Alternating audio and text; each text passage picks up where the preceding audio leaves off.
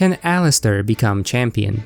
I wanted to shadow this ghostly gym leader, but since he is a rather shy guy, we're gonna have to improvise. So I spent the last 3 months learning how to fuse possession and time travel in order to take a sneak peek from his point of view. Now if you excuse me.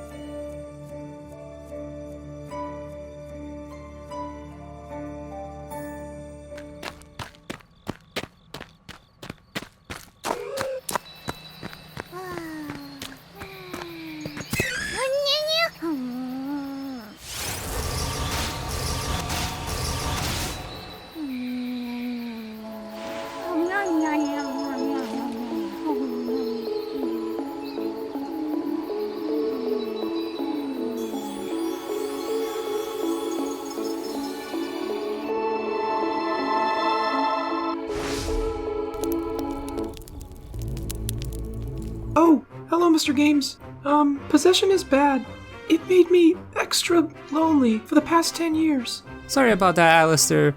We just wanted to see how you would do in the Champion Cup from your own eyes. We'll mask. Ah, I see. Well, not really. You already missed my gym challenge. So what are we doing in Potswick? Inverse possession. Are you saying that this kid that's supposed to be me is possessed by you as well? Well, I guess we'll have to see how this journey turns out from the start, huh? Is my second shot at the gym challenge. Wonderful. And we'll get to hear your thoughts throughout it too, right? Not much of a talker. It's your job. Alright, Allister, I'll tell your story, you just do your thing. Perfect. Lonzy. To start off this run, Allister grabs a Ghastly from a raid den in the wild area. They can technically appear as random encounters in this mysterious and underused Watchtower Ruins area, but we'll be taking the den one since it's already there. From here, we go straight into the gym battles. First up was everyone's favorite not a sponsored chocolate powder, Green Nesquik. Ghastly's moveset was so bad that he ended up getting kicked around like that ball on Milo's packaging. I think Allister's kinda leeching off some of my knowledge and went out into the wild area to grab a TR for Poison Jab. That way we'd have a super effective move. Although thanks to Ghastly's super low physical stats, the super effective move wasn't enough to win. I guess this is where we call it quits. If Allister can't beat Milo, he wouldn't stand a chance against Nessa. No. No? We just need some help. From beyond. What are you talking about, Allister? And why are you going to talk to a random NPC? We don't have time for this. A treasure lies buried in turf field, left there long ago by the wielder of shield. Seek out the giant stone of brass, then use thine strength twice to pass. Let's see. Grass, water, and fire! I usually don't allow held items during these runs, but if Allister would get it by talking to ghosts, I guess it's fair game, right? And so with the expert belt in hand, he goes back to face off against Milo. The battle begins with Allister Dynamaxing right away and using 2 turns of Max Poison to take out the first Pokemon. Sadly, the Max Ooze doesn't do well enough against Aerogoss. Instead of attacking, Allister sets up a Confuse Ray, and then he uses his one-time healing item and thanks to Confusion, bulks out the Dynamax. Now those poison jabs are actually doing some damage. And finally, Allister earns the Grass Badge. From here, he heads straight over to Hulbury. Oi! Allister, can we ask you a couple of questions? no. What? Couldn't even catch him on camera. Let's go see if Milo's free to talk. The battle with Nessa was a struggle as always. Allister's Pokemon was fast enough to get the first hit, so all he has to do is hit hard enough. The strategy was to Dynamax right at the beginning, use Max Ooze 3 times, which will give us a triple special attack boost, and then sweep with Hex. Except even after all that setup, Ghastly could barely get Dreadnought's health below half. Haunter did a bit better, but still wasn't good enough to win the fight. And Gengar still couldn't do enough damage. Looks like Allister's team can't win against Nessa, huh? Oi, I can win this. Oh, but how? Sleep. It was that easy? I guess Allister's team does stand a chance in the run after all. Next up is Kabu. I usually don't show off the gym puzzle part of these challenges for the videos, but this was a prime spot for Allister to catch and add Litwick to his team. The battle against Kabu follows the same setup and approach as with Nessa, except once again, I didn't use Hypnosis, although that means that poor little Litwick has to face off against Giant Centipede. First we hit it with a Confuse Ray, then we go for the Hex. Since Litwick is immune to fire type attacks, the bug wasn't that scary. Once Kabu ran out of Dynamax turns, he tried the Smokescreen spam. I'm lucky enough that Litwick hit both of its hexes and just won the fight. I don't want to deal with low accuracy. Having collected all 3 badges means that we can finally get the 3 other Pokemon that Allister uses on his gym team. First was Corsola, which appears in the gloomy wild area near Hammerlock. I suppose that means this area was once all underwater? I think that kind of explains the giant walls, right? Maybe they were built to keep the water out of the city when it rained. Speaking of the city, have y'all seen this cool Pokeball statue? Hey! Hey, over here! Oh, Over here, mister! Hey! Hey! oh, it's me, isn't it? I'm Paula. Oh, Deliver this to Frank and Ballenleaf for me, would you? okay. Okay, thanks! Bye! Moving on. Next we catch a Yamask, which are pretty common on Route 6. And finally Mimikyu, which only appears in the post-game. Allister, where are you going? To grab a snack. All the way to the Crown Tundra for a carrot? Mana's favorite. Do your grandparents live around here? Lived. And also, you can find one. There. Find one? Oh, Mimikyu. So that's where you got yours from. No.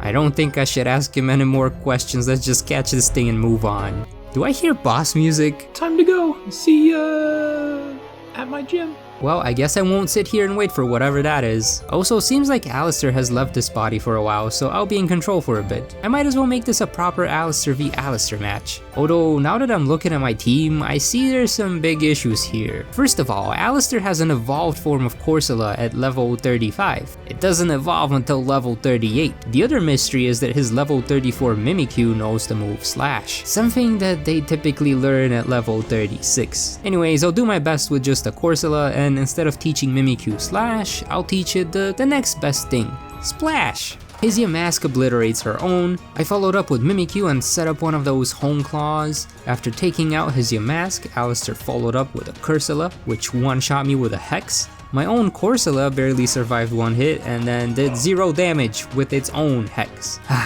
This left me with just Gengar and Litwick, but I don't plan on using it here because that would not make it a fair 4v4 fight. I go for the Dynamax and using Max Ooze to get special attack boost strategy. Used it a second time to break his Mimikyu's disguise and a third time because I was mildly underleveled and needed enough of a boost to hopefully one-shot his Dynamax Gengar if it even got to that point. The Mimikyu hit me with a Shadow Sneak, but thank goodness for Gengar's Cursed Body ability because it ended up disabling the Shadow Sneak. Otherwise, it would have used it the second turn. That's where the run would have ended. So I finished it off and out came the Gengar. It was time to see if my Max Ooze boost strategy was decent enough. It had failed against Nessa and Kabu, and I wasn't too keen on trying to use that 60% accuracy hypnosis, if you know what I mean. I'm very happy to say that it did not fail against Allister, so we win! Kerms, have my, drip. Hey, nice! We finally get to look like Allister too. And, some tea. Oh right, this is the next Pokemon you add to your team. Is there a reason you picked this ghost over all the others in the forest? It's the professor's favorite. You know Professor Magnolia? No. What, but then how do you know? I, have a letter to... Ho, what's this? You've got a letter addressed to me. Paula was the name of a girl I spent all my time playing with when I was a young lad. How is she? Does she look well? Old Paula. Who wants to tell him? Not me. Ooh, sweet, a choice scarf. Shh.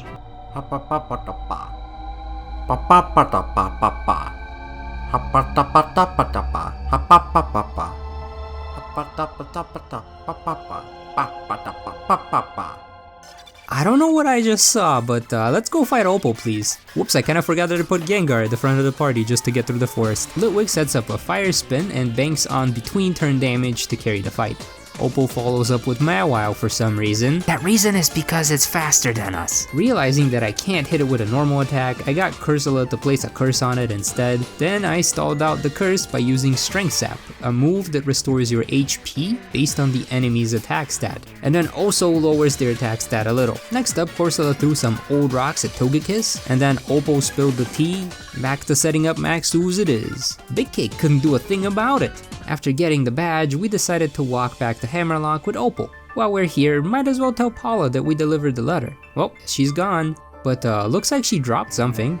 Don't worry, we found her again on Route 8, gave back her dropped item, and of course, also gave her Frank's choice scarf. It only felt right. Melony also has a pretty cool scarf. Since her lead Pokemon has a 4x weakness to rock, I locked Paula into Rock Tomb and hoped for the best. Darman proved to be a formidable opponent. The Rock Tomb knocked down its health enough to activate its form changing ability, and then it managed to flinch us with an Icicle Crash. Since its Zen form was much faster, that does not look Zen at all, Paula couldn't do anything. Cursula finished it off with some old rocks, Ice Cube made it snow, and then opened up the stage for the final part of Melony's show.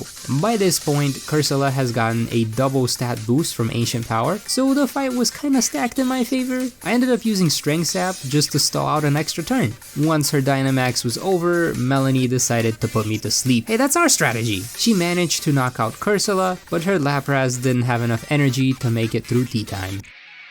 The battle against Pierce was much more challenging. His Scrafty instantly knocked out Paula. I guess I should have expected as much from a love-struck ghost child. Ghosty also got one shot before it could do anything. Lamp managed to burn this sandy-filled pocket sweeper and managed to tank one hit. Finally, we're getting somewhere in this fight. I just didn't think that somewhere would be Strength Sap stalling a Scrafty until it dies to fire. And then Malamar just shows up and knocks out my Cursula. Pierce was only on his second Pokemon while I was down to my last. And I couldn't even Dynamax to set up my special attack boost with Max Ooze in this fight. Thank goodness one Shadow Ball was enough to get rid of the Malamar, and 2 Sludge Waves could take care of Obstagoon. Since Pierce was kind enough to remind us that Skuntank knew Sucker Punch, I went for the old reliable Hypnosis strategy. From there, I went for a Shadow Ball and oh no, it woke up. Thank goodness that thing used Screech instead of a damaging move. Back to sleep you go, stinky kitty. Skuntank slept through its final Sucker Punch and lost the fight to a Shadow Ball. Not bad, Allister. Not bad at all.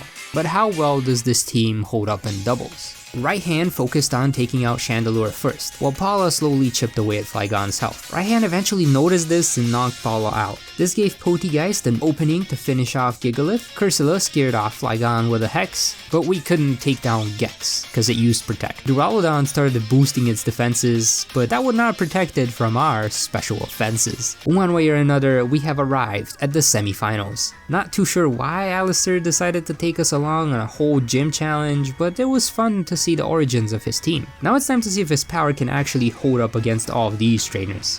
First up, we have the Gym Challenger rivals. Marnie? Weak. Hop? Meek. Bede? Geek. None of them could stand their ground against Allister. I really wish Nessa would have put up more of a fight too, but she let me set up Nasty Plot on a Pokemon that knows a grass type move. Right Hand was an annoying cookie. His Torkoal put Paula to sleep and then burned her away. Cursula took it down with an Ancient Power, then Strength Sapped Flygon while it set up a Sandstorm. Sadly, its weak armor ability led to its downfall. Chandelure finished things off with a Shadow Ball, and next up was Poltegeist, which went for a Nasty Plot setup and sweep. It wasn't fast enough to dent Duraludon, but Gengar is. Right Hand got so scared that he wasted his last Dynamax turn trying to heal. That's a hopeless strategy. All he could do is sit and experience the max terror of losing to Allister in the semi-finals. Finally, we can fight against Leon. Can Allister really win against the champion? Salutations, fellow hotties. Dang it, Rose, why does he do this in every single universe? I got this one. Oh, you're approaching me, Allister? No. Huh, I like this kid. Rampoo. What the fuck? You'll be safe with me, little monsty. Alright, now that that's taken care of, let's fight Leon. Paula throws the first punch at Leon's Aegislash, but then gets punched back with a Shadow Ball. Chandelure got revenge with a Shadow Ball of its own. Leon tries to shake things up with his Haxorus, but gets a little burned in the process. Outraged as she may be, Haxorus can't do much once Corsola starts spamming Strength Sap. Although her weak armor ends up evening out the stat effects, it also boosts her speed stat. So when that confusion sets in, Corsola just attacks with Hex, which also happens to do a lot more damage if the target has a status condition like maybe Burned. Corsola didn't have enough of a speed boost to outspeed the Dragapult, but still managed to do some solid damage to the Dart Dragon. Poltegeist tanked a single hit and finished off the battle with a Shadow Ball. Inteleon was not very happy about that, and neither was I. All Allister had left at this point is Gengar and Hapapapa for the memes. How lonely. How frightening. For Leon, that is. We only have one turn of Dynamax left and didn't end up hitting too hard. Health below half, flame spinning around. What do? Attack, panic, Sleep. hypnosis it is. I guess 60% accuracy ain't all that bad. Now all that's left is to hit hard enough. Never mind, he's not big anymore. One more Shadow Ball and he's dead. It looks like Allister can defeat Leon and claim the title of champion. This was my first try too. Since the real challenges were the first two gym leaders, I could actually see a reality in which Allister does become champion. No thanks. Well, you're champion in this reality, my friend. In that case, What's happening? release. Allister, wait, no, please, you don't have to do this. Too late. Oi, you. Thanks for watching. But, you saw nothing. See you in the next one. This is Milo, the first gym leader in Pokemon Sword and Shield. Although this grass-type expert looks like he can bench press 2 Registeel without breaking a sweat, he does not make it very far into the Champion Cup finals. Since he is the first gym leader, he's supposed to be the weakest gym leader. But what would happen if Milo was unshackled from this role and gave the Galar Gym Challenge everything he's got? There's only one way to find out. Yup. That's me. No, down here. You might be wondering how I got myself in this situation. The last thing I remember is a very angry ghost guy with a glowing eye. And then I woke up as a Wooloo, broke down a fence, and got lost in a spooky forest that has dogs howling as its theme music. And I'm terrified of dogs. Thankfully, Milo came to my rescue, and now he's bringing me back to Turffield. Although, does it look like someone's waiting for us by the entrance? Oi, Milo, could we ask you a couple of questions? Of course. Now that all the gym challengers have passed through the first 3 gyms, we hear you'll be having an exhibition battle with Kabu. That's right. Which Pokemon do you plan to bring with you for this battle? Well, I'd like to show off the grass types local to Turffield, so I'm thinking of bringing along a Lombre from the pond just near here. Applin are also very common. Ooh, a Lombre? Bringing in a water type to a fire gym. Does that mean you're finally aiming to win an exhibition match? I'm just here to have fun. That's a shame. Well, thank you for your time, Milo. Rude. Did that Wooloo just talk? So I'm a Wooloo, so what? Gil, I think the stress is starting to get to us. Yeah, let's go take 5. Have a wonderful day. Milo, is there a reason you don't take these matches too seriously? Kubfu has had a lot of ups and downs in his career as a gym leader. I don't want to uproot his current position by showing off too much. And besides, Chairman Rose likes to send the winner of the local exhibition matches out to Stowinside for follow-up battle. It's supposed to provide more entertainment for the crowd since there are less challengers left by that point. But I've got my hands full with the upcoming harvest, and now you as well. Me? Yes, you, Mr. Talking Wooloo that caused trouble all over Wedshires and broke into the slumbering world. I told you my name's Vasko, and I'm not a Wooloo. My Pokédex would like to disagree. Anyways, we've got to figure out what to do with you. Have you managed to remember anything else? Just Bea. Well, there's a lot of Wooloo in Turffield. Maybe your girlfriend is somewhere around here. Is Wooloo all you have in your head? Mayhaps. Think, Milo, are there any gym leaders like yourself named Bea or anything similar? Nope. We've got Milo, that's me, Nessa, Kaboo, Piers, Raihan, Allister. Allister?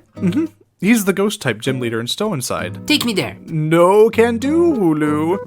Why not? Well, I still have my duties as gym leader and a ton of farm work that needs to be done. What about the exhibition match then? Why not try to win it? Then we'll have a great reason to go see Allister. I suppose so. Although I doubt Lombre alone could take on Kabu's team. Well then bring more Pokemon! Like the Oddish and Cheruba you caught on the way back, and your Eldegoss from the gym challenge. Alright, slow your go-goat. I'll give it my best, just for you. Now that I've got his team together from my very vague memories, let's see what Milo can do. Before his match with Kabu, Milo actually had an exhibition match scheduled with Nessa. His Lombre did okay against Nessa's Godine, but still took a fair bit of damage before managing to knock it out. Her Arrokuda flinched out Lombre twice in a row with its bite, but Milo used his once per battle healing item to heal up and finish off the fish with a Seed Bomb. Nessa was starting to get on edge, but managed to knock out Lombre with her Dynamax Dreadnought. Milo followed up with his Edelgast. Even though he was also Dynamaxed, he didn't manage to one-shot the turtle, but all he needed was one more turn. What the? Why'd you switch out your Dynamax Pokemon and why me? Well, at least I have a grass type move, so I don't gotta worry about Nessa this time. She was also kinda shocked by that little maneuver Milo just did, but also seemed kind of happy to see her rival trying something new. Nessa even gave him a Water Stone as a parting gift, which he promptly used to evolve his Lombre into a Ludicolo. I guess he does at least intend to try and win against Kabu. The battle starts out with a fake out, but Kabu holds nothing back and instantly sets Ludicolo on fire, lowering its physical attack. 2 waterfalls later and his Ninetales was knocked out. But then Kabu's Arcanine lowers her attack even more with its Intimidate. Since Ludicolo couldn't do much more damage, it got knocked out after taking several Flame Wheels. Milo followed up with Cherrim, which planted some Leech Seeds into Arcanine's fur while it was busy rolling around the ground like the dog it is. Then he followed up with Applin, which apparently scared Kabu enough to make him use Will-O-Wisp. Seems like Kabu should have been more worried about Applin's defense, which helped it bulk out a Flame Wheel and then let it knock out the Arcanine? That's right, this baby Apple astonished us all by landing the finishing blow on the hot dog. Sadly, it could magically bulk out a Dynamax attack from Centiskorch. I'm getting a bit worried here because Kabu's ace Pokemon has an absolute advantage over our team. Have a little faith in the friendly farmer, Mr. Games. I'm used to dealing with droughts, wildfires, and pesky bugs. I made sure to give Gloom an Akaberry from our farms near Bridgefield. They are especially good at resisting flames. And this next part won't be very organic, but we often use toxins to take care of invasive bugs trying to consume all the crops. I guess our problem isn't as big anymore, but it's still there. Oh right, we still haven't used our Dynamax yet. It looks like our attacks won't be doing much damage, but that poison sure is. I'm a bit surprised Milo was able to pull off a victory here. Kabu was surprised as well. He even gave Milo a Sunstone as a congratulatory gift, which he used right away to evolve his Gloom into a Blossom. He also asked the trainers at his gym to cover for his farm work while he's away, and then he made his way to Hammerlock. He noticed a distressed boy near the park who was looking for an Applin. Apparently there's this whole tradition in Galar that if you give the one you like an Applin, you'll be together forever. I wish I had someone to give an Applin to. Anyways, his crush was going to be moving to a different region very soon, So what does Milo do? He just hands over the one from his team. You know, the one that was strong enough to knock out an Arcanine. He asked for help so nicely, how could I possibly say no? Besides, once we talk to Allister and get you all taken care of, I won't need a tough nut team. Come on Milo, don't say that. We all saw what you could do when you give it your all. Why stop as soon as you've helped me out? The cheering crowds, the intensity of high-stakes battles, the hopes and dreams of your opponent. It's a bit much for me. I prefer having battles for fun, and I enjoy the slow life in Turffield. As long as I can have a good time with my fellow gym leaders, I don't really need the spotlight. The sunlight is just fine for me. Hey Milo. How'd things go? Well, I couldn't just give away your Applin to her. But then she said... I can tell from the smile on your face. Yeah! Anyways, thank you for giving me your Applin out of the blue like that. But, could you tell me where to find one? On my own? Of course. They usually end up rolling by the huge berry tree, south of the daycare on Route 5. Thank you so much, Milo. And, I was originally going to give her this sweet apple instead of an Applin. And since I don't need it anymore, here. A thank you gift from me. Aw, how sweet. Turns out the apple was a bit too sweet for Milo's taste, but his Applin absolutely loved it, so much that it ended up evolving into an Appleton. Before getting to Allister's gym, there was some sort of commotion happening in Stillonside. Turns out one of the gym challengers was attempting to destroy a historical monument, and since Milo was the first to the scene, he had to take care of it. His Ludicolo made quick work of the Duosion, which was too busy trying to set up walls. A challenger attempted to strike back with a Hatterm, but as it turns out, Ludicolo is quite the bulky Pokemon. Gothita tried to meddle with her defenses with some fake tears, allowing his Ponyta to finish off the fight while just a Ludicolo. We still had the rest of our team on hand, so Milo sent out Appleton to get a feel for what his new Pokemon could do. The Ponyta tried to boost its speed, perhaps preparing itself for a quick escape, but Milo easily took out the last Pokemon. Gym Leader Milo, it's not often we see you this far from Turffield. Thank you for protecting Galar's history from this troubled trainer. And I heard from Leon that you also helped save a Wooloo that got lost in the slumbering weald. You've really been going all out lately. On behalf of Galar, I owe you a favor. If you need something, don't hesitate to ask. Anyways, we've got to go and clean up this mess, and I hear you've got an exhibition match with Allister. Best don't be late.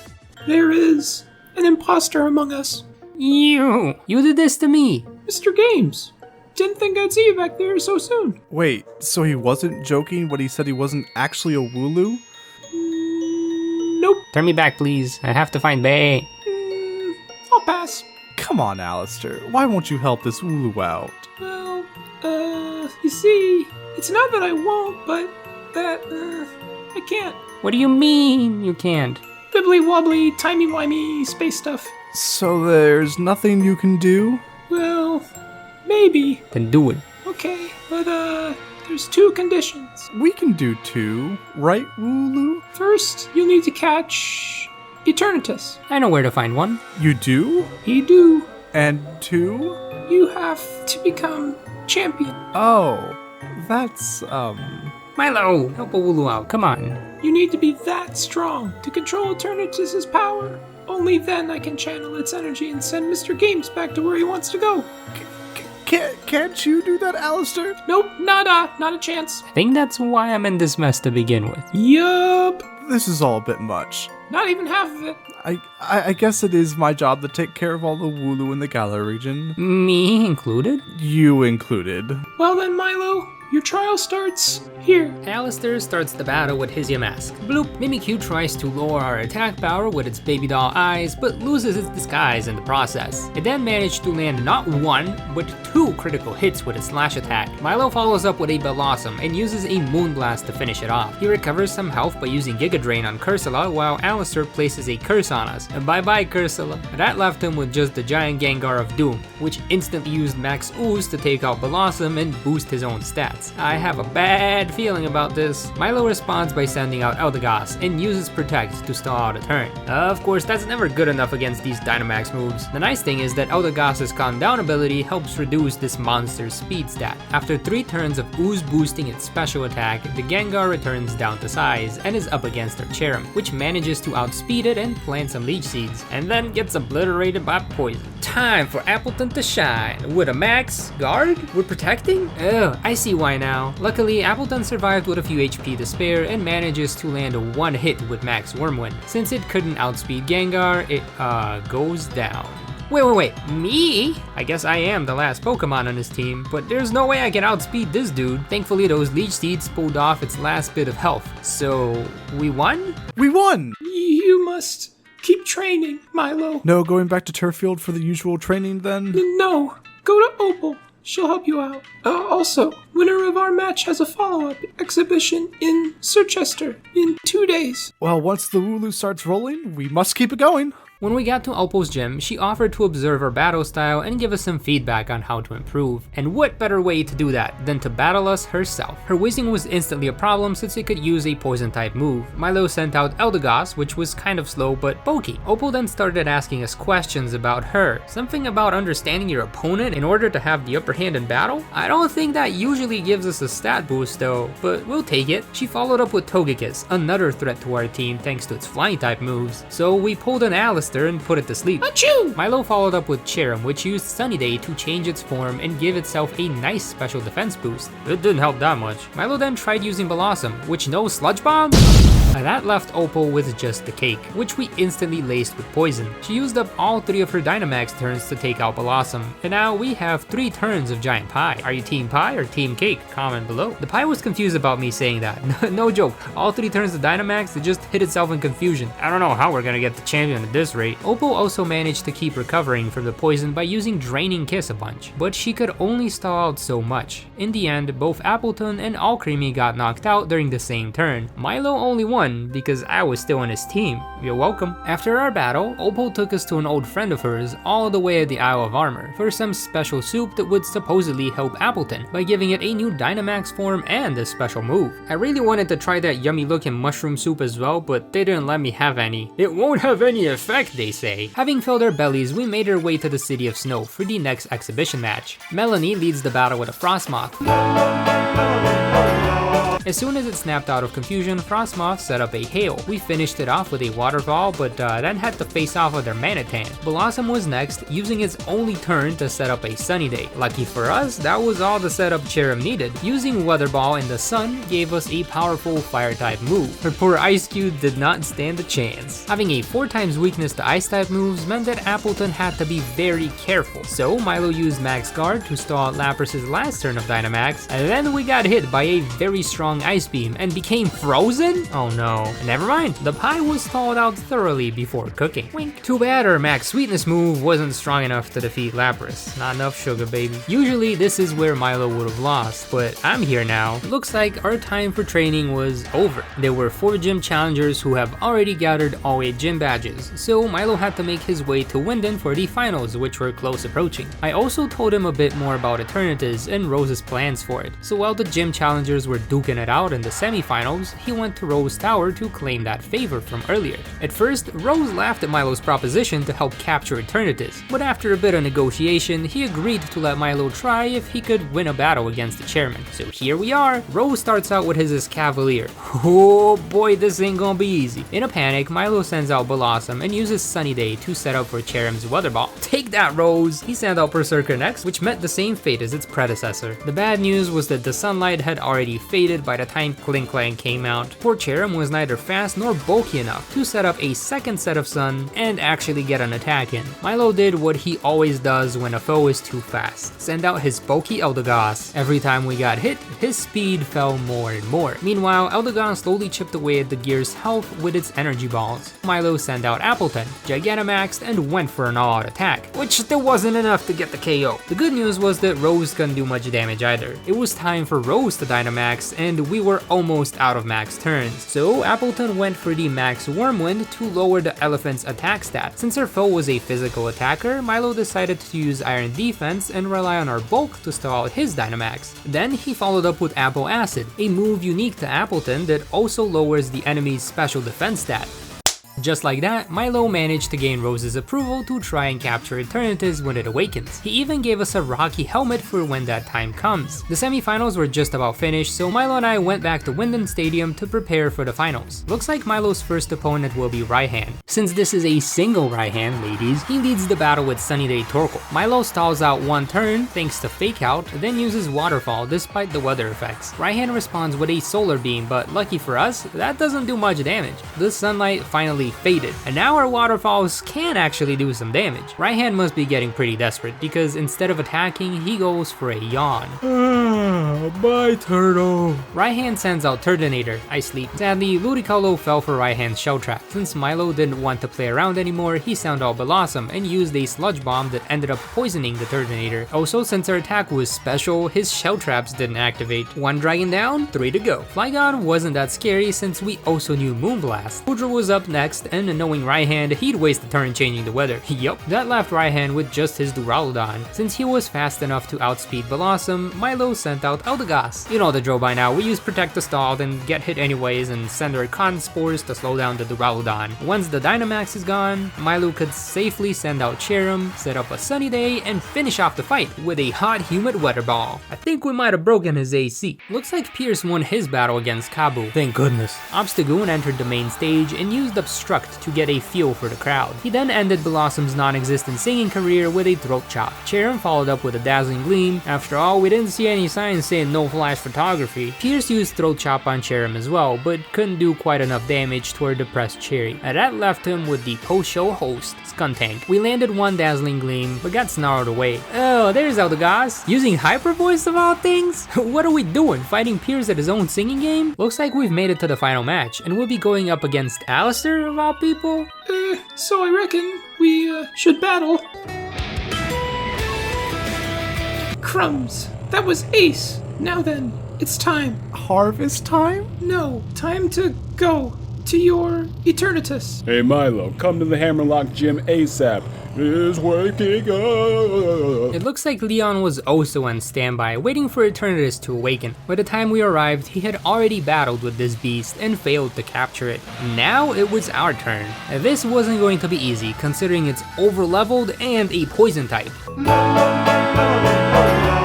We're screwed. We were definitely gonna need to slow this thing down before Appleton enters the battle. So Eldegoss it is. Oh boy, Appleton, it's all on you, bud. Oh no. Huh? Appleton lived? Appleton lived! And it used a Dragon Pulse as well, doing just enough damage to knock out Eternatus. And Milo captured it in a Friend Ball. Now there was only one thing left to do. It was time to answer. Could Milo actually become champion? Because if not, I'm gonna be stuck as a Wooloo for the rest of my life. Leon's Pokemon was completely unfazed by the confusion, but thankfully Ludi lived with just 5 HP. Since our health was so low, Leon didn't try to protect this time. Rookie mistake. And next was Haxorus, who entered into an Outrage right away. Since he is fast, Eldegoss time! Milo used Protect to stall the Outrage while confusion sets in, then used Cotton Guard to bulk up our Cotton Ball. Leon still managed to hit us very hard, but Milo wasn't gonna take any chances, so he used his one-time full heal in hopes of getting to lower their speed even more. Also, yes, that Rocky Helmet from Rose is now an Archon Ball, so every time Leon hits us with an Outrage, not only does he lose some speed, but a little bit of HP. And just when Haxorus was almost defeated, Leon used his one-time healing item. As hard as Leon tried to take us down, Eldegoss took Outrage after Outrage, and slowly finished off Haxorus with a Hyper Voice. That was satisfying. The joy was short-lived, since Dragapult was up next. Not only does it know Flamethrower, it's also extremely fast, and has the clear body ability, which means we cannot lower its speed. Since Blossom knew Moonblast, it got to go out next. I guess it's also pretty bulky, since it tanked 2 flamethrowers and finished off the Dragapult all on its own. Mr. Rhyme was gonna be another huge hurdle since it knows Ice-type moves, and was also faster than Blossom. Too bad Eldegoss is knocked out right now. Let's hope Cherrim can— Milo, wait, me? Cherrim is too slow and not bulky enough to set up properly. Alright, I guess I'll— Whoa, everything is spinning! Oh right, I'm gonna use that static from my wool to paralyze him. Can't catch these hands. Well, hooves. Ouch! Its psychic hit pretty hard. I guess I'm gonna hit him with a reversal. Uh-oh. He looks angry. Mr. Milo, I don't feel so good. Where am I? Leon? Milo? Good morning, fluffy head. Milo, what happened? The last thing I remember is a very angry clown. Oh, the Champion Cup battle with Leon. You got knocked out from a psychic and were asleep for 3 days straight. How are you feeling? Head's feeling kind of fuzzy, but I'm okay. Glad to hear. So what happened with the rest of the match? Did you win? It looks like I'm still a Wooloo. You lost, didn't you? Champion Milo! Champion Milo! Can we get an interview? Did she just say champion? Yeah, it was all thanks to you. Thanks to your Thunder Wave, Cherrim was able to safely use Sunny Day and take out Mr. Rhyme with a Fire-type Weather Ball. Leon sent out Inteleon next, but we were able to take it out with a couple of Solar Beams. His Charizard used a turn to knock out Cherrim, then I stalled out one turn with Max Guard. Uh-oh, how did Appleton end up winning the battle? Remember when Opal took us to the Isle of Armor? Yeah, to have some soup. I didn't get any though. Well, she also gave me a very cute Fairy-type Pokemon named Meryl, told me that I should experiment with breeding methods to transfer its Rock-type move Rollout over to my Appleton. While we were negotiating with Rose, one of my gym trainers successfully bred the move onto a Cherubi and then onto an Applin, and my assistant Pia brought it up to Winden with her for the semifinals. It was then able to cross-pollinate with my Appleton to teach it Rollout, which came in handy as Max Rock's Fall. It turned out to be the only move that could actually deal some damage to Leon's Charizard. If Opal hadn't helped us out and gotten me to transfer that Rock-type move onto Appleton, there's no way I could have won. Oi! We can hear you talking in there! Can you open up for an interview, please? Weren't they super rude to you last time we saw them? But I won't let their rudeness get to me. Wait, but if you did become champion, why am I still a Wooloo? Well... Sleep. There he is. Come on in, Allister. Milo, Mr. Games, preparations are ready. You ready to send me back?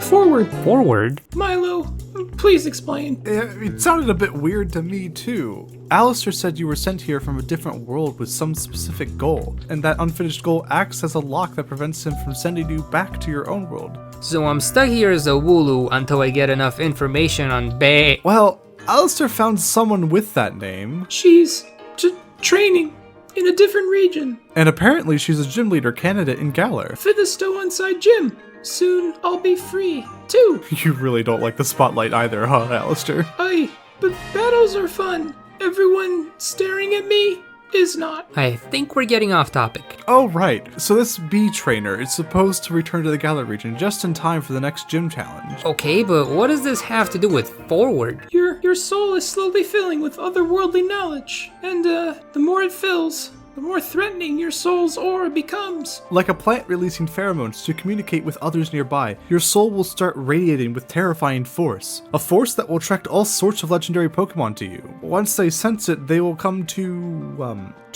Put out your flame. The longer you remain here, the stronger you'll glow. While you were asleep, a very threatened Zacian tried to come after you. I just barely managed to subdue it with my team. I'm sorry, Vasko. I barely became champion, mostly thanks to your help and that of the gym leaders. But if a bunch of legendary Pokemon started attacking you at once, I don't think I'd be able to protect you. We hear Bea is very formidable. So formidable that she should be able to fend off a few legendaries and buy you some more time to figure out what your goal is. The push forward will also dim some of your aura's glow for a bit. Well, that's some good news. But it'll cost you some of your memories. You mean I might forget you and Milo? Will. It's sad to think you won't remember us, but right now you're like an endangered flower, wilting in the dusk.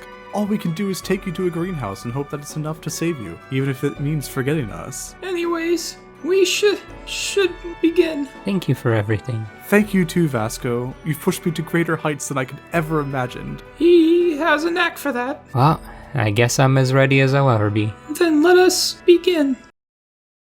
Take me home, Potswick Road, to the place where I belong, on a seaboat, with a trainer. She's so strong, champion.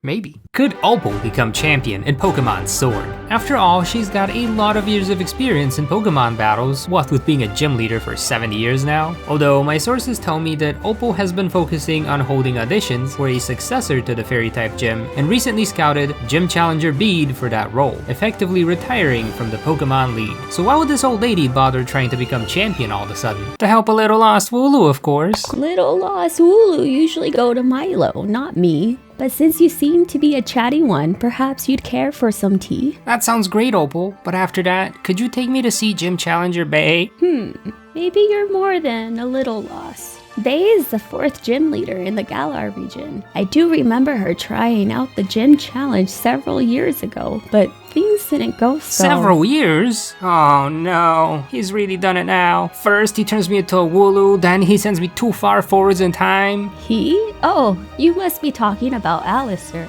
You know Allister? You could say that, but there's not much I can tell you about him. Why? Is your memory starting to fade in your old age or something? That's quite rude, little Wooloo. Or should I say, Vasko? Wait, how do you know my name? When you fell from the sky into Ballonly, a little letter came along with you. It was signed by an Allister and told me all about your journey and why he sent you here. Why he sent me here? This was intentional? Can I see? My apologies, but the contents of this letter are confidential. Huh. Don't worry, all will be revealed to you soon enough. For now, let's enjoy some of this tea before it gets cold. It smells really good. Could I get some snacks with it too? Ooh, maybe cookies or a cake or one of those puff pastry things that looks like a heart? You got quite the sweet tooth, don't you? Lucky you, I've got some Lumia skelettes baked fresh this morning. Thanks, Opal, you're the best. Tea, sweets, what more could a Wooloo ask for? What more indeed. Bon appetit. Don't mind if I do. Go, go, go. Oh, hello. Hi there. So, where did Opal go? She hasn't moved an inch. Are you sure? I swear she was standing right there a few moments ago. Still standing in the exact same spot right now. Figure it out yet, little Wooloo? Opal, what happened to you? Nothing happened to me. The question is, what happened to you? Me? Wait, did you put something in my tea? Just a little Ballonly magic. You poisoned me? Come now, I'm your friend here, little lost Wooloo. I just added some local Ribombi honey for extra flavor. Then why do you suddenly look so different? Oh, that. That's probably from the Sinistea cup. So it isn't poison, but a curse. Oh, mighty Arceus, I don't know which one is worse. And here I thought I was the drama queen. Opal, please, give me the antidote. I don't want to die. Calm down, it's just tea, you're fine. I am? You am looking kinda sad though. Well, first I got turned into a Wooloo, then I got sent way too far in the future, and now my vision's all weird. Nothing seems to be going my way. Oh, come now, it's just a silly prank I played on you for calling me old. No need to beat yourself up. Well, you definitely don't look old anymore. Right? Thanks to the combined powers of the Sinistea cup and Ribombi honey, you can see the true colors of my soul. But only you though. I may look like my young self to you, but to anyone else, I'm still the same old Opal. The true colors of your soul. So because you're young at heart, you look young to me? Correct. What's wrong? You're still looking a little sad. I miss Milo. I wonder if he still remembers me. Would you like to go see him? That would be nice, but I doubt the champion has time to worry about the Wooloo that left him all those years ago. Champion? Milo was never champion. Poor kid doesn't stand a chance against Leon. But Opal, I saw Milo become champion. Well, I was knocked out when he did, but he did become champion. I'm not making this up, I swear. Seems like you won't believe me, so let's go to Turffield. You can ask him there yourself. I like that. Let's go. On our way to Turffield, Opal made a quick stop by the cafe and stole inside it to place an order for more sweets. Apparently, Milo was away from the gym, tried to catch and return a runaway Wooloo, so we had a picnic on Route 4, and Opal caught a cute little Milcery who wanted to steal our cake. She felt bad for the little one, so she gave it a flower sweet and accidentally evolved it by spinning it around in circles. Eventually, the staff from Turffield sent Opal a text message to let her know that Milo's back. I was a bit surprised to find out that she had to battle him before getting to talk. She easily won with just the Alcremie from earlier, although something tells me if she tried to take him with that unevolved Milcery, things would not have turned out as rosy. Now that the battle's over, Milo, I've missed you so much! Did that Wooloo just talk? I told you, I'm not a Wooloo and my name's Vasko. Opal, did you poison me? I did no such thing. Milo, what happened after you became champion? Did you poison this Wooloo then? Why does it talk? And why does it think that I'm champion?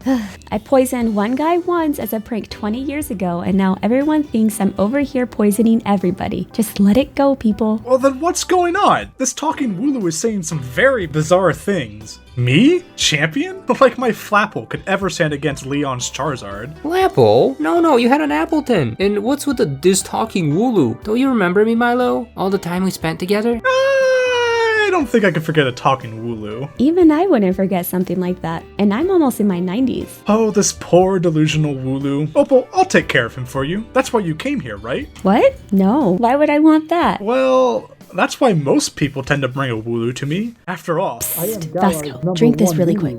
Is that poison? No, but I can make it poison if you ask about it one more time. What's it gonna do? We're kind of low on time here. Drink it now, ask questions later. But I don't want to be poisoned, Opal. It's not poison! Just trust me, please. Look, I even have a Lumio Skelet to go with it. Okay, you know how to sweeten a deal. there's been some... Hey Milo, look over there. Is that one of your fans waiting to take a picture? Ooh, pictures? I love taking pictures. Would you mind taking it, Opal? Not at all. Now say moo moo cheese. Moo moo cheese. Thanks, Opal. And good luck with your matches, Milo. I'll be rooting for you.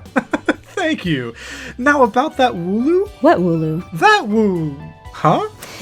Wow, Opal, you really are some sort of wizard, aren't you? Never thought that I, of all people, would mistake a Swirlix for a Wooloo. I guess I'm just that good. That you are, Opal. Well, I've got some farm work to get back to and Wooloos to wrangle. Best of luck with your exhibition match against Nessa. Thank you, Milo. See ya. Now then, Vasko, we've got to get to Holbury for another exhibition match. Let's talk on the way. Okay. You're looking sad again. I can't believe Milo would forget about me. I don't think he forgot. He clearly couldn't recognize me though. True, but take me for example. Even though you look entirely different now, I still recognize you. What do you mean, look entirely different? Oh, that potion I had you drink, it turned you into a Swirlix. A Opal! Not poison, not a curse either, and look, you can float now. Whoa, floating does feel kinda nice. But Opal, could you please stop being all mysterious and tell me what's going on here? You're no fun. Okay, I'll explain. After your grand adventures with Milo, Allister sent you over to a neighboring universe where he knew I'd take care of you while he gets everything ready for your return. So, this isn't some kind of prank?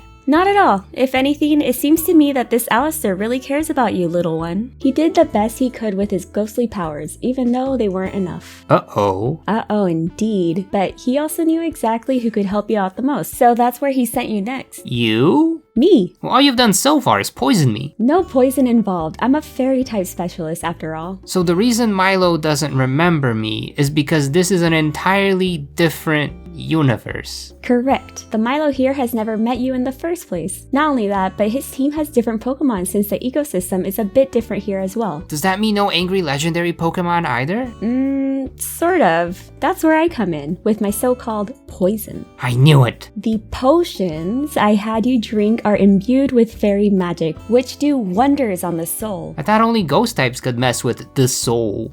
Yeah, you're right there, but ghost and fairy just happen to be two sides of the same coin. Ghost powers are great for manipulating the physical aspects of the soul. They are the strings which move the puppets on the stage. Meanwhile, fairy powers work behind the scenes like a sudden wardrobe change. So that's why you could make yourself look young and turn me into a Swirlix? Correct. Although that begs the question, who turned you into a Wooloo? Allister, right? As I said, I don't know much about this Allister, but if he is a ghost-type specialist, his powers would only extend to things like putting people to sleep or wiping some of their recent memories. He wouldn't be able to transform you. So then who did? There's also the question of who sent you over here. Ghost powers can't transport physical bodies over long distances. To be quite frank, this letter would make for a wonderful mystery screenplay. Wait a minute. If your fairy magic can change my form, why not just turn me back to normal? I can't. I thought you were the fairy type specialist. Whoever turned you into a Wooloo also placed some seal on your soul, and it's a pretty powerful one at that. I think I remember Allister saying something about a seal stopping him from sending me back to my world. I guess it's even more powerful than I imagined. Not only can you not get back to your home world, you're stuck as a Pokemon. So you can't change me back. I'm afraid not. Then why did Allister bother sending me here? That I do know. I am to make you a potion that can change your form whenever you move between worlds. Not sure exactly how you're supposed to move between worlds, but when you do, fairy magic wardrobe change. How's that gonna be of any help? That's the fun part. According to Allister, when you traveled with Milo as a Wooloo, you started to attract the attention of the legendary Pokemon guardian Galar. He had several theories as to why. Several? All he told me was that I had otherworldly knowledge, so he would wipe my memory. Seems like he failed though. I very much remember everything that had happened. Correct, sort of. His powers over your memory only work inside his universe. You won't forget anything until you return. In the meanwhile, I'm supposed to test the other theory. Could it be your appearance that signals the danger? My appearance? Milo cares for his Wooloo way too much to bring them into battle. So to have one follow him around and participate in almost all his battles, that would raise some flags, no? So being a Wooloo is bad? Not bad, but it would make you stick out. Just like if I, who's only ever used fairy-type Pokemon for 70 years, suddenly started winning all my gym battles thanks to a Wooloo. It would feel like I was going against the natural laws of this universe. But what if instead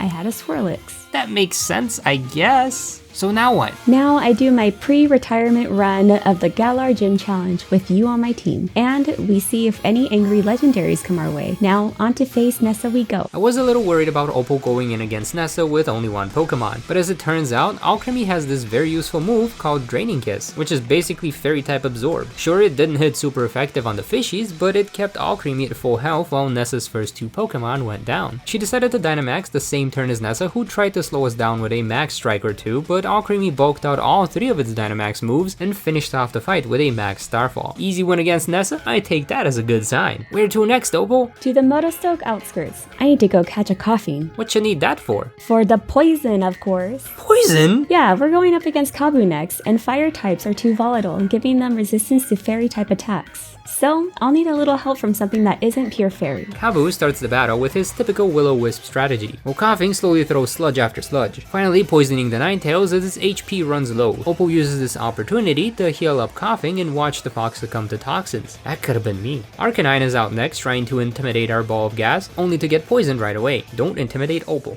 Got it. Here's what happens if you do.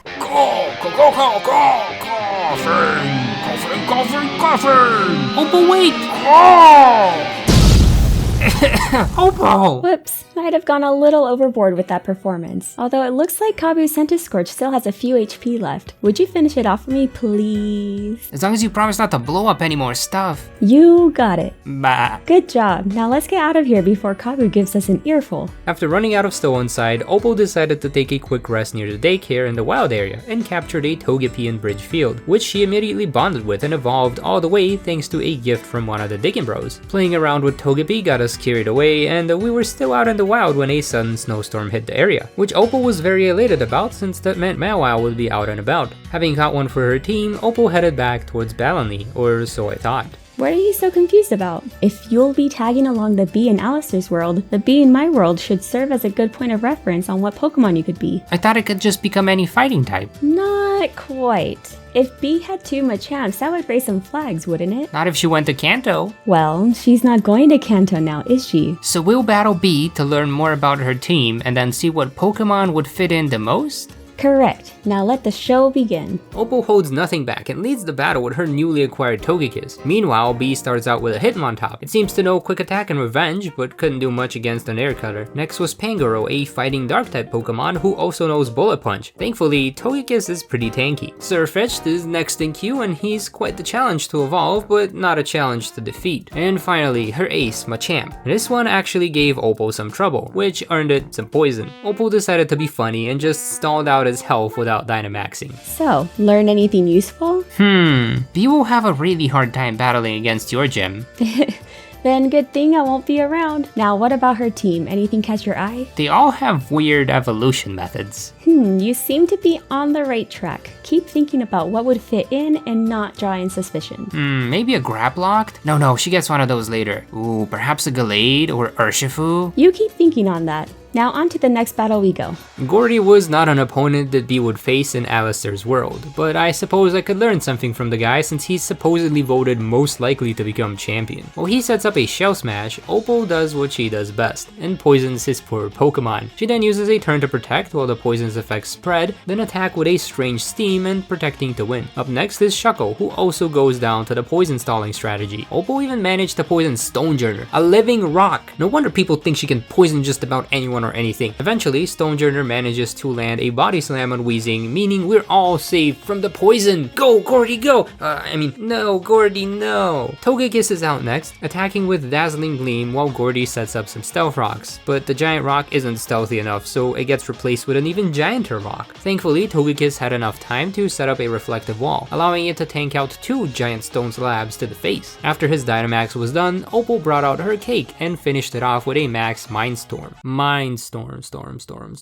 You might be thinking a little too hard there, little one. Come on, off to Hammerlock we go. You won't go battle Piers? No, he's still mad at me for poisoning him 20 years ago. You poisoned Piers! When he was a young lad, he used to come to my gym and challenge our fairy types to a prank-off. Dark types are the rowdiest Pokemon in existence, he'd say, and then have his Pokemon use some moves like Knock Off and Taunt. I think he was just bored of the proper posh life in Spikemuth, so I offered him the role of gym leader in Balonly. After all, he had plenty of pink in him. He got quite frustrated at me for suggesting he leave his hometown and tripped over one of our stage microphones on his way out. The sound spooked one of the Klefki at the gym and it used Fairy Lock on the little boy. So every now and then he'll go to speak or sing and all you'll hear is a microphone reverb. That explains a lot about him, but also it doesn't sound like you poisoned him. That's because I didn't, but he was convinced the tea we drank earlier had poison in it, so that's what he told everyone. That Opal poisoned me. He got hurt in my gym and it was a funny story, so I decided to just go with it. Sounds to me like you enjoy improv a bit too much. Sometimes it's easier to just go with the flow. Onwards to Hammerlock, little one. There we battled Right-Hand in a double battle, which turned out to be quite the challenge for Opal. Weezing went after Flygon, while Mawile went after Gigalith, although that rock is a lot bulkier than a dragon. Sandaconda came in to take out Mawile, but Opal was smart enough to focus on the Gigalith with both Pokemon. Right-Hand followed up with his Dynamax Duraludon, while Opal snuck in Togekiss to do damage to both his Pokemon at once. Sandaconda gave it a terrifying glare. Opal Dynamaxed Alcremie and went for the Protect strategy, while Togekiss kept chipping away at the enemy's health. Opal managed to finish off Duraludon, which means Alcremie also gets the Death Stare from Sandaconda. Not a problem though, since we took it out with a G-Max finale. After the battle, we made our way towards Winden for the Champion Cup Finals.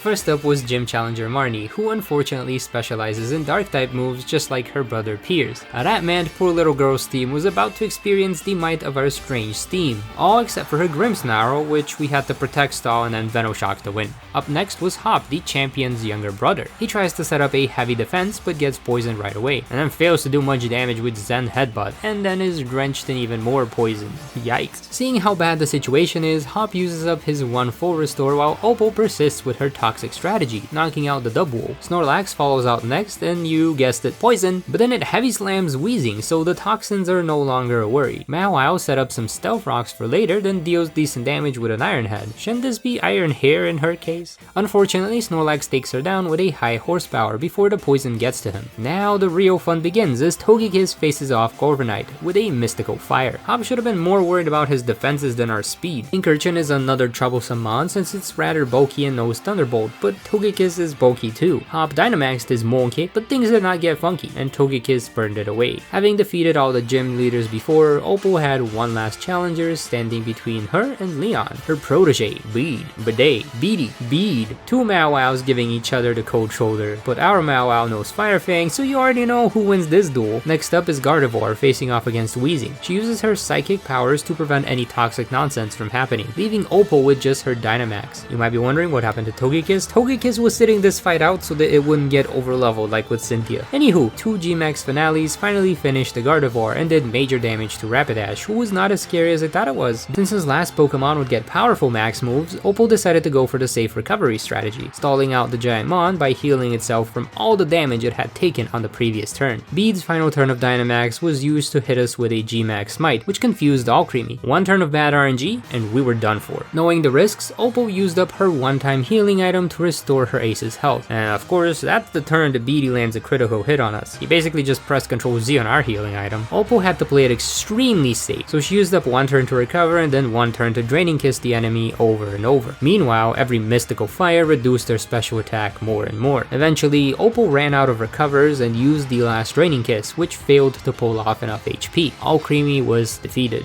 Looks like young Bead is well prepared to take over the Fairy-type gym. But for now, we need to win this battle. So if you wouldn't mind, could you help me out a bit, little one? I thought helping out in battles wasn't a good idea. You helping out as a Wooloo wasn't a good idea. We don't really know if you helping out in general does anything to upset the local legendaries. But what if they come for me? We're in the middle of Winden, surrounded by a bunch of powerful trainers. If worse comes to worse, you'll have plenty of protection. You've got a point. Here goes. Thank you, little one. Now, if that letter from Allister was correct, the chairman should be waking up a Pokemon called Eternatus any moment now. This thing keeps showing up everywhere I go. I wonder if it has anything to do with my seal. No clue. However, the letter did say that capturing Eternatus is a must. Apparently, it plays a crucial role in transporting you between worlds. I'm still not sure who's responsible for doing all the transporting, but off we go. As per usual, Leon failed to catch Eternatus, leaving us to do all the hard work. Weezing is still in the lead, and since it can't poison the poison dragon, it attacks with strange steam. Meanwhile, Eternatus is being a dummy and tries to attack us with a Dragon Pulse 3 turns in a row. Silly bean. Eventually, it caught on and attacked us with a cross poison, but it was too late. Opal had won.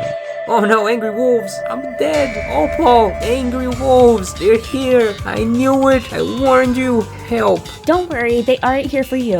Eternatus is a much bigger threat at the moment. Thankfully, she was right. The wolves didn't even notice I was there. I guess being a Swirlix was a good call. However, Eternatus was very focused on attacking Opal's team. This gave Zacian and Zamazenta the opening to take down the Dragon Hand before it could pull any of them into Smash Ultimate. Having captured Eternatus, Opal went back to Winden to battle against Champion Leon. And this would be her last battle before retiring. So let's hope it's a good one, eh? Weezing faces off against Aegislash and it can't do anything against it. Steel is immune to poison and resists Fairy, so the sword takes us down in an instant. Mawile is out next, meeting the same fate as Weezing. Togekiss at least knows a fire-type move, so it might be useful, but only after sustaining heavy damage from a steel-type move. Leon's Haxorus outspeeds us and finishes off the Flying Egg with an Iron Tail. That leaves Opal with just the Giant Cape, which one-shots Haxorus with with a G-Max finale. It does the same with Dragapult, but barely does any damage to the clown. After losing the Dynamax, Mr. Rhyme finished off Alcremie with a Psychic, and Leon heals it right up before I get sent out on the field as a last resort. People often ask me, who is my least favorite Pokemon? I think my official answer is this guy, who gets the pleasure of knocking me out during 2 major battles in a row. I'm gonna get my revenge on you one day, stinky clown. Although I suppose this means that Opal can't win against Leon and can't become champion. I never could best that Leon, although in my defense, he is the strongest champion we've had in the past 70 years. Who is the second best? Why, me, of course. You were champion? You didn't know that? I held the role for a while after Mustard left, but my heart belonged to Balonley, so I rapid-dashed back home not too long after. You abdicated your role as champion? The chairman at the time wasn't too happy about my decision, but it also got them to come up with a procedure for appointing a new champion should the current one wish to retire or resign. I won't bore you with the details. Learn something new every day. Speaking of something new... What in the world is that? I believe that is your cue, little one. My cue?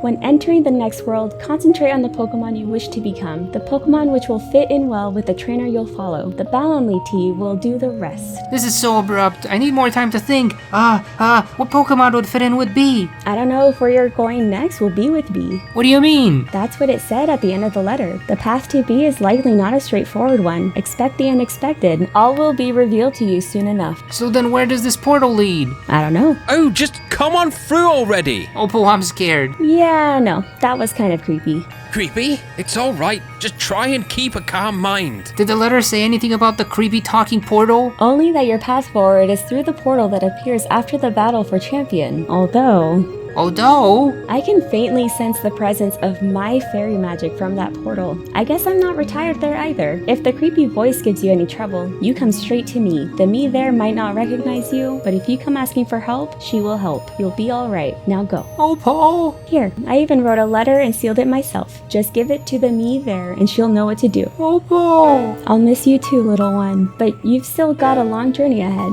This play is over. It's time for me to retire and for you to hit the next stage. So go, please. It's hard for me too. All right, that's enough. It's time to go. Telekinesis. What?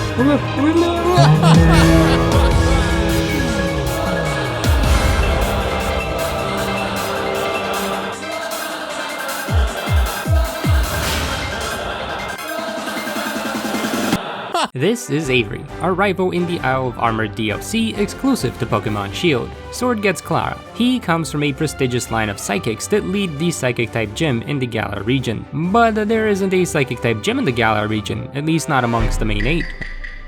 And that's because he got kicked out of his position for, and I quote, levitating anyone who defeats him in battle. Talk about being a sore loser. Now he has gone to the Isle of Armor to train up his team and more importantly, learn some manners. And I'm here to find out if that training worked out. I'm here to see if Avery could become champion. To do so, I played through the entire game, matching his team as close as possible and only allowing one use of a healing item per battle. That's not entirely correct now, is it? Well, neither is pulling someone through a portal when they're trying to say goodbye. But here we are, Avery. The blame is not entirely mine. You and that Opal were chatting up a storm. Fine, you're right. I just got kinda lonely, so it was nice to have someone to talk to. Well, now you have the wonderful opportunity to talk to me. I'd rather not. You're a bit creepy, and your team's kinda bad. Creepy? Bad? The nerve! Abra are the strongest psychic types that show up near the dojo, and Slowpoke happens to be my favorite Pokemon. My team is anything but bad. I don't know, Avery. I might have to go follow a better psychic type trainer for this one. Preposterous! I'll just have to show you who the strongest psychic type trainer is then, won't I? Fine. If you can win against Bede, I'll consider giving you a chance. Then we've reached an agreement. Also, weren't you supposed to turn into something? Not Wooloo? Oh, right. It's Morbin time. At the start of the game, Avery only has a Slowpoke and an Abra, which was quite hard to capture even with a Quick Ball. But back on the mainland, Avery found another Pokemon to add to his team. You see, to get the Turffield from Motostoke, you have to go through the Galar Mine, and there's lots of Woobats there, especially around the little bridge area. Having 3 Pokemon on his team, Avery challenged Bede to battle. He started off the fight using underhanded techniques, like Yawn to put his enemy to sleep, which to be fair is his only hope of winning, because this Slowpoke is barely doing any damage. By the time Solosis woke up, it had taken too much damage from the confusion spam, and it got taken down. Bede sent out Hitena next, and finished off Avery's Slowpoke before it could use Yawn again. Woobat is out next, using even more underhanded techniques, Attract, and since Hitena hits pretty hard, Avery also used Endeavor instead of actually attacking. The little hat was too infatuated to do anything else and got blown away by a series of gusts. That left just Gothita, which if I recall correctly knows a rock type move, but that didn't matter since it also fell in love with Swoobat and decided not to attack. And just like with the hat, Swoobat blew it away with a series of gusts, winning the battle. The evidence is clear! I'm the best psychic type trainer here! I don't know if using Yawn and Attract counts as a proper window. Am I wrong for using the moves my Pokemon happen to know? I guess not, although speaking of moves your Pokemon know, I noticed your Abra only knows Teleport. Teleport is the only thing Abra do. Yes, but no, your Abra is also supposed to know Confusion. Had that Gothita knocked out your Swoobat, you'd have lost the battle since Abra can't do any damage. Are you implying that you wouldn't have lent a helping hand? No, I'm still kinda suspicious of you, and this one was basically a fluke. Why? Is there anything I could do to gain your trust then? How about you defeat Milo without my help? Alright, I will go and claim victory with my own 2 hands. Have fun. You won't come and watch? Not a chance. Besides, I got something else I need to do. And what would that be? Your Abra. I need to teach it how to use Confusion. Oh, so you do care. Well, it's not like I care about you. I just happen to like the Abra line, and I don't want to leave this poor Pokemon defenseless for when you eventually slip up and send it out to battle. Very well, you can stay at the daycare while I go battle Milo. Perfect. Now go break a leg. Finally, it's my time to shine and show that Wooloo what's for. Milo uses grass-type Pokemon, so I should lead with Woobat and sweep his whole team. Looks like I can take down the Gossifleur with just 2 air cutters. And since it managed to do quite a bit of damage on my lovely little Woobat, I'll use Endeavor to psych out his Dynamax. That wasn't quite part of my future sight. You did well, Woobat. Now it's Slowpoke's turn to shine. I'll Dynamax and stall out 1 turn just in case. His Overgrowth isn't that powerful, but looks like neither is my Max Ooze. Well, at least it boosted my special attack a bit. Now that my Dynamax is over, it's time to take him down. Uh-oh, I suppose I'll heal up first. Ah! Blast it! I lost! But I can't go back and tell him that. I should first go to the Isle of Armor and ask Master Mustard for some advice. I don't think he realizes that I have telepathy, and since Mustard knew Avery was fond of Slowpoke, the Master had his disciple chase and battle 3 of his fastest Slowpokes. This was not an easy task for Avery at all, since his Slowpoke couldn't do much damage, although he did gain the upper hand by putting the fast Slowpoke to sleep. Avery also realized that he could just use his Swoobat's Endeavor to quickly weaken Mustard's Slowpoke and then take them down a lot faster. After completing the Slowpoke training, Avery got sent out on another quest, this time to find some mushrooms for a soup. I'm not too sure how this was supposed to help him defeat Milo, since all he did was spend a lot of time running around the local forest collecting a bunch of Galarica twigs and a bunch of other random items. Eventually, he did find the right kind of mushroom, got to enjoy some soup, and then decided to finally head back towards Turffield. But before hopping on the flying taxi, Avery captured another Slowpoke from the beach near the station. I guess he didn't lie when he said it was his favorite Pokemon. Once he got back to Turffield, he went straight to Milo's gym to challenge him for a rematch. Just like before, he started out the battle with his Woobat and took out the Gossifleur with 2 air cutters. But since he didn't take much damage this time around, Avery didn't use Endeavor on the Dynamax Pokemon. Okay, now he used Endeavor on the Eldegoss. After Woobat went down, Avery sent out the low-level Slowpoke he had just captured. Since it was very much underleveled, Eldegoss was able to knock it out in a single hit, but the Slowpoke did its job in stalling out Milo's last turn of Dynamax. Now Avery's main Slowpoke can Dynamax and have enough HP to safely attack Eldegoss and stack on special attack boosts with Max Ooze. This is a strategy that Allister used a lot as well, and well, if it works, I guess. By the last turn of Dynamax, Slowpoke was in the red, but it managed to deal enough damage to defeat the Eldegoss. Good job, Avery. Now will you trust me enough to come along and help out? I don't know if I trust. What did I do wrong this time? I didn't rely on luck to win like I did against Bede. True, but you basically used your favorite Pokemon as fodder to waste Milo's last turn of Dynamax. Makes me worried what you might do to a Pokemon that isn't your favorite. I was just in a hurry to win, so you wouldn't complain about having to wait too long. Now that I have some downtime, I'll train up this Slowpoke so it won't get knocked out as easily. How did things go on your end? Did you teach my Abra how to use Confusion? About that. What happened? Well, you see, I wanted to teach Abra Confusion, but Abra just wanted to play around, so we did a couple games of teleport tag and, And? Well, this egg kinda showed up out of nowhere. This egg? Have you no shame? Wait, I promise, I didn't do anything. We were literally just teleporting around, having fun. An egg doesn't just happen. It wasn't me. Actually, we may have recorded the whole thing. It wasn't me. They even have you on camera. It wasn't me. Alright, enough of that. I've got to go train up a bit before I challenge Nessa. Are you coming along or not? I decided to go along. Avery made some quick work of a couple of Team Yell Grunts who were blocking the bridge, the champion's younger brother who was also training in the area, and then decided to take a cab down to the wild area right below the bridge for even more training. I guess he was pretty serious about keeping his new Slowpoke and the rest of his team leveled. His Abra, who I guess is now kind of my wife, ended up evolving between the many battles, and the egg we got from the daycare also hatched while we were running around the wild area. Since it was technically my kid, I decided to name him Abro. I also learned that even though Avery is quite pretentious with people, he is very kind and caring towards Pokemon. He went as far as setting up camp to play with Abro and familiarize him with the rest of the team, even though there's no way I'm letting Avery use my son in battle. And after a very long training session, Avery finally decided to go challenge the water-type gym. His new Slowpoke was still a bit underleveled compared to Nessa's Goldeen, but that just meant Avery would have to rely on status moves like Yawn for the battle. With the fish asleep, Avery assaulted it with a barrage of confusions. Sadly, Goldeen woke up a few turns later and finished off her first Slowpoke with a Water Pulse. It barely had any HP left, so Swoobat could easily pick it off as soon as it came out. The Aracuda will be a huge problem since it's very fast and knows Bite, a dark-type move that could easily sweep through Avery's entire team. But this guy decided to go for the attract strategy again, and I hate to admit it,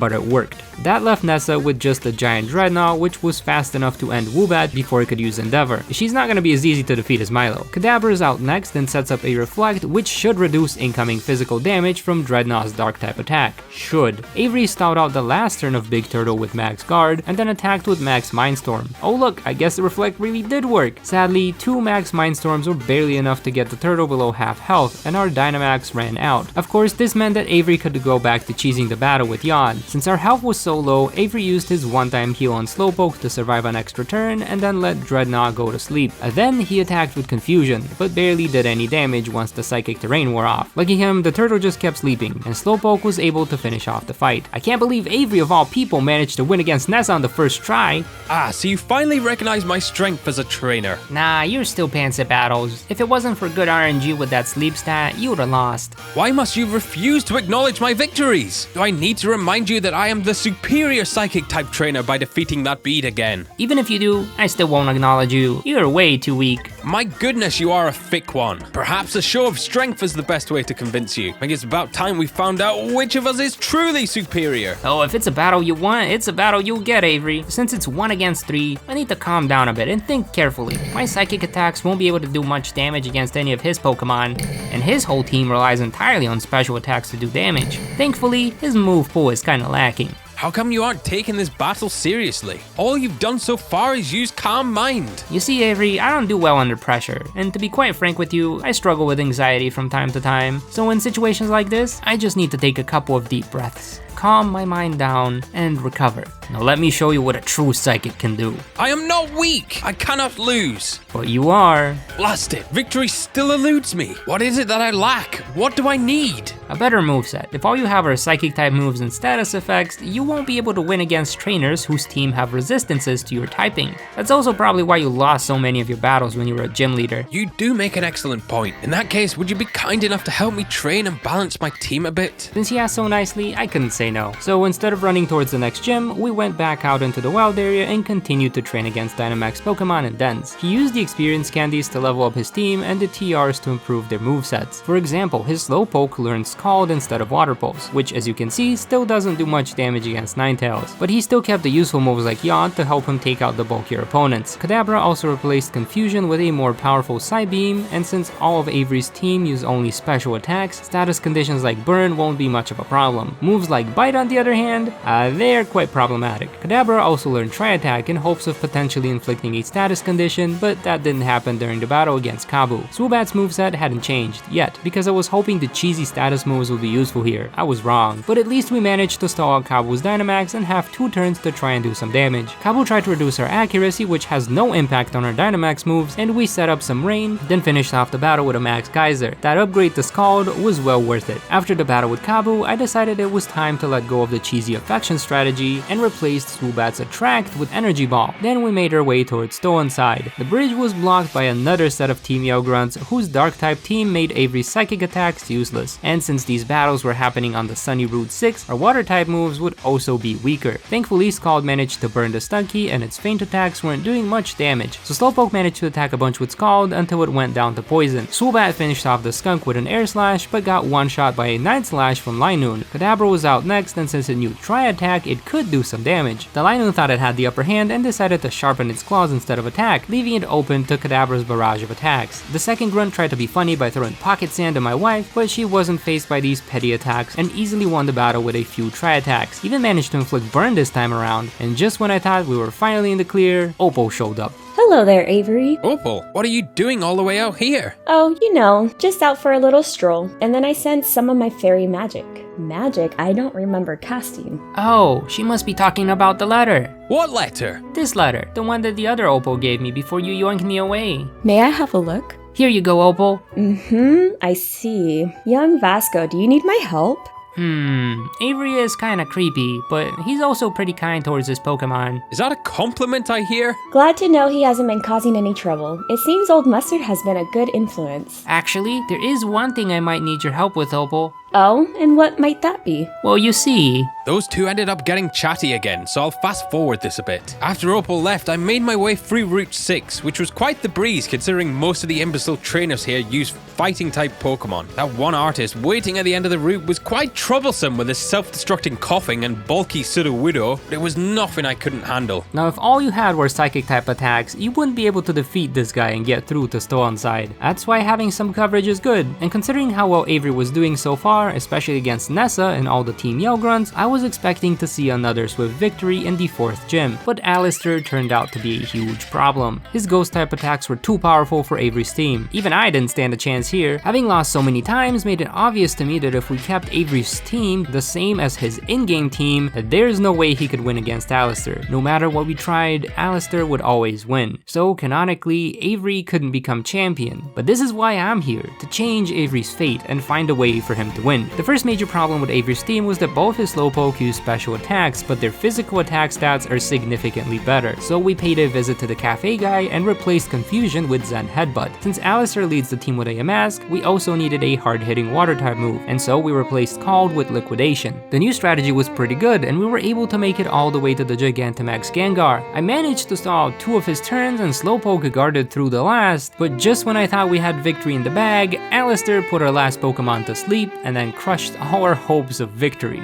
I guess it can't be helped. Perhaps your assumptions about me were correct after all. Don't worry, Avery, we'll get through this battle. There must be something I can do to help you win this one. Did someone say help? Oh, hello again, Opal. Are you here to talk with him for another half an hour? Oh, come now. I'm here because you need my assistance, that's all. How exactly are you supposed to assist? Will you cast some eerie spell on Allister? I see why you aren't so fond of him, little one. Anywho, I've done what you asked. Now let's see how good your future sight is. What did she do? You see. Now let's go battle Allister again. Slowpoke starts off the battle with a Zen Headbutt, survives a Hex with 2 HP, and attacks with Liquidation, except Yamask also survives with 2 HP. Swoobat swoops in to finish it off and then goes back to its early game roots and uses Attract on Cursula. Our Charming Bat then proceeds to air cut down the enemy's health, but then gets one-shot by a Hex. I guess he wasn't charming enough, and definitely not as charming as me. My wife enters the battlefield to do some major damage to Cursula, and then I use Psychic to finish off the cursed Koro and break Mimikyu's disguise. Then Avery Dynamaxes Slowpoke number 2 and uses Max Mindstorm to defeat Evilchew. Instead of protecting, we take a risk and attack Allister's Gengar, but fail to knock it out. Thankfully, Slowpoke survived with just a few HP, giving us an extra turn to Max Guard and using up Allister's last turn of Dynamax to finish off our Slowpoke. This is where we typically lose, but now we have a trump card, Abro, who's been raised by Opal while Avery and I struggled against Allister over and over, but no more. Abro outspeeds Gengar and takes it down with a single Psychic. I didn't even have to ask, my son is winning. Our next opponent would be Opal, but since Avery realized he needed more Pokemon in his team, can't just have 2 Kadabras as well as 2 Slowpokes, he spent some time in the Glimwood Tangle looking for a new team member, a Galarian Ponyta. And for a Pokemon that has a 10% spawn rate, it sure took a while to find one. And just like with Abro, Avery decided to set up camp and spend some time with a new Pokemon. Eventually, we got out of the woods and into Balonly and went up against Opal. Avery's Slowpoke got poisoned right away and was still not fast enough to attack first, even after getting a speed boost from Opal's quiz. Kadabra was able to finish off the floating gas ball with a powerful Psychic and then tried to use Tri-Attack on the Mawile, but was powerless against her Crunch. Swoobat flew in to get the defense boost from Opal's quiz, then infatuated Mawile and used Air Slash to slowly cut down its health. It was so slow in fact that it got the attack boost question from Opal as well. And then Togekiss came out. Avery decided to play it safe and also used the Tract on it first. I guess he didn't want to take any chances with a stat boosted bat, although I'm starting to feel kind of salty at how good this attract strategy is working, Swoobat even got Opal's cake to fall in love with it, but this time the infatuation failed and Swoobat was knocked out. Ponyta was out next to stall out Opal's last turn of Dynamax, and then Slowpoke 2 fought through 3 turns of confusion and finished off Alcremie with 3 turns of Max Mindstorm. Good job, you two. You've come a long way since I ran into you on Route 6. Thanks, Opal. I guess running into a roadblock was all we needed to reassess our strategy and power up our team. Well, persistence pays off, as they say. Now, before you go, is there anything else I can do for you? I'm afraid my old bones can't carry me to Circhester or Winden.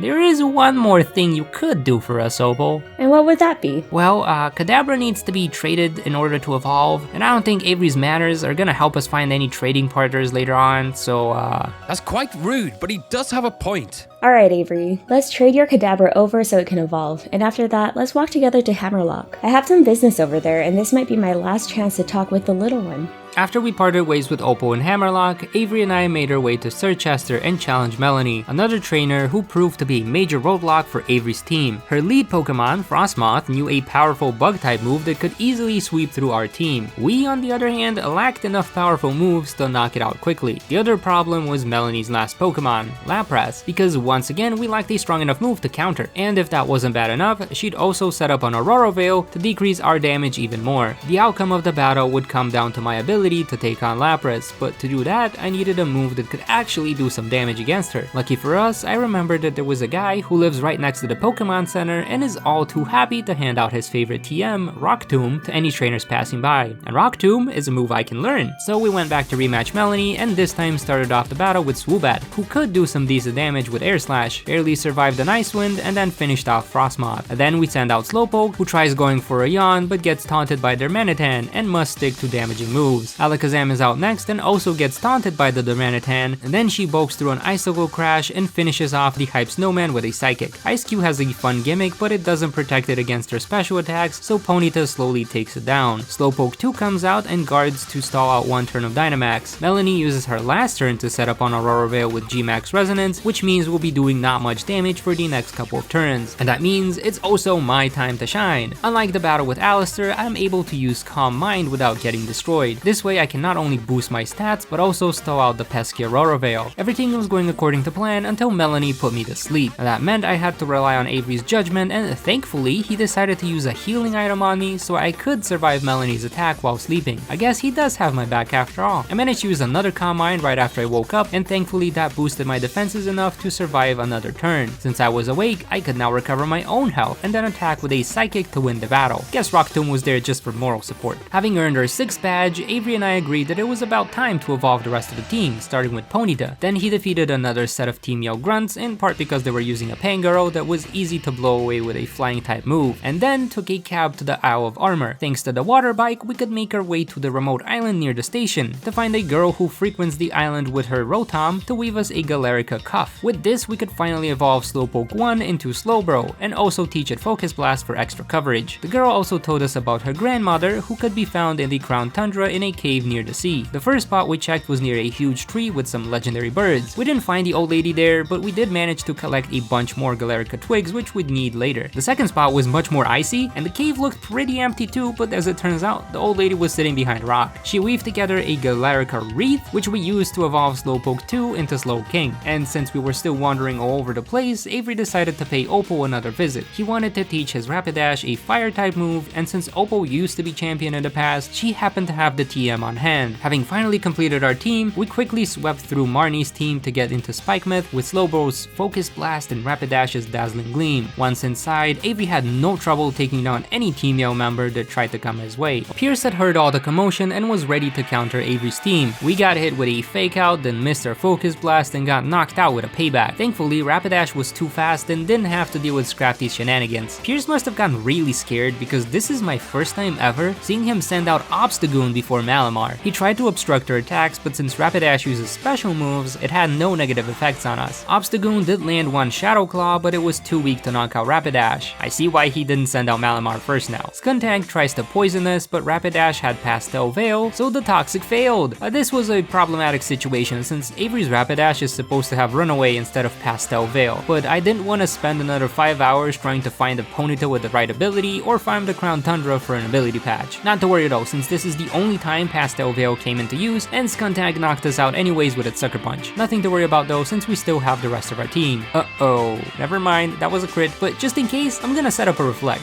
How did the AI know to use Screech here? That's kinda sus. Anyways, since neither Psychic nor Shadow Ball could do anything, we attacked with a Tri-Attack while Skuntank set up a Toxic and then Sucker Punches Alakazam into Oblivion. I bet she would have tanked it if it weren't for that Screech. I was a bit worried leaving everything to Slowking, but as it turns out, it's quite the bulky Pokemon, and it finished off Skuntank with a Scald. With Piers defeated, it was time to see how well our team holds up in double battles against Raihan. We've got Slowbro and Swolbat in the lead, both of which focus on Gigalith first, which took 2 super effective hits like a champ. Must be that Sandstorm defense boost. Flygon nearly knocked out Swoobat with a Crunch, while Gigalith set up Stealth Rocks. Swoobat used its last turn to finish off the rock, and Slowbro blasted Flygon with Hot Water. Alakazam is out next to take out Sandaconda with Slowbro's help, but not before getting crunched and paralyzed. And Sandstorm, can't forget about the Sandstorm. Raihan's Dynamax is out next, but since I know it's weak to special attacks, I had Slowbro attack it with a Focus Blast. Raihan's Flygon wasted a turn finishing off Alakazam, and then used G-Max Depletion on Slowbro to reduce how many Focus Blasts we could use. The real problem was how much health Slowbro had left, and Rapidash was quite vulnerable to Duraludon's Steel type attack. Things weren't looking too good all of a sudden, but no time to give up, so Avery Dynamax Slowking and attacked Duraludon with a Max Hailstorm. And once again, a first for me, Raihan has something to say if you set up a Hailstorm, but no other weather, only hail. That's the only time he reacts. Raihan decided to use his last turn to attack me with a Crunch, but that left Flygon wide open to a second Max Hailstorm, allowing Avery to secure his final gym badge from Raihan. Having defeated all the gyms, Avery made his way to Winden for the Champion Cup semifinals. First, he had to battle against Hop, but I failed to realize that I wasn't recording until halfway through the battle, when Alakazam finally defeated Hop's Snorlax, a special bulk Pokemon that gave Avery the most trouble. The rest of Hop's team wasn't much trouble at all, like his Pink Urchin, who did some minor damage to Alakazam, and his Corviknight that nearly lost to Alakazam despite being very bulky because it was too busy wasting turns on moves like Scary Face and Swagger, and by that point there was no way it could bulk through a Mystical Fire as well. On the other hand, Hop's Rillaboom was quite capable of bulking through 3 Mystery Fires and knocking out Rapidash, but since its Dynamax turns ran out with the Horse, he was powerless against Avery's Giant Slowking. The other trainer Avery had to battle at the semifinals was Bede, the no longer Psychic type trainer. Bede's Mawile was a bit intimidating, especially since it could use Crunch, but it wasn't bulky enough to defend against Slowbro's Hot Water Gun and even got burned near the end. Gardevoir was out next, but had a weakness to our side shell arm. Not weak enough though, I suppose. Lucky for us, Alakazam knows Shadow Ball, which is exactly what it needed to finish off Gardevoir and also take care of Bede's Rapidash. His Dynamax Hatterene quickly took down Alakazam and Swoobat, but it wasn't as strong against Rapidash, which wore down its special attack with Mystical Fires and then finished us off as soon as the Dynamax ran out. Avery was on a roll, so much of a roll that I won't even go into too much detail about the Champion Cup finals since both Nessa, Allister, and Raihan were easy trainers to defeat at this point, although I must admit that I lost the first battle against Allister mainly because I forgot that Shadow Ball was super effective against most of his team. When the Darkest Day arrived, Avery finally got a taste of defeat, not from Eternatus, who was easily taken down with our Psychic type moves, but from Chairman Rose. The problem with Rose was that his entire team was way too bulky, and we lacked enough move coverage to take any of them down with ease. Not only that, but he would use Max Quake with his Copperajah, which boosted special defense to the point where super effective moves, such as Mystical Fire, were hitting as hard as a Route 1 Pokemon. And unlike the battle with Allister, I couldn't find any cheesy way to defeat Rose, but instead I decided to pretend Rose didn't exist, and Avery got permission to face Eternatus after defeating Oleana, who was also quite the challenge, but lost her edge when Alakazam took down her Milotic. Anyways, having captured Eternatus, it was time to go grind, because we are very much underleveled. At first I was planning on doing a whole bunch of raid dens, but then I realized it's much faster to just run around the Isle of Armor and take down the Chansey, which can spawn almost anywhere on the island 2% of the time. 2% might seem like a low rate, but trust me when I say this, it is a lot more reliable than hoping the NPCs don't all get knocked out during 5-star raids. Having properly leveled up our team, 3 days later, it was now finally time to go and face Leon. By this point, I didn't even know what to expect from Avery. He ended up winning most of the battles spectacularly, but when he lost, he'd lose very fast and very hard. Knowing Leon's team, I was a bit anxious, but here we are. Let's go. Let's see if Avery can become champion. Battle starts out with Aegislash versus Slowbro, and first thing Leon does is protect. The next turn, Slowbro's ability triggers, allowing it to attack first, but our attacks barely do any damage. Meanwhile, Leon's sword one-shots us with a powerful Shadow Ball. Remember what I said about failing fast? Alakazam was out next, and I guess Leon really wanted to try and get an attack attack him because he didn't protect. Next up was Dragapult. Somehow Alakazam tanks a Shadow Ball and hits the dragon right back, but doesn't do enough damage to knock it out, meaning Alakazam is out of the battle. Rapidash is out next, also barely surviving one hit from Dragapult and taking it out with a Dazzling Gleam. That means it's time for Haxorus, who knows Iron Tail. Thankfully, Leon's dragon misses, leaving it wide open to a Dazzling Gleam. Why can't any of our attacks do enough damage? And here comes the Iron Tail. Thankfully, Swoobat was somehow fast enough to finish off the dragon before it could do any more damage to my hopes of winning the fight. But then the world's most evil clown shows up and uses Freeze Dry on our bat. Does this mean it's my turn? Not yet. The game's not over till the king falls. The Slowking, that is. So cheesy, but I'm all for it. Leon tries to confuse us, but Slowking will not be stopped so easily, squishing the clown like the pawn it is. Leon's Bishop tries attacking us with a Dark Pulse, but we've got bulk for days, and a Mindstorm so powerful it'll blow you away. And with one turn of Dynamax left, Leon's Charizard enters the field. This fiery dragon has ended many trainers' dreams of becoming champion, but not Avery's. That Rockfall barely did any damage to us, and now it's our turn. And this is where I must admit, Avery, you aren't weak anymore. Leon's Charizard goes down in a single hit. I didn't even have to do anything during this battle. Out of all the trainers in Galar, I did not expect Avery, this conceited, self-centered, but also kind and caring guy, to be able to defeat Leon with such ease. We are both disciples of Master Mustard after all, and unlike Leon, I stayed to train there much longer and much harder. Yeah, but still, that was pretty impressive. You should be proud of yourself, Avery.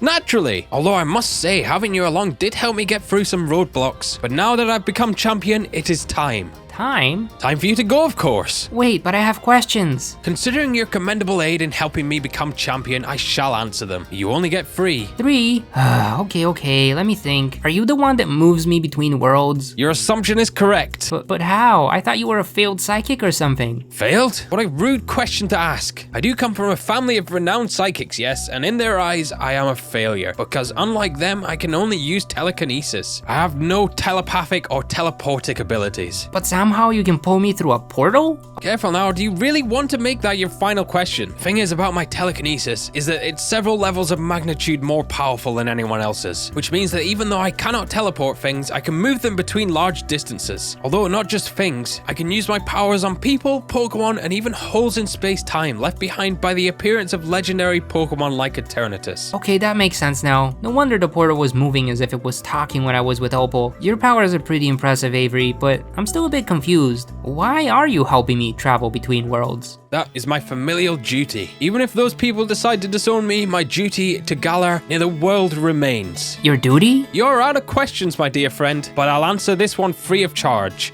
I come from a long line of heroes in our world, stemming all the way back to the ancient Sinnoh region, where my ancestors single-handedly defeated a calamity that attempted to fell Arceus itself. He was also the most powerful and renowned warden, the present-day equivalent of a gym leader, who could summon up storms and hordes of powerful Pokemon just by singing. Sounds kinda made up. Why would the descendants of someone that powerful and prominent move all the way out here to Galar? After he saved the ancient Sinnoh region, my ancestor fell in love with the sister of a fellow warden, and they came to visit the region on their honeymoon. However, their joyous vacation was interrupted by the original darkest day. My ancestor used all of his powers to protect the Galar region, while the heroes that became kings worked out how to end the calamity. To show their gratitude, the people of Galar asked him to stay to protect the region, even giving themselves the status of high nobility. Oh, that explains why you're so snobby. Snobby? Your prolonged presence can bring forth another calamity, and thus every Avery in every world can and must send you away, including me right now. Aw man, I was just getting used to your personality. Better late than never, I suppose. Now off you go. Where to next, Avery? You are out of questions. Does that mean B? Out of questions. But Avery, I wanna know where I'm going next. Blast it! Why must you make this so difficult? I'll be sending you in the direction of B's dimension, but can only use telekinesis. I cannot see nor sense if there is another or many other dimensions between ours or hers. Now please quiet down. This is quite the difficult task, even for someone with my abilities. Thanks for answering my questions, Avery. You're always kind to her Pokemon. I might not know where I'll end up next, but the one thing I do know is that I'll miss you. Goodbye, dear friend. May our paths cross again. Goodbye, Avery. Goodbye, dear friend. May our paths cross again. Goodbye, dear friend. May our paths cross again. Goodbye, dear friend. May our paths cross again. This is Klara, a rival in the Isle of Armor DLC exclusive to Pokemon Sword. Shield gets Avery. She is a failed underground pop singer who decided to become the leader of the Poison-type gym in the Galar region. But there isn't a Poison-type gym in the Galar region, at least not amongst the main 8. That's because Klara quit her position 2 days later because, and I quote, "it was a lot harsher than Klara was ready for." Talk about being a lazy slacker. Now she has gone to the Isle of Armor to train up her team and, more importantly, learn how to apply herself. And I'm here to find out if that training worked out. I'm here to see if Klara could become champion. To do so, I played through the entire game matching her team as close as possible and only allowing 1 healing item per battle. Now let's begin. Wow, I did it! I found some max mushrooms. Ho, nice work, Klara. That makes you the first person to pass the final trial. I did it! And as a reward for completing all 3 trials, I give you the secret armor of the Master Dojo! Yes! With the secret armor, I'll definitely become popular. So, what is this secret armor? I'm not a what, I'm a who. Vasko, you aren't supposed to be a Wooloo anymore, remember? Oh, right, 1 second. Master Mustard, what's going on here? I'm pretty sure that was just a Wooloo. I should apologize on Vasko's behalf. He was supposed to take a different form before meeting you, but he's rather impatient. You called? Ah, there you are. This is Klara, your new partner. Oh, a Bulbasaur. Everyone loves Bulbasaur. With this Pokemon, I'll be famous for sure. This is my new partner? She seems like the kind of person who only cares about how many likes they get on social media. She's got talent, that's for sure, but up until now, she's been doing the bare minimum to get by. I'm hoping you'll help awaken some sort of passion or drive within her. Well, that's that. Good luck. And just like that, I joined Klara as a Pokemon on her team. Since she was already signed up for the upcoming Galar Gym Challenge, Klara took some selfies and grabbed a cab to Milo's gym in Turffield. This is when I realized just how lazy this girl was. Who goes to battle the gym leader without healing their lead Pokemon first? Thankfully, her Slowpoke does have a super effective move to use against Milo's Gossifleur, but gets knocked out first since it started the battle with a handicap. Out next is a Venipede Klara caught in the forest to focus while looking for mushrooms, and it knows Poison Tail, which will definitely come in handy against Milo. Klara decides to loaf around and protect during Milo's first turn of Dynamax, then tanks a max overgrowth and tries to poison his Eldegoss. Since her attacks didn't do much, Klara decided to waste another turn of Dynamax by protecting, and now Eldegoss is back to normal, taking a decent amount of damage from a super effective Poison Tail, but her HP is too low to do much else. For her final Pokemon, Klara has another Slowpoke, which she Dynamaxes and it attacks Eldegoss with a max Ooze to boost its special attack, then uses 2 max Mindstorms to win the battle. And a Confusion to win the battle. Not bad, but to be honest, I would have been really worried if the Poison-type trainer lost to Milo. After getting her first gym badge, Klara headed towards Hulbury to challenge Nessa. Since her Slowpoke are pretty weak, Klara starts the battle by putting Goldeen to sleep and then spamming Confusion. However, the fish wakes up and finishes us off with a Water Pulse. Venipede comes in to get revenge, but is so slow that Goldeen gets to do some major damage first. Then Arrokuda slaps us with an Aqua Jet, and since her Poison Tail attacks weren't doing much damage, Venipede goes down as well. Once again, Klara was being lazy and decided to attack the fish without Dynamaxing her final Pokemon, which wasn't a good idea since Slowpoke is so weak, and Arrokuda knows Bite, meaning that our health is in the yellow when Dreadnought comes out, and since the turtle is fast, it finishes off Slowpoke before it could put it to sleep. I guess that leaves me. Oh no. Not good. Not good at all, man. If I can't beat Nessa, nobody's gonna pay attention to me. Really? That's what you care about? Well, yeah. How else am I supposed to succeed in life? What are you on about? I thought you were trying to become champion. Well, obviously, but I can't become champion unless I'm famous. What? Look at that Marnie girl. She's so famous, her fans are causing trouble and slowing down other challengers. Even though Marnie isn't that good at battles, her fame is directly helping her during the gym challenge. And as you just saw, my team isn't that strong either, so I also need to become famous. Then my fans can help me win this gym challenge. I think you're missing the point here, Klara. So, Mr. Secret Armor, how can I win this? An attitude change, I guess? Am I being mocked? I completed all 3 of Mustard's trials to get you. Now you're gonna help me win. Or else. Or else what? Or else I'll melt you down to size. Okay? With what? I'm not scared of poison anymore. Besides, you're actually gonna have to work if you want to win this battle. Oh, so you do know how I can win. Fine. fine. Klara's team has the same issue as her Psychic type counterpart. They both use 2 Slowpoke with a bunch of special attack moves, the problem being that Slowpoke has a much higher physical attack stat. And since Klara's Slowpoke are too low level to know some of the more useful attacks like Zen Headbutt, she's gonna have to go out into the wild area and try to buy them off the merchants there. Of course, she gets really lucky and found both of the TRs for Liquidation and Zen Headbutt at the first merchant she goes to near the meetup spot. The second battle with Nessa started out the same, with Slowpoke using Yawn and Goldeen attacking us with Water Pulse, except this time around, we get confused and hit ourselves instead of attacking. Thankfully, it was a one-time thing and Goldeen slept through the rest of our attacks, which were doing so much more damage than confusion. Venipede comes out to face the Arrokuda, attack with Bug Bites that were doing more damage than the fish's Aqua Jets, meaning Dreadnought has to waste a turn of Dynamax squishing our bug. That's a weird way to squish a bug. Klara also decides to Dynamax this time and uses Protect to stall out another turn. Dreadnought hits us with a very powerful Max Darkness, meanwhile we're still barely doing any damage to the turtle. Thankfully, once it's no longer large, we can put a nice dent in its health bar. But now that we're no longer large, its bite attacks are absolutely devastating. Yeah, there's no way Klara could win this battle with just her base team. Lucky for her, I'm here, and I ain't scared of that Dreadnought anymore. Now go catch more Pokemon or something. I don't want to have to carry your team through all the gym battles. Why? You lazy or something? Look who's talking. I'm just tired. I've been traveling around a lot, and I need to sit in my bubble, ball, and think about things for a bit. Ugh, alright then. Off to the Galar Mines we go. Some pompous brat challenged me to a battle right near the entrance, and since he used Psychic type to take down my team, I had to ask the Sour Cabbage for some help again. I would have caught another Pokemon in the mines, but since there weren't any poison types, I figured I'll just do it later. Lucky for me, there was a lovely little coffin floating around right outside, and also Venipede evolved after all the battles we did. Now my team should be super strong. I sure hope so, because I don't want to have to fight a Centiskorch.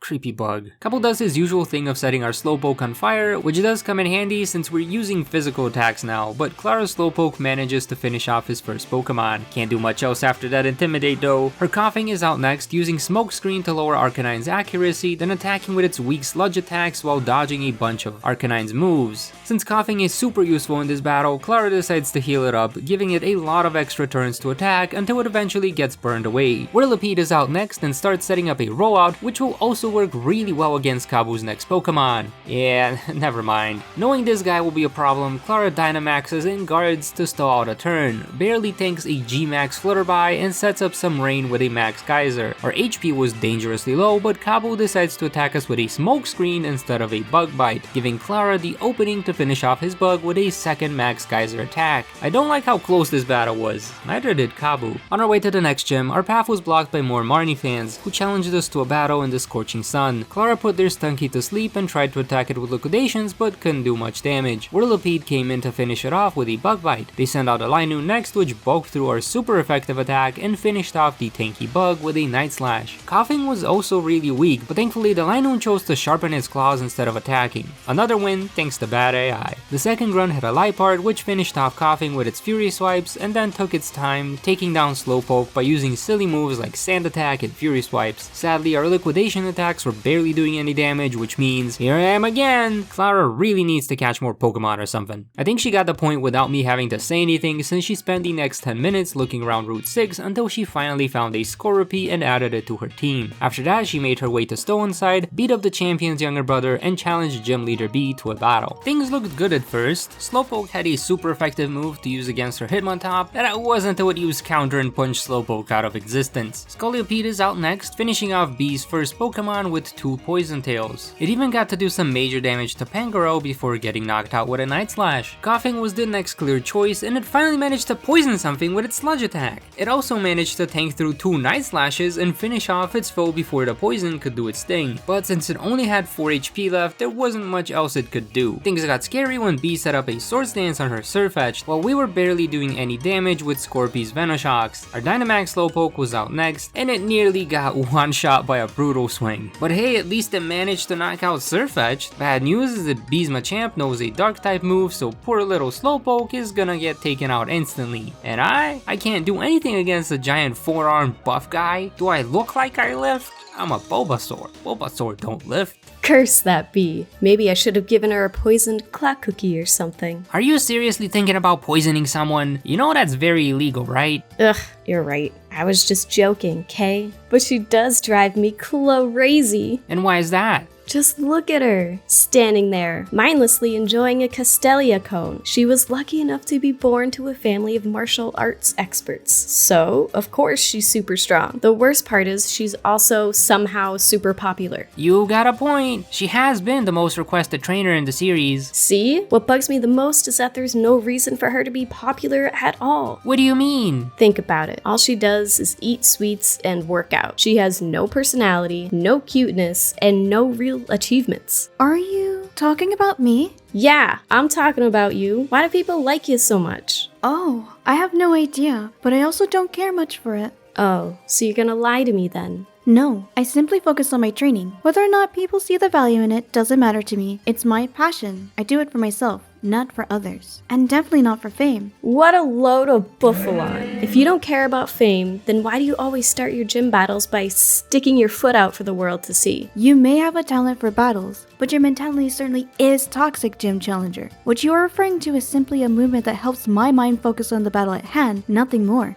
Ugh, I've had it with you. I've gotta get going. Poor girl. I hope she can find something she's passionate about instead of blindly chasing the idea of fame. When Klara ran off, I was expecting her to just kinda quit the gym challenge entirely. After all, she's been pretty lazy and entitled so far, or perhaps too lucky to have put in much effort. But this time, she took some initiative and went to train in the Dynamax stands on the Isle of Armor. She did get kind of lucky again, running into a Chansey den, which gave her a lot of experience candies for free, allowing her to quickly evolve Coughing and give it some more useful moves with the help of the cafe guy. She then quickly came back to rematch Bea, starting the battle the same way as before, Slowpoke using Zen Headbutt and Hitmontop knocking it out with a counter. But then she sends out Weezing, who now knows Strange Steam, allowing it to finish off Hitmontop, one-shot the Pangoro and deal major damage to Sirfetch'd, who couldn't do much damage to us since Weezing packs a lot of physical bulk. So Sirfetch'd also goes down the next turn. Bea's Gigantamax Machamp hits pretty hard, but Weezing also knows Protect, allowing us to bulk an extra turn and successfully stalling out all 3 turns of Dynamax. Scolipede enters the battle, attacking Machamp with a Poison Tail and bulking through a Revenge and a Strength, then knocking out Bea's final Pokemon with ease. Geez, all she did was apply herself for 5 minutes and Klara completely changed the outcome of this battle. Now if only she would start doing that before the battles rather than waiting until she loses. Anyways, Klara quickly runs over to Melony to face off against Opal next. She had heard this gym doubles as an audition for the Fairy type gym leader position, and even though Klara has one Fairy type Pokemon on her team, she thought that maybe getting picked by the choosy Opal as the next gym leader would surely boost her popularity, so she wanted to give this battle her all. Slowpoke instantly gets poisoned by Opal's Weezing, but its Zen Headbutt is strong enough to knock out the Gas Ball before succumbing to poison. Next up is Klara's own Weezing, which happens to know Heat Wave, a very useful move against the likes of Mawile. Opal's Togekiss also has a weakness to Klara's Sludge Bomb, meaning she has to rely on her Cake for the rest of the battle. And of course Klara is gonna poison it right away. I guess those two have some similarities. Klara also likes the color purple, and she's got quite a silver tongue, getting her Weezing stat boost just by flattering Opal. The old lady desperately tries to leech off her health with G-Max Finales, but the move barely does any damage to us, allowing Weezing to easily stall the Dynamax, and from there it's an easy win with a single Sludge Bomb.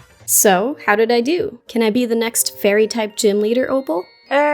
I don't know about that. Your hair may be pink, but your personality is very much purple. There is no doubt that you're a talented trainer. I just don't think you would be a good fit for the Fairy type gym. I do, however, hear there's a vacancy over at the Poison gym. You'll fit right in there. Ugh, not that place. The amount of work they expect us to do, all for a minor league gym? Yeah, no thanks. So be it. Well, good luck with the rest of your gym challenge, dearie. On our way to Sirchester, Klara defeats the champion's younger brother in battle once more. Then Klara explored Route 8 for a while, finding some shiny stones and more importantly the TM for Smart Strike, a move perfect for Scolipede. From there she makes her way to Sirchester, but not to the gym, no. Klara goes over to the shop so she can buy a very cute fuzzy pastel parka, and then she goes to battle Gordie. I'll spare the details because once again, Klara was unprepared and lost the battle after failing to knock out Gordie's Gigantamax Colossal. And what was I supposed to do against a giant mountain? Climb it? I'm a Bulbasaur! But once again, Klara was reminded that she had to apply herself, evolving her Scorpion to a Drapion and teaching it some more useful moves like Ice Fang and Poison Fang. Not sure how effective those would be against the giant mountain, but hey. Her second attempt to battle Gordie goes a lot better. He tries to set up his Barbacle with Shell Smash, but Klara learned her lesson and used Yawn right away. So even though Slowpoke gets knocked out the next turn, at least Gordie can't do any sweeping anytime soon. And since Barbacle had to sacrifice a bunch of its defenses with that Shell Smash move, it was an easy KO for Weezing. Shuckle may be bulky, but it is not immune to poison, so Weezing plays the stalling strategy, taking a turn to attack and a turn to protect, letting the poison take out Gordie's tank. Stonjourner is also rather bulky, but tries to be funny by setting up a Wonder Room and Stealth Rocks. However, it is also powerless against poison. Instead of going right for the poison on Gordie's Gigantamax, Klara decides to use Protect to stall out an extra turn. Drapion is out next, mainly as Dynamax fodder, and then Scolipede comes out to finish off the battle with a Smart Strike. Except it doesn't do enough damage, but Gordie attacks us with a Heat Crash, triggering Scolipede's Poison Point and loses the battle to Poison. These poison strats are ridiculous, but they do wonders. After the battle with Gordie, something must have clicked with Klara, because instead of running off towards the next gym, she finally decided to level up her team before the battle. So she went to the Isle of Armor to get a Galarica Cuff for one of her Slowpoke, and then Klara took a train all the way to the Crown Tundra, where she spent a considerable amount of time collecting Galarica Twigs for a Galarica Wreath so that she could evolve her other Slowpoke. And let me tell you, these things are hard to find, and I literally had to wait an extra day just to find the last Galarica Twig I needed for this Wreath. Having fully evolved and prepared her team, Klara went back to Spike Myth to challenge Pierce. His Crafty could hit pretty hard, but her Scald managed to burn Pierce's lead. Weezing was out next, taking out Scrafty with a super effective Strange Steam. Malamar hit hard with a Psycho Cut, but Weezing bulked through 2 of its attacks and finished off the Evil Squid. Since her Smoke Ball was low on health, Klara decided to heal it up and then finished off Obstagoon with a series of Strange Steams. This tactic wasn't going to work on Skuntank, who was quite bulky and Sucker Punched us away. Drapion was out next, using X-Scissor to cut off Pierce's last chance of victory. That left just Raihan, who has quite the bulky Pokemon and likes to set up a Sandstorm and Stealth Rocks on his first turn. Thankfully, Flygon Steel Wing wasn't strong enough to defeat Weezing in 2 turns, so his first Dragon got taken out, and Slowking managed to do some major damage to Gigalith, although Raihan did use Rock Blast to finish off Weezing. Sandaconda is always quite troublesome with its paralyzing glare, but at least the Gigalith is now gone, although that means Raihan will Dynamax and attack Drapion with a Giant Rock and an Earth Power. This left his Sandaconda wide open to a powerful Scald, and now Raihan would have to fight 1-on-2. Since Klara predicted he'd use a Rock-type move on Scolipede, she had it use Protect, and Slowking attacked with Blizzard, which somehow managed to freeze the Duraludon. Neither of our attacks were very useful here, but at least we stalled out the Dynamax, and without the extra HP, 1 more Blizzard was enough to finish off the fight. With all 8 gym badges in hand, it was time for Klara to make her way to Winden for the Champion Cup semifinals. Her first opponent there would be Marnie. She starts the battle by tormenting Slowking, who hits super hard with a Scald, forcing Marnie to heal right away. But it was a bad time to heal since Slowking continued to attack. Scrafty tried to scare us with its face multiple times, like 3 turns in a row. Why? And then it got frozen on the last turn, so it didn't matter how slow we were, that thing was going down. Marnie followed up with a Toxicroak, which tried to Sucker Punch us but didn't hit hard enough and got one-shot by an Eerie spell. Marnie's Morpeko finally finished off our first Pokemon with a bite, but we still had the rest of the team, like Weezing, who could one-shot her Hamster with a Strange Steam, poison her Dynamax with a Toxic, and then do a ton of damage the very next turn. Sadly, we got hit by a G-Max News, so Weezing fell asleep during the last turn of Dynamax, but even then, it didn't get knocked out. 2 HP, baby! As soon as Marnie's Dynamax ran out, there was nothing else she could do to save her Grimmsnarl from defeat. See, at the end of the day, it didn't matter how popular Marnie was or how many fans she had, you still won, Klara. Actually, it did matter, because if I can win against a popular trainer like her, then I can become even more popular. Think of all the Marnie fans who'll notice me now that I defeated their precious little princess. Oh no, you're completely missing the point. Am I really though? Look who we're fighting next. Hop, he's just some kid from middle of nowhere Potswick.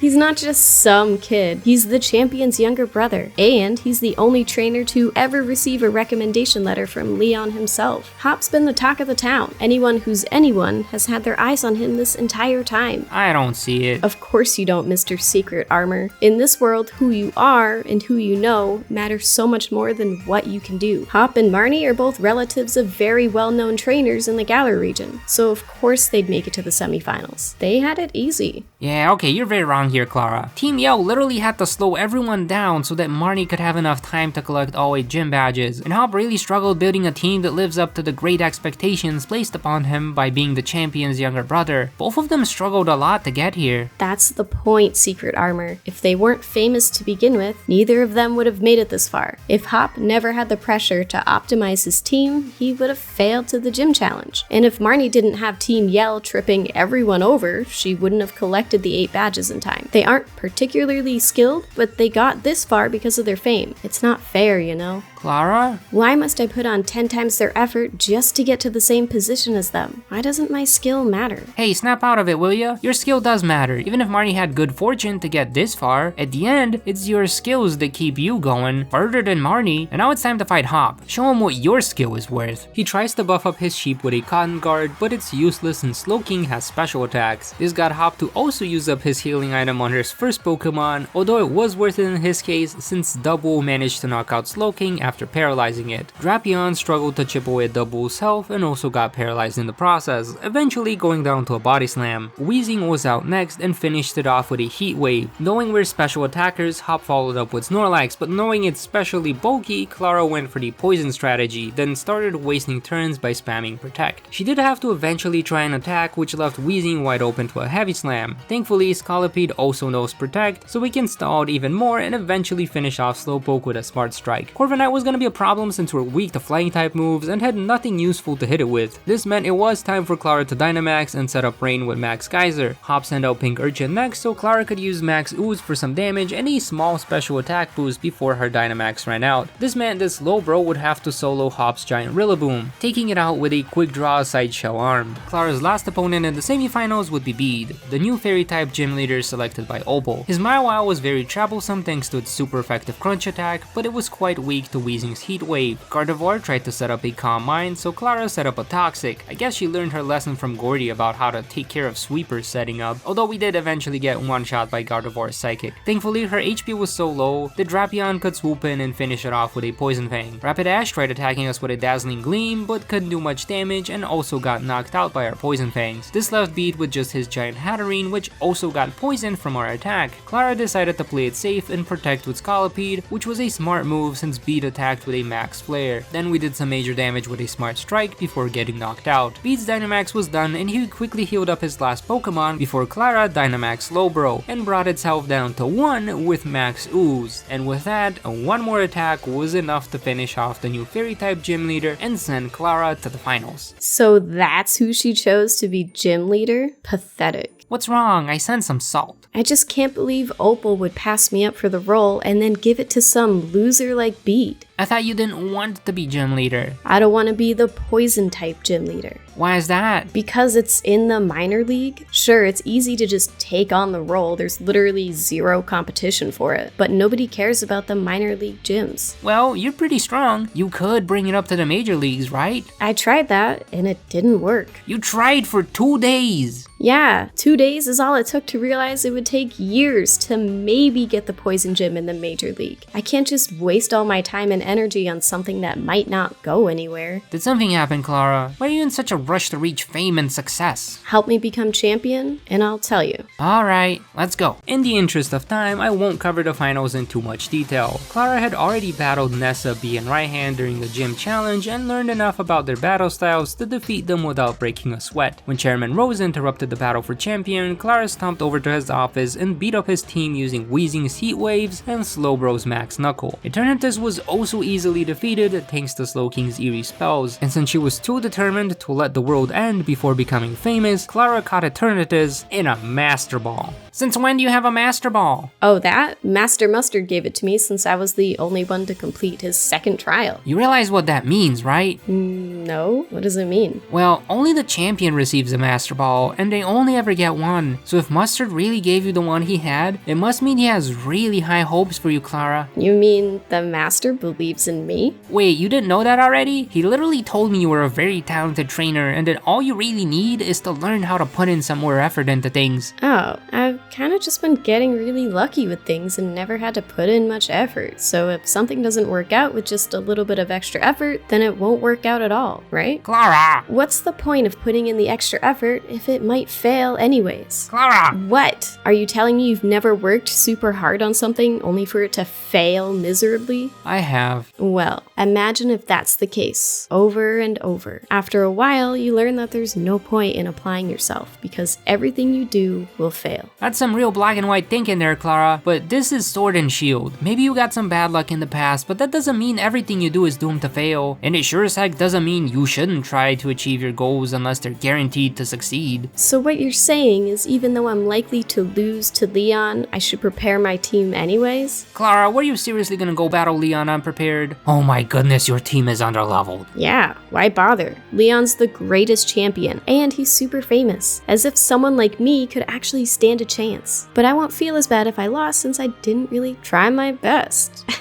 Oh no, you sound exactly like me a few years ago. Klara, why are you even a trainer? I enjoy the thrill of a good battle. It's pretty fun when I can outsmart my opponent. Makes me feel good inside, you know? Good, great actually. Huh? I hear Leon is a bit of a dummy. I'm pretty sure you can outsmart him in battle and stand a pretty good chance of winning. You think?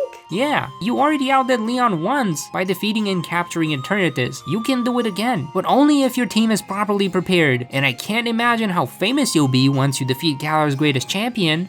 Maybe. Ugh. Fine, if Mr. Secret Armor says so, I guess I'll go train up my team a bit. And once I win, everyone will be crazy for me. And so she ran off to the Owl of Armor to battle Wild Chansey and get her team properly leveled up for the championship battle. After 3 days of training, she was finally ready. During the gym challenge, Klara ended up losing her first attempt at almost every gym battle, but would then win the rematch with ease after putting in a tiny bit of effort to buff up her team. She was smooth sailing during the semifinals and had finally realized she should put in some effort to prepare for her battle with Leon. In fact, this is the most effort she's put into preparing for any battle so far. Now let's see if all that effort has paid off. Let's see if Klara has what it takes to become champion. She starts out the battle with her Drapion this time. Funny thing I should point out is that Klara technically doesn't add a Slowking to her team until the post game, but since I wanted to give her a fair chance in this run, I had the second Slowpoke in her team from the very start. When she doesn't have Slowking on her team, Klara always leads with Drapion.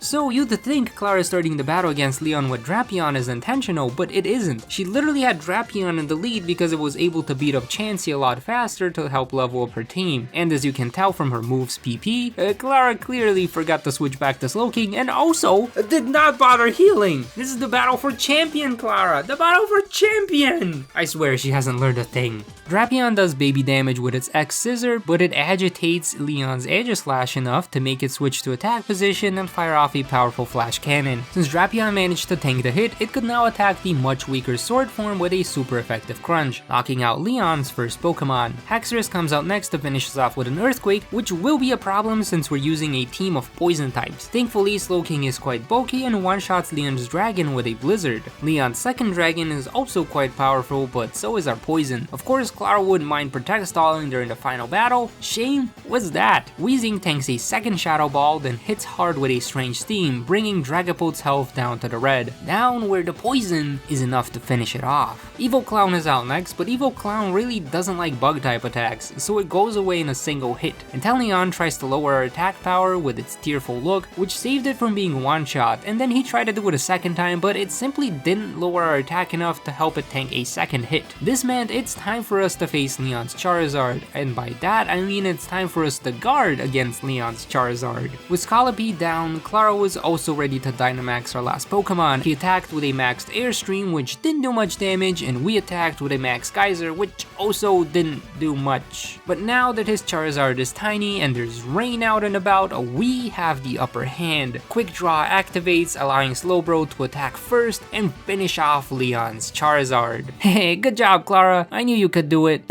No, you didn't. I heard what you said right before the battle started. Oh, I'm sorry then. I'm very happy you managed to win though. Thank you, thank you. And now that I've defeated Galar's greatest champion, I'll be famous for sure. You're still on about that famous thing, huh? Why do you care so much? I did promise I'd tell you if I became champion. I'm listening. Unlike all these established trainers in Galar, I'm a literal nobody. My family moved here a long while ago from the middle of nowhere Azalea Town and opened up the Galarian Bug-type gym. That sounds pretty good actually. Well, the Bug-type gym is at the very bottom of the minor league. Oh? though. I still don't see the problem here. Well, since we're the worst gym in Galar, we don't get any sponsors. So my parents had to work odd jobs and long hours just to keep the gym running. We were barely making ends meet, and no matter how hard they tried, the bug gym was always failing. Sounds very rough. It was, and it is. It really sucks to watch them work to exhaustion and barely get by in life. Once I was old enough to work, I decided to do everything I could to help my parents out of poverty. By working hard? By working hard, yes. I tried the inn, the boutiques, even the cafes, but all of them were dead-end jobs with long hours, low pay, and no opportunity for advancement. It didn't matter if I was the best sales clerk they've ever had, I was barely making more than the worst. That's how these jobs go, right? Right, so then I tried a different route. When I got home from work, I went to singing lessons, wrote my own music, and even learned how to produce my own album, Crazy for Klara. Except after years of work towards my music career, I only ever managed to sell 8 copies of my album. Years of work,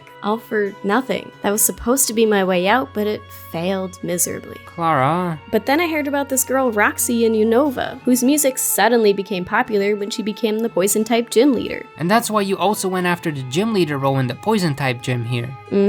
Except our poison gym is way too focused on research. I thought we would be doing mainly battles and concerts, but instead everyone there was way too focused on doing experiments for our sponsors RKS Labs. I didn't want to do research. Our goals were not aligned, so I left. And that's when you went to the Isle of Armor? You got it. Wait, what about the being famous thing? That. Well, I figured if I could get stronger in battles and win against Galar's most popular trainers, I too can become famous. Then it would be a lot easier for me to secure sponsorships, sell my music, and support my parents financially. Now that I'm champion, I can make it happen. There's a lot of perks to fame, you know? I still feel like fame isn't the answer. It's not. I know it's not. But it sure makes things a lot easier. I know I'll still have to work super hard to achieve my goals, but now that they're within reach, I'm not as reluctant to put in some effort. That's good. Speaking of goals though. What's that? Oh, that's the portal. The portal? Mustard didn't tell you, huh? No. What's going on?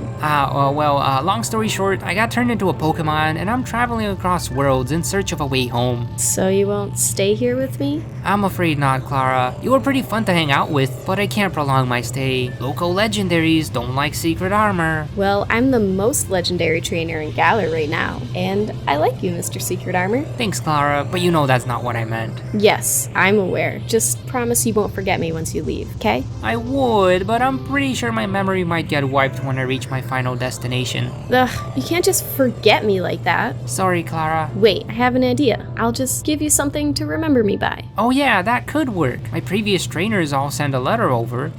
A letter? I've got something way better. What could be better than a letter? This. Whoa, what's that? It's a pendant passed down in my family. Apparently, the guardian of the Ilex forest gave it to my grandma with the promise that it will watch over and protect whoever holds this necklace. Wait a minute, you had a good luck charm this entire time? No wonder everything was going your way. You think? I swear this thing was bogus since everything seemed to be going wrong in the grand scheme of things. Anyway, now that I'm champion, I don't need a good luck charm anymore. Are you sure, Klara? This seems like a pretty important item. No, I'm not sure. But that portal thing keeps getting closer and closer, and I don't think there's enough time to give you anything better. So take it and don't forget me, okay? Alright, Klara. I'll hold on to this, and remember the coolest poison-type trainer in all of Galar. That's more like it. Safe travels, Secret Armor. Goodbye, Klara. Excuse me, miss. Are you Champion Klara by any chance? Yes, I am. Who's asking? Wonderful. Well, Miss Klara, I'm afraid the Galar region is in grave danger. Strong Arctic winds, cold rugged rocks, flashes, spontaneous yet fleeting, a voice. What in the background? A meeting. Oh my, what's a Carbink doing all the way out here? I could ask you the same thing, human. Ha, and it can talk too. That's pretty cool. Uh-huh. So why are you in a random cave? Oh, me? I'm just here for a photo shoot. For your trainer card? Well, not quite. My fans raised a bunch of money to hire a photographer and put together a little photo album. How could I possibly say no? I love my fans and I'd do anything to make them happy. Anyways, enough about me. Why are you here? Vasko, it's a bit of a long story, but I'm looking for a trainer who might have the potential to become champion. Champion, you say? Well, it seems to be a lucky day for both both of us. How so? You see, once this album is complete, I'll be setting off on the Galar Gym Challenge, using only rock types. That'll show her. And I'm a rock type, looking for a good trainer. Her? So what do you say? Care to join me? It sure beats being lost in this cave. Great! Oh, I'm Gordie, by the way. My Stonejourner and I look forward to traveling with you. Oh, and I know. Let's take a picture for the album. I bet my fans would love to see a picture of this moment we met. Moo cheese!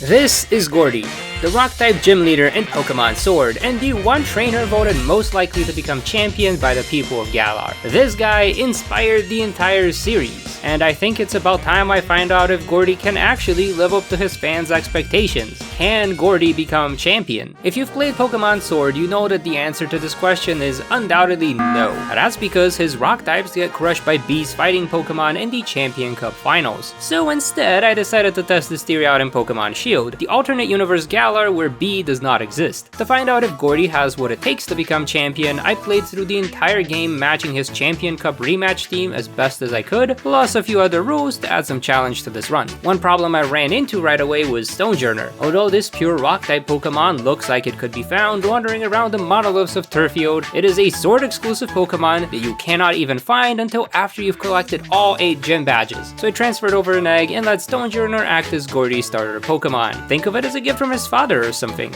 Gordie's other early game Pokemon is Roly-Coly, a pure rock-type lump of coal commonly found on Route 3 right outside of the Galar Mines. This Pokemon will eventually evolve into Gordie's ace, and to keep things canonical, I will not be allowed to use it until the very end of battle. Veteran Pokemon players might have noticed something concerning about Gordie's team. Both of his early game Pokemon are pure rock types, which are very weak to grass and water type attacks, and guess what the first 2 gym leaders use? Yeah, we're gonna have a very rocky start to this run. Aha, very funny. Well, it is true, the first 2 gym leaders are very tough to beat when you've got a low-leveled Pokemon with a type disadvantage. Perfect. What? You want to struggle? Not exactly. No one wants to struggle, but taking on a challenge is what helps you grow as a trainer, and I have a lot of growing to do. How come? It's a long story. Perfect. Hey, fine. My mom is the Ice-type gym leader in Circhester, and ever since I can remember, she's been training me to take over as the next gym leader. As a mother, she's very kind and loving, but as a trainer, she's harsh and cold. It didn't take long for me to begin hating the idea of being a gym leader, but she wouldn't let up. Eventually I got sick of it and challenged her to a battle. The winner would get to decide my fate, and You lost? No surprise there. I couldn't best an ice-cold expert with some random ice-type Pokemon that I didn't even care to train. Wait a second, if you lost, how come you're out doing the Champion Cup? I think my feelings must have gotten through to her during that battle, because instead of making me take on the role right then and there, she handed me an endorsement letter for this year's Champion Cup and said, "Too bad I can't make the champion take over my gym." I haven't spoken since. Wow, you've been through a lot. Right? I didn't used to take battles seriously, now I kinda have to. Is that why you changed over to using Rock-type Pokemon? No, rock types just happen to be very strong against ice. After all, I'll need to beat her in battle to get one of the gym badges. I see. Alright, enough chatting. Let's go train up a bit in the mines and challenge the first gym. He wasn't kidding about the training part. As we made our way towards Turffield, Gordie made sure to challenge every single trainer along the way. From BDs to EVs, Gordie took each of them down and did the same when we got to the gym. At first I was a bit concerned about how things would go, but Stonejourner turned out to be super useful against these gym trainers. Even though they do have a type advantage which lets them deal double damage, Pokemon like Gossifleur could only use Leafage, a physical grass-type move. The cool thing about Stonejourner is that it is a literal physical wall, packing very high defense and HP stats, which allowed it to take these super effective hits as if they were a Route 1 tackle. It also has a pretty high physical attack stat, allowing it to easily stomp out the weeds in our way. All of these victories helped level up Roly-Coly and evolve it into a Carco, which is a rock and fire type Pokemon. This is great news because fire can easily burn through these grass type Pokemon. Having cleared the gym test, it was time to face off against Milo. Stonejourner easily takes out the Gossifleur and bulks through a max overglow from the giant con ball. However, its second attack lands a critical hit, knocking out her pile of rocks. Carco is out next, Dynamaxing and using Max Guard to stall the third and final turn of Milo's Dynamax. Then it uses Max Flare to finish off the Eldegoss. I guess Milo wasn't much of a challenge. Maybe Nessa won't be either.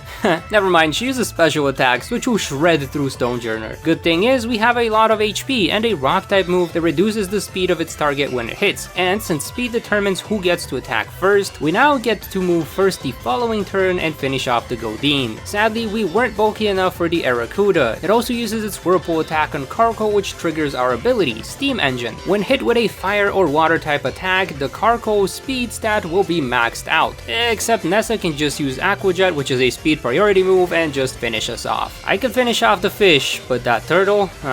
Gordie tried a second time, sending me out to defeat the Arrokuda and waste 2 whole turns of Dreadnought's Dynamax. Carbink are just that bulky. Unfortunately, Carco was not, and since we lost both tries, I think that means that Gordie can't. I can't.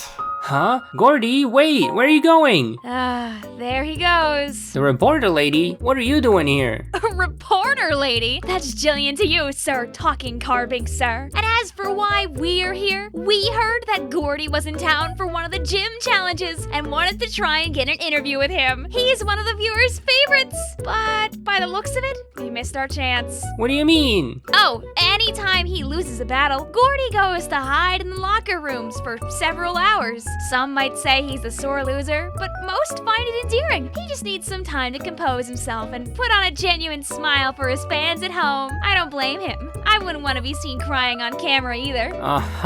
Well then, I'll go check on him. Take care! Oh, Dreepies! I should have tried to interview that talking Pokemon! Oh well. Sorry about running off after that battle. I just can't risk my fans seeing me get all sad and upset. You really care about your image, huh? Well, yeah. I've grown up with my mom always frowning and scowling at me during training, and it really brings the mood down, you know? I don't want to give off that kind of energy to the people that like or support me. So if I ever feel like I can't smile, I just find a place to hide and cool off. Might be a bad habit I picked up from hiding in all the holes at our gym back home, but hey, it works. No wonder the people like you so much. You mean well, Gordie. Thanks. And now that I'm back with a level head, I need to come up with a plan to win against Nessa. The only problem is that there aren't many rock types in Galar. I think I remember seeing a Roggenrola back in the mines. That might help stall out the Dynamax if it's sturdy enough, but I'd rather not. How come? I hear Raihan uses the Roggenrola line in his team, and he always struggles to win against Mo. Besides, I don't want to seem like I'm ripping off his team. The only other rock type I can think of is Binacle. I'm pretty sure you can find them in the mines near Hullbury. Too bad the mines are closed for inspection at the moment. Ugh, think, Gordie, think. Well then, if you can't find one in the mines, let's go out to the wild area. I'm pretty sure you can find one in those raid dens. You know, you're on to something. It's worth a shot. Let's go. The trouble with raid den Pokemon is that they spawn at random, and after checking every one of them and failing to find a single Binacle, our only other option was to buy a wishing star and use time skips until we find one. Except we're more broke than a YouTuber who barely got past 100k subs and don't have enough watts to purchase a wishing star. So Gordie had to wander around the wild area looking for a merchant that might sell them on the cheap. This one sold us experience candies, this one sold us a big pearl, and this guy, he's a real homie. He sold us a wishing piece for just 100 watts. From there we went to the den where Binacle spawns and threw in our wishing piece, and just like my luck with Genshin, we got something we did not want or need, which meant it was time to exploit some clock features. Basically, if you go to invite people to join your raid, then hop over to your Switch's clock and move it to the next day, and then back out of that raid, the game will shift forwards by 1 day, resetting the wild area shops and other Dynamax dens. However, it will keep the den you were trying to use active and reroll a new Pokemon, Binacle, just the one we needed. The good thing about Binacle is that since it's part water type, it cancels out the rock typing's weakness to water, so instead of taking double damage, we take single damage. Now that's my kind of damage. That means Binacle has plenty of time to spam Ancient Power, which will occasionally boost all of our stats by 1 stage, and taking out Goldeen with ease. Arrokuda couldn't do much either, leaving Nessa with just her Dynamax Dreadnought. Binacle tanks the first hit, and since it was so buffed up by Ancient Power, Gordie decided it was time to use our one-time heal, allowing Binacle to bulk through a second attack and getting knocked out with a third. But since Dynamax only lasts 3 turns, that puts Gordie at an advantage, as long as we can also stall out the rain, which boosts the power of water type moves to the point where Nessa can easily one-shot any of her Pokemon. Good thing I know Protect.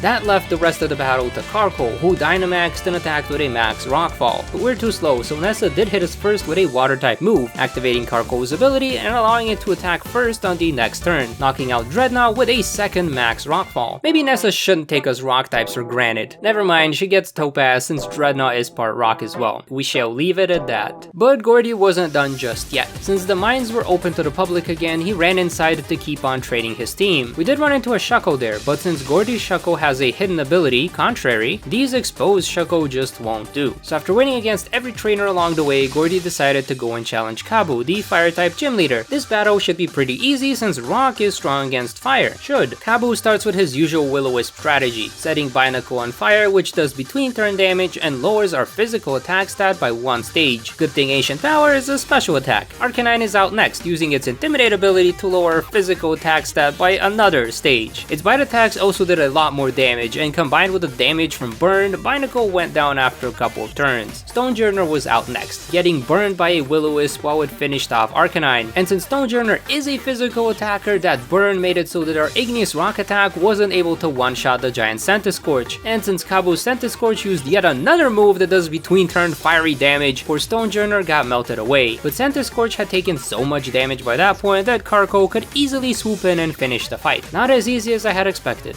but still a win. With 3 gym badges at hand, Gordie now has access to 3-star raids, which meant we could go into the wild area once again and look for another Pokemon to add to our team. Larvitar, a rock and ground type Pokemon exclusive to Shield version, and the only Pokemon Gordie adds to his team for the Champion Cup rematches. And since we finally have enough watts to buy a full price wishing piece or 2, we can go hunt for one. As luck would have it, a rare den appeared on my first wish, and after several resets we found a Pupitar, the evolved form of Larvitar. That's good enough. Gordie's team struggled to get through all of the trainers on Route 6, since many of them had fighting-type Pokemon, and this was a good reminder that Bea would absolutely destroy Gordie's team. Good thing Bea isn't in this version of the game. Instead, we get Allister, the Shy Guy Ghost Trainer, who uses some very tricky techniques like Disable, a move that essentially makes our Pokemon forget how to use its most recent attack for 4 turns, which was a bit annoying considering Water Gun was our only effective move. Instead, we took turns spamming Ancient Power and Hex at each other until Water Gun came off this ability and finished off the fight. Cursula decided to place a curse on us, which did knock out Binacle but also chopped off half Cursula's health, and that left it wide open to Stonejourner and its Rock Tomb attack. Mimikyu was another troublesome Pokemon thanks to its Disguise ability, which allows it to negate 1 attack per battle at the cost of 1/8 of its HP. Thankfully, the AI decided to stack Hone Claws to boost Mimikyu's attack and accuracy, but didn't actually attack us. Now Gengar, he did attack us, but barely did any damage. The real trouble with Gengar is that its ability, Cursed Body, disabled our only damaging move on the first turn of Dynamax, so we were once again stuck there trying to stomp a ghost, which was not very effective until it eventually knocked us out. Since its Dynamax was down, Gengar could now use Hypnosis to put our Pokemon to sleep, and then attacked with Hex, a move which does double the damage if we have a status condition. Sleep is a status condition I need more of in my life. Thankfully, Pupitar is a light sleeper like me, so it woke up on the second turn and used Earthquake to one-shot the Gengar. I guess you could say it slept on that fault line, but once again, Gordie did not let the victory get to his head and instead continued to battle every single trainer along the way. All of this battle experience got Carco to evolve into a Colossal, making Gordie's team that much stronger. But even then, I could see the doubtful look on his face. I could tell that he was taking things very seriously, even during Opal's silly gym test that doubled as an audition for the next Fairy-type gym leader. He did not want to be a gym leader, yet he faced every gym trainer as if being a gym leader is what he had trained to do his whole life. I mean, I guess he has. Lucky for him, that wasn't enough for Opal, who simply judged him as not pink enough, but he was not here for that. He was here for a gym badge. Opal starts the battle with Weezing, a Pokemon with strong physical defenses, so we go for the special attack Ancient Power instead. On our second turn, Binacle got the all-round stat boost from Ancient Power, which gave me hope for this battle, except Opal got a critical hit on us and shut that hope down. Stonejourner was out next to set up some Stealth Rocks, an entry hazard which does damage depending on how weak the Pokemon is to rock-type moves. Next up, we set up a Wonder Room, a funny attack which swaps the defense and special defense stats of Pokemon on the field. This is extremely useful since Weezing has a really high physical defense and Stonejourner has an abysmally low special defense. But now the tables have turned. Fairy Wind barely does any damage to us, while our Rock Tomb easily finishes off Weezing. Mawile will be problematic since it lowers our attack with Intimidate and is part Steel type, meaning it can resist our Rock type attacks. Oh, and it is also a physical attacker, and due to Wonder Room, we currently have like 0 physical defense. Pupitar can easily finish off Mawile with an Earthquake attack, and the Stealth Rocks do a bunch of damage damage to Togekiss. That means it's weak to rock. This just leaves Opal with her giant cake. It takes major damage from our Stone Edge, but uses G-Max Finale, which helps restore some of its HP. It was time for Colossal to make its first appearance, using Max Guard to stall the turn and let Opal's cake get very stale. Then it set up a Sandstorm with Max Rockfall and finished off the Alchemy with another Rockfall. We had won another gym badge, but Gordie was not looking too happy. Our next opponent would be Melony, his mother, and something tells me that he might be feeling a bit anxious about the upcoming match. So anxious that he once again challenged and defeated every single trainer on Route 8. I was also a bit confused because there are two Rock-type Pokemon that show up on this route, Rhydon and Crustle, yet Gordie didn't catch either of them for his team. Sedimentary, my dear Watson. He was simply too focused on refining his team, so he didn't bother adding more to it. When we finally got to Circhester, Gordie put on a smile once again and walked right into Bob's your uncle for a hearty meal. Apparently they served a special soup there that would give Colossal the ability to change form when Dynamaxing, as well as give it a new Rock-type G-Max move. Then it was time for the dreaded battle. Our newly evolved Barbaraku uses Rock Tomb to one-shot Melony's Frostmoth, then did the same to Darmanitan, who taunted us to prevent the use of Shell Smash. Since its HP was below half, Darmanitan's Zen mode ability activated to change its form into this fiery snowman, which is faster and stronger. It uses moves like Icicle Crash, which might not do much damage, but often cause us to flinch, preventing action for that turn. Anyways, we eventually do get to move and finish it off with a Rock Tomb. Out next is Ice-Cube with its Ice Face ability, which outright negates one physical attack, then changes the Pokemon's form, which reduces its defense stat but increases its speed. This gave Ice-Cube the opening to finish off Barbacle. Pupitar was out next, but since Ice-Cube's new form had a ton of speed, it got to move first and set up a Hailstorm, which lets this Pokemon make a second Ice Face, negating yet another of her physical attacks. It was not going to negate another. That left Melony with just her Dynamax Lapras, who one-shot her poor Pupitar and set up some rain, meaning that all of our rock types were in big danger. Realizing that the rain would allow Lapras to one-shot Colossal, I asked Gordie to send me out next. I might not be much of a fighter, but I can defend well, and even though the Lapras got to knock me out, I managed to stall the rain. Now Gordie can finally shine. He Dynamaxes Colossal and instantly gets hit with a powerful Surf, which would have one-shotted in the rain, but not this time. It survives with a few HP, activates its Steam Engine ability, and attacks with the new G-Max Vocalith attack. Instead of setting up a Sandstorm, this move deals between turn damage to Lapras. And since Steam Engine makes us ridiculously fast, we can attack on the following turn and win the battle.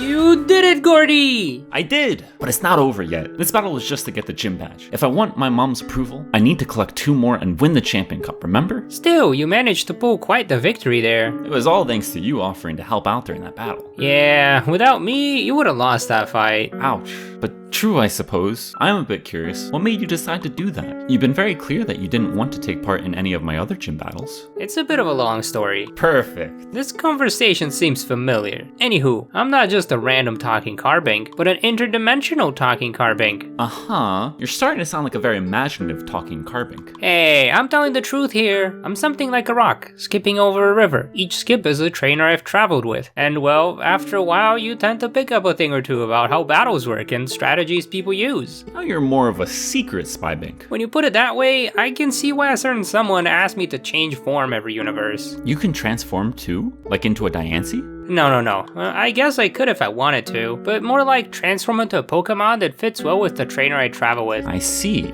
This also means you'll eventually leave, doesn't it? I try not to think about that part, but yeah. A portal appears shortly after the battle for Champion that sucks me away into the next universe along my journey. It doesn't matter how much I like the trainer I'm with or how long I want to stay, I'm just a rock, skipping through the river of universes. Well then, I thank you for your help, Mr. Guidebink, but if you'll be leaving my team, I think I need to strengthen up my other Pokemon. That way I can remain champion even after you're gone. See, that's exactly why I didn't want to take part in the battles. Ah, it all makes sense now. Well then, let's go to the wild area and train the team some more. Also, I hope you can tell me more about your journeys. It sounds like you've been through quite a lot. Well, out and about in the wild area, Gordie began to challenge Pokemon in various Dynamax dens. He was after some very powerful TRs like Liquidation for his Barbacle and Stone Edge for Colossal. We also tried to find a Shuckle, but since they were locked behind 5-star raids, we'd need to collect all 8 gym badges first. So after that training spree, Gordie made his way over to Spikemouth to battle Piers. The battle starts out with Intimidate to lower our attack and a Fake Out to flinch us on the first turn. Gordie set up a Shell Smash which lowers our defense stat stats but boosts our speed and attack, then tries to liquidate Scrafty, only to fail and get knocked out with a Brick Break. Stonejourner is out next, setting up some Stealth Rocks and using its newly learned Body Press attack to finish off Scrafty. Pierce instantly goes for his Obstagoon, which will use its Obstruct move to block out every other attack.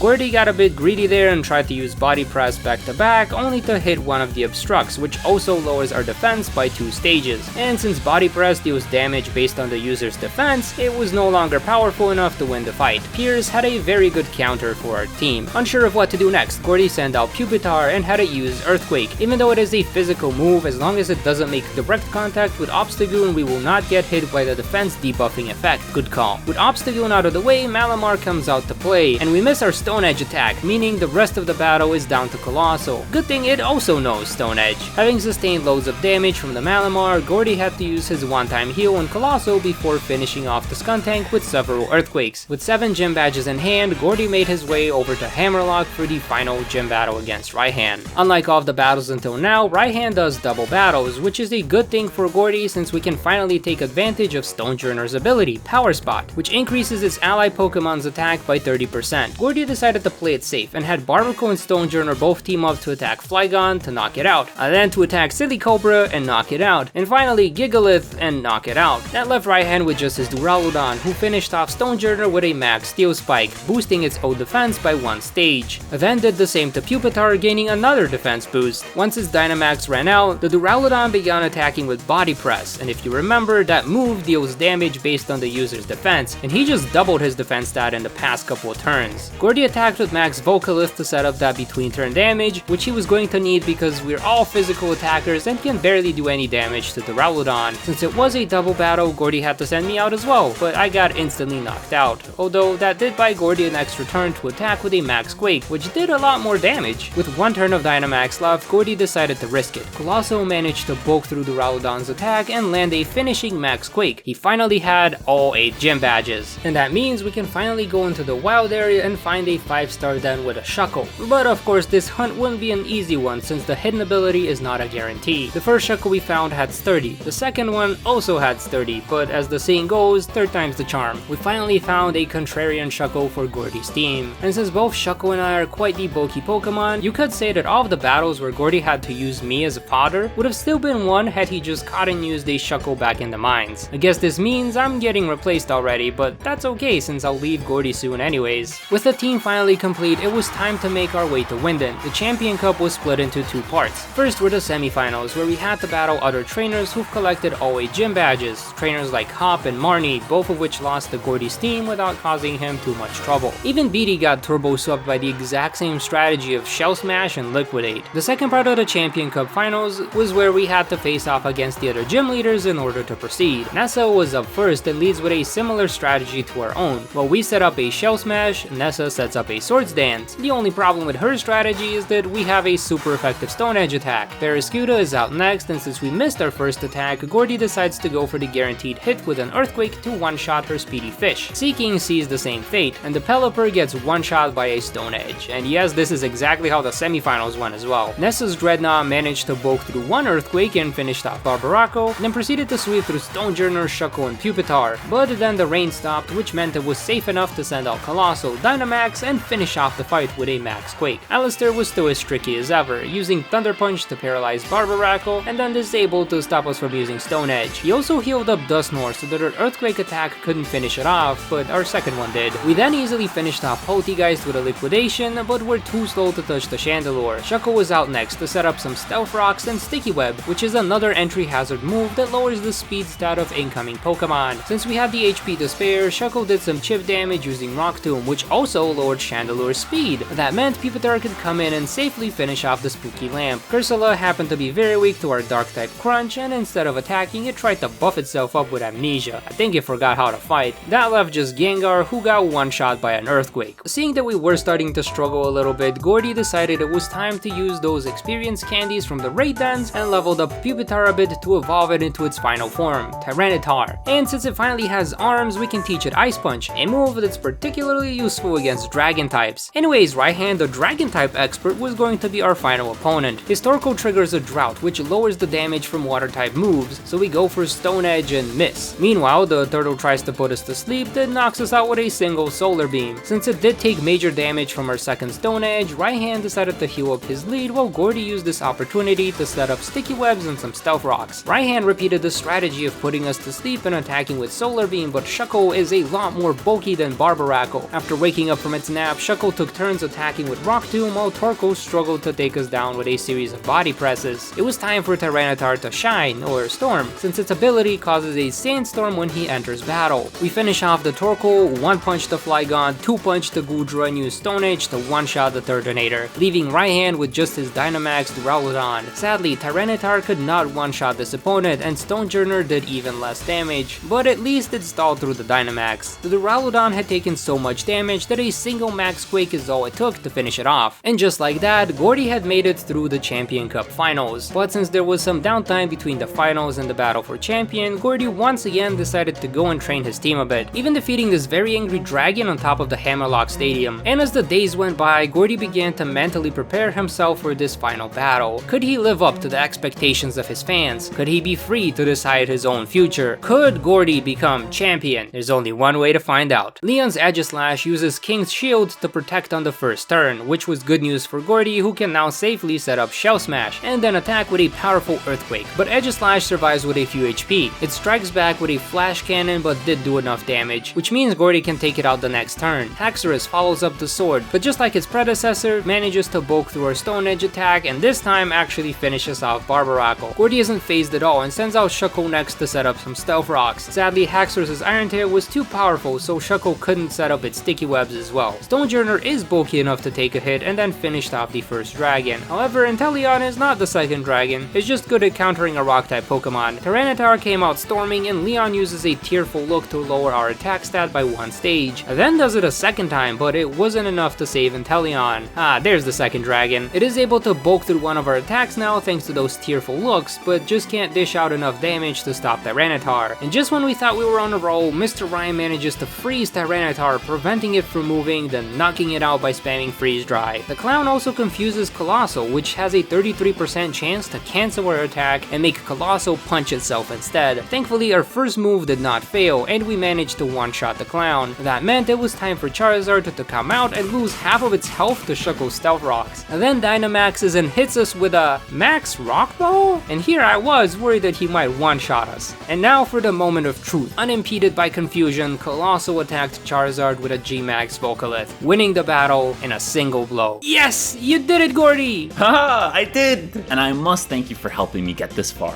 Yeah, no problem at all. Now let's hurry to the locker room. Huh? Why? Well, you said a portal will pop up and take you away after the battle for champion. I don't think I can keep on a smile when a dear friend goes away. Gordie, just because I have to leave this world doesn't mean I'll be gone forever. I'll still remember you and you remember me. Besides, each step I take means I'm getting closer to home. Maybe you should think of it that way and feel a bit happy for me. I guess you're right, but that doesn't change the fact that I'll miss you. We've been together through the whole gym challenge. We shared stories of our past, and now I'm realizing that this friendship cannot last. Hey now, you're starting to make me feel sad as well, but I guess you're right. Let's go to the locker room one last time.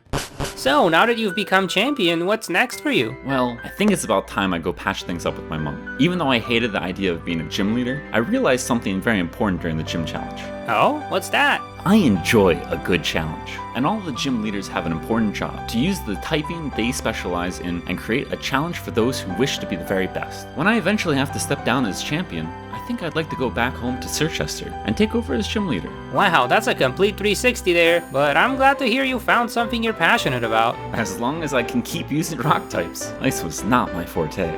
We do rock. And what about you? What do you think you'll do when you finally get back home? I haven't thought much about it, to be honest. In fact, I don't really remember what home was like. Well, that's concerning. Then again, they say home is where the heart is, so I think if you follow your heart, just like I did, you will find it eventually. Thanks, Gordie. Speaking of going. That's the portal, I take it? Yep, looks like it's time. Any last words before I go?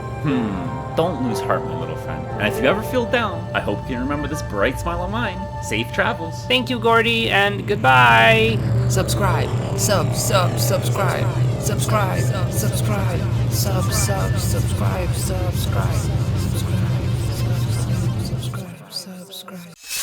A cold winter night, a candle-lit light.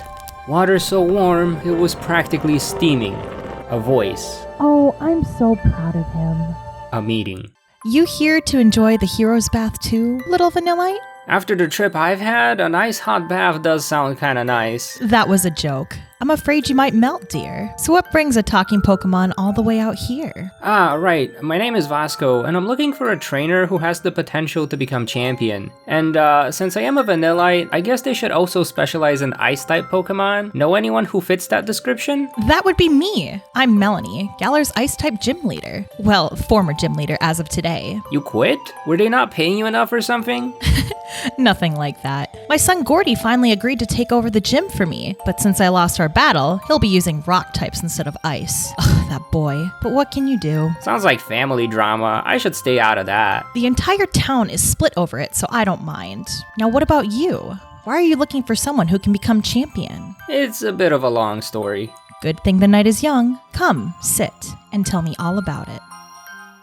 This is Melony, the Ice-type gym leader exclusive to Pokemon Shield. She is considered to be one of the strongest gym leaders in the region, being able to win even against Raihan. Yet in the game, she ends up losing to Allister in the first round of the Champion Cup finals. This scripted game event made me wonder what would happen if Melony had some free will and showed off her actual skill. So I'm going to play through the whole game as Melony and see if she can actually defeat all of the gym leaders and become champion. To add an extra level of spice, this run will be in Pokemon Sword instead of Shield, since both Bea and Gordie have a type advantage against this cool Pokemon. Oh my, you think a silly little type advantage is enough to get in my way, dear? That's usually how these games work. I've been a gym leader since my 20s. Do you know how many people have come to challenge me using Pokemon that have a type advantage? I guess you make a good point, but this will also be hard since most of your team isn't available until after the 6th gym. And that's why I'll bring all of them. You're just gonna roll into the first gym with a full team of ice types? Doesn't that seem a bit unfair to Milo? Well, I can't leave my babies at home now, can I? What about Gordie? He's not a baby anymore. Gordie's finally become a gym leader, which is why I can go traveling with you now. I usually add Pokemon to the team as they become available, but this is the one trainer in the entire game where this tradition simply wouldn't work since half of her team isn't available until after her gym. You need the water bike to get a Lapras, 8 badges to get the hidden ability their Manitan, and an entirely different video game to get Ice Cube. My options were to either use only half of the team that is available for the majority of the run, or bring her whole team along for the entire ride. And since I have suffered through the early game for all 19 of my previous runs, just this once, I want to remind myself how things go when you roll up to the first gym with a full team of 6. I am so sorry, Milo. Little Snom can 2-shot the first flower, but stands no chance against Milo's Dynamax power. For some reason, I thought that I can come in with an under-leveled Lapras and just sweep, but my silly little ice cream brain forgot that Lapras has a weakness to grass-type moves, so don't mess with Milo. Thankfully, Darumaka knows Avalanche, which is strong enough to one-shot his Eldegoss. For a second there, I thought we might actually lose, but to be honest with you gamers, using a full team just doesn't feel fair or challenging, so I think we need to adjust the rules a little bit. I agree. It's no fun if my opponent doesn't even stand a chance. I prefer to at least give them a little hope of winning. Right, so how about this? You can keep using Lapras, and then you get one more Pokemon for every gym badge you earn. How does that sound? So you want me to fight Nessa with just Lapras? Well, when you put it that way, I think it might be a bit too challenging. Impossible even. She's been the main roadblock for almost every trainer I've traveled with. Huh. Sounds like you don't believe in me. I mean, you did bring 6 Pokemon to the first gym. How rude. Fine. I guess I'll just have to show you. And then, you'll owe me an apology. Instead of Dynamaxing right away, Melony decides to use Ancient Power on Goldeen, which triggers its effect to boost all of Lapras' stats by 1 stage. And since Nessa's Fishy is bulky enough, Melony managed to get a second boost from Ancient Power before knocking it out. At this point, all of our stats are doubled, and just before knocking out the Arrokuda, Ancient Power's effect procs a 3rd time. That's some real good luck there. But even with a triple boost, Lapras cannot simply one-shot Nessa's Dreadnought. However, the real benefit of all these boosties can be seen when Nessa tries to attack us. Yeah, so as it turns out, Nessa stood no chance here. And not just because of the Ancient Power buffs. I used the damage calculator to see what would have happened if Melony didn't get any of the power boost from Ancient Power, and it turns out she would still win with just 1 Pokemon. I don't even know what to say. I believe what you should be saying is, I'm sorry I doubted you, Melony. Do I have to? It's a bit cringe, isn't it? Yes.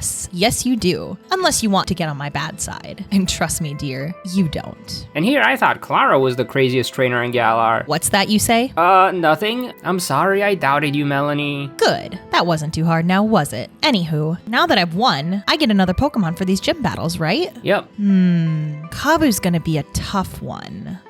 I'll choose Darumaka. Although it looks like this little guy can barely do any damage since Ninetales instantly sets it on fire and then one-shots it with an ember. So once again, she'll have to rely on Lapras to solo the gym. This time, Melony does not wait to Dynamax and uses Max Geyser to set up some rain. That way she can easily one-shot Kabu's Arcanine, and since Lapras also has a 4 times effective Rock-type move, his poor Scorch does not stand a chance. Her next Pokemon of choice was Snob, and it ended up evolving after Melony took it to the museum in Hammerlock and rounded up some Team Yell Grunts that were causing trouble near Route 6. Speaking of trouble, Melony tried to bargain with me about getting one more Pokemon on her team. According to her logic, if she gets Lapras plus 1 Pokemon per gym badge, she should have gotten 1 more Pokemon after Milo, but chose not to use it against Nessa since I was doubting her skills. And when I tried to counter her argument, she just got colder and colder towards me. If I were to make an analogy, I'd say that she's ice so thick you can park a bunch of cars on top of it and it still wouldn't budge. Anyways, I gave in and added Ice Cube to the active team. Then it was time to face off against Bea, the other major hurdle during these character runs. Melony leads with Frostmoth, who takes a turn to set up Hail, then hits Hitmontop with a Hurricane. But that's not nearly strong enough to take down the spinning top of a Pokemon, and Bea gets to knock us out with a Revenge. Ice Cube can step in to finish off Hitmontop and then tries to slow down Pangoro with an Icy Wind, but Bea decides to set up Work Up, which boosts his attack stat. And she does it again, so this is gonna be a problem. Usually, Ice Cube can negate 1 physical attack per battle thanks to its ability, but since Pangoro has Mold Breaker, it can just circle throw us into oblivion. Thankfully, we're fast enough to attack first with Darmanitan, so it finishes off this bulky bear.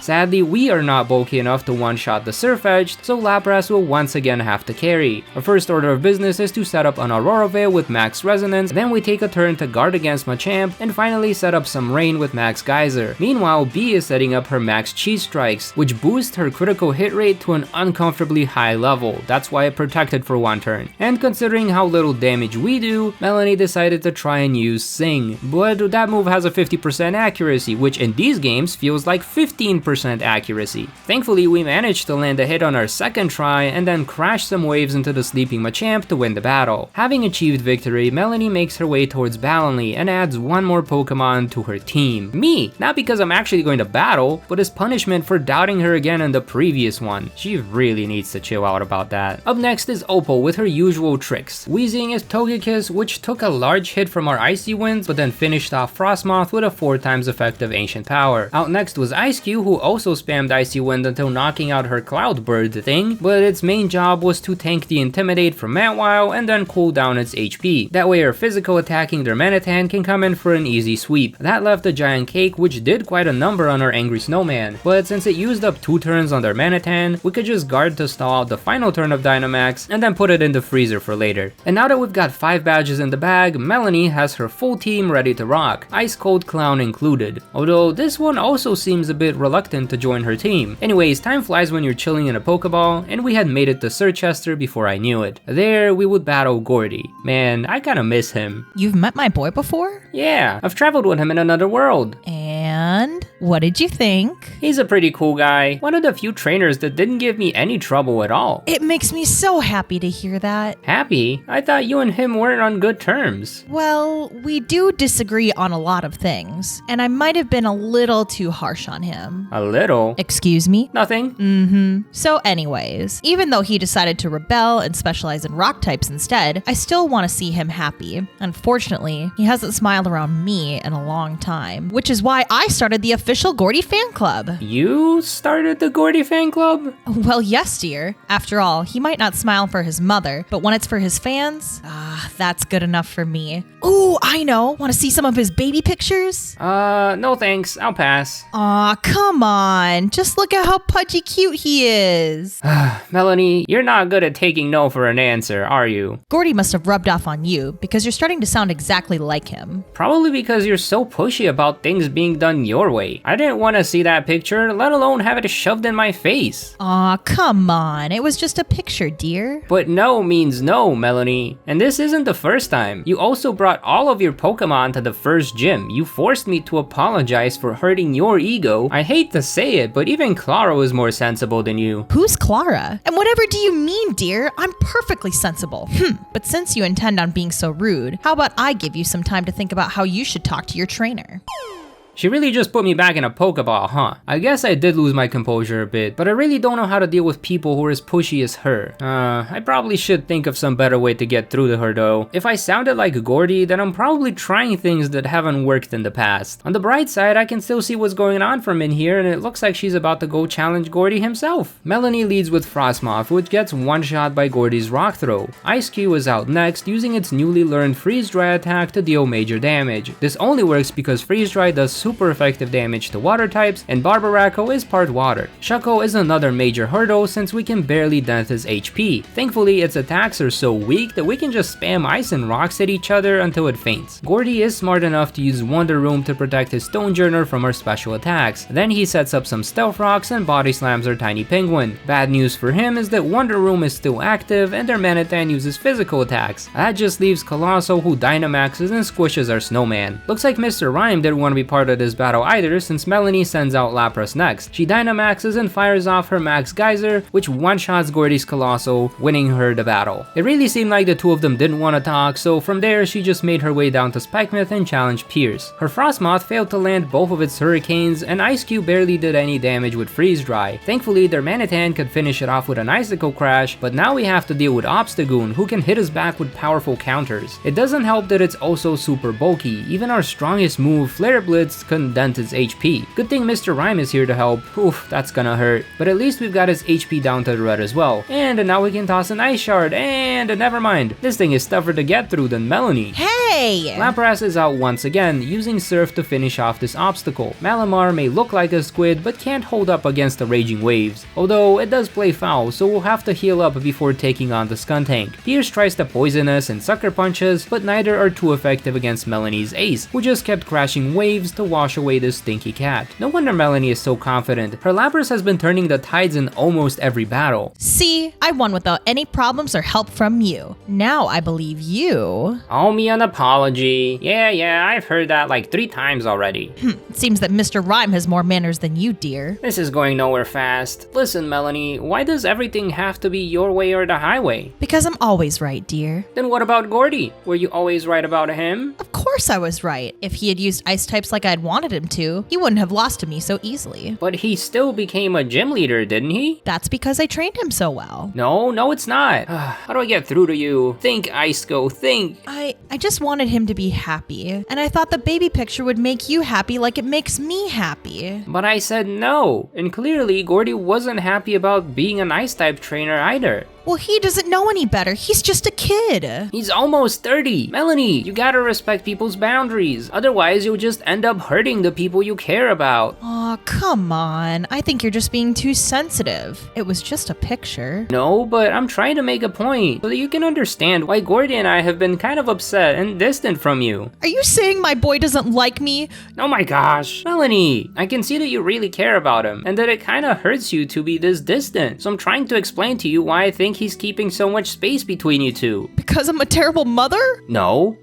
Stop going to the worst conclusions. I remember him saying nice things about you. It's more so because you're probably not respecting his boundaries or decisions. But if he doesn't listen to me, he's gonna struggle in life. But is he struggling now? No, but he could be better off if he was an ice-type trainer instead. So you'd rather him follow your path and be unhappy? No, I'd rather you stop trying to gaslight me. I'm an ice-type. I cannot use such moves. All I'm saying is that you should really consider what he wants and try to respect his choice a bit more. But then he'll struggle even more. Struggling is how we grow. Come to think of it, you're struggling right now too, aren't you? Struggling not to cry, yeah. Alright, well, I'm sorry for doubting your skills, Melony. And I'm sorry for shoving the picture of baby Gordie in your face. Did you just? Don't question it! Now come on, we've got one more badge to get. Out of all the gym leaders, Melony is the only one who's able to take down Raihan according to the in-game lore. But can she do it for real for real? Their Manitan uses Icicle Crash to get rid of Flygon in one fell swoop. Meanwhile, Frostmoth sets up a Tailwind to speed things up before getting Rock Blasted out of existence. Melony tries to be funny with Earthquake but fails to do much damage to either of her opponents. Meanwhile, Raihan sets up some Stealth Rocks and paralyzes our main attacker. Ice-Cube managed to finish off the Sandaconda with its Freeze Dry, but stood no chance against the giant Skyscraper. Mr. Rime and Lapras were out next, and by that I mean Mr. Rime was fodder while Lapras set up on Aurora Veil with Max Resonance. Since I was also on the team and this is doubles, I was kind of forced onto the battlefield, and of course the Duraludon decides to pick on me, giving Melony the opening to finish it off while still Dynamaxed, and that just left Gigalith, who fell to a Max Geyser. For all that talk about not doubting her skill, she sure came close to losing this one. In fact, if I wasn't there to distract Duraludon, Melony probably would have been done for. Guess she owes me an apology now. Anywho, having cleared all 8 gyms, she could now make her way through the Icy Route 10, which is where one would normally find an Ice Cube in the other game. Typically when we get to Winden, we'd have to participate in the semi-finals first, where we battle against Marnie, Hop, and Bede, and gameplay wise they were all easily defeated. Bede was the only one to get Lapras onto the battlefield, but by then it was too late for him. So it's actually time for the Champion Cup Finals, where all the gym leaders face off to see who gets to battle Leon for his title. First up was Nessa, who uses physical attackers and water type moves, which happen to be very weak to a certain freeze drying penguin who can negate one physical move no matter how strong it is. Bea on the other hand, not so easy. She one-shots Frostmoth but then leaves her Hawlucha wide open to Ice Cube's frosty moves. Phalanx took a Zen headbutt like a champ and finished off her penguin with a close combat, which left its defenses lowered against Mr. Rime. We did not have the Tap Dancing Clown during our first battle, and I kinda wish we did, since its psychic moves can just shred through Bea's team. Machamp survives thanks to the HP boost from Dynamax, but it has too little HP left after the Manitan gets to it. Oh right, I almost forgot that trainers in this game actually use healing items. It's got full HP now, but we've set up a Max Resonance defense wall and then squished the tiny Machamp while it tried to cross chop us. Not very effective if you ask me. That left just Raihan again, but this time in the singles format and leading the battle with a Sunny Day Torkoal. Frostmoth is useless as ever, but their Manitan, yeah, this guy knows Earthquake. Up next is Raihan's Fiery Trap Dragon, which will not hesitate to obliterate anything that touches its shell. And since it took a lot of damage from their Manitan, Raihan decided to use up his one-time heal while Mr. Rime set up a nasty plot to double its special attack. All powered up, we could now sweep with Psychic, then Freeze Dried. And the one time we didn't one-shot, Raihan was too busy trying to change the weather instead of change our HP bar. That left him with just Duraludon, which used Max Rockfall to set up a Sandstorm again, but since Mr. Rime lived, it could do some major damage before getting knocked out by the bad weather. Great! With 2 turns of Dynamax down, Ice Cube came out to stall the last, and since the ice on its face was gone, the penguin was so fast that it could attack first the next turn and finish the fight. No Lapras needed. The lore was right, Melony can definitely defeat Raihan, but only in singles. She can also defeat Eternatus, since dragon types are very much weak to ice type moves, and once it was defeated, Melony had exactly 3 days to prepare for her battle with Leon. Except instead of going to level up her team, Melony went to Circhester to enjoy some more meals at Bob's Your Uncle and then relaxed a little bit at the hero's bath. And then a bit later, I saw her walking with Gordie, who was smiling for once.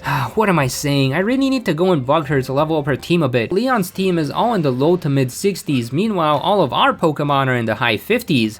But if she heard me say that, she'd be all like, just sit back and watch, and when I win, you owe me an apology. But what if she doesn't? Am I gonna be stuck here forever with her? We gotta level up, we really gotta level up. Oh my gosh, Melony, please level up. You know what? I think I should go take a nap and try to calm down a little bit. So the days went by and we returned to Winden for the final match. Leon leads with his Aegislash while we lead with Frostmoth, and surprise surprise, it gets one shot. But this time it got to set up a Tailwind first. Ice Cube was out next using Surf to deal some decent damage, but Leon goes for a special move that one-shots us without disturbing the Ice Head. Things were not looking good. Thankfully their Manitan could finish off the scrawny sword, one-shot the Haxorus, bulked through Dragapult's flamethrower, and shook up Inteleon, but not enough. Since it is a water type, Mr. Rime could come on out and use Freeze Dry to take care of the water starter, and then the real evil clown shows up. Since we had so little HP left, our Mr. Rime couldn't come out on top, but the stage was set for Lapras to Dynamax and sweep with a Max Geyser. With Rain on our side, we could do some extra damage, but of course the Dynamax Charizard is a lot faster and hits us with a Max Rockfall, which doesn't do much damage. And it's at that moment that I realized, even though we were 5 levels lower slower, that Charizard stood no chance. It simply was not doing enough damage. So with our last Max Geyser, we washed away Leon's final Pokemon, claiming the title of champion.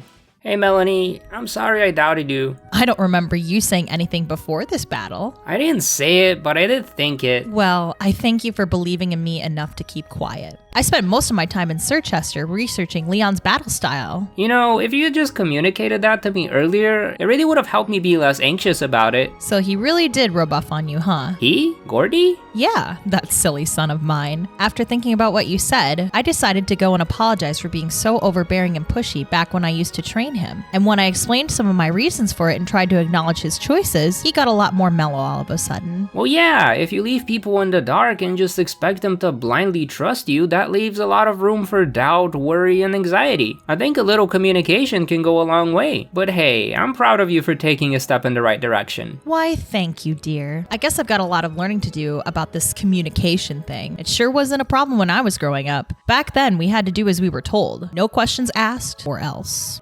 That explains a lot. I'm guessing you've grown up with a lot of worries yourself then. Probably why you're so picky about people's perception of your battle style. I don't know, I've never really thought about it. But I guess I should, especially since that's a great excuse to go sit at the Hero's Bath. You really like that place, don't you? It's my favorite spot in all of Galar. A pool of warmth in a city that's been frozen over. If you ever feel lost on your journeys, be sure to drop by. The relaxing hot water is great for washing all the stress away after all. No wonder you like going there. Speaking of stress... Time for you to go already? Looks like it. To be honest, at first I kinda couldn't wait to leave. Ouch. Was I that bad of a trainer? At first, yeah, but since you were open to talking and trying to make things better, I kinda wish I could have stayed a bit longer and hang out with you some more. Likewise, dear. You were a lot of help. After all, it's thanks to you that I got to see Gordie smile again. It's not all me. You're the one who took a step forward. And it is quite the smile, isn't it? Spoken like a true member of the Gordie fan club. Want a picture for the road? Nah, I'm good. Besides, I can never forget someone as cool as Gordie. Alright then. I'll hang on to it for now. Safe travels, dear. Goodbye, Melony.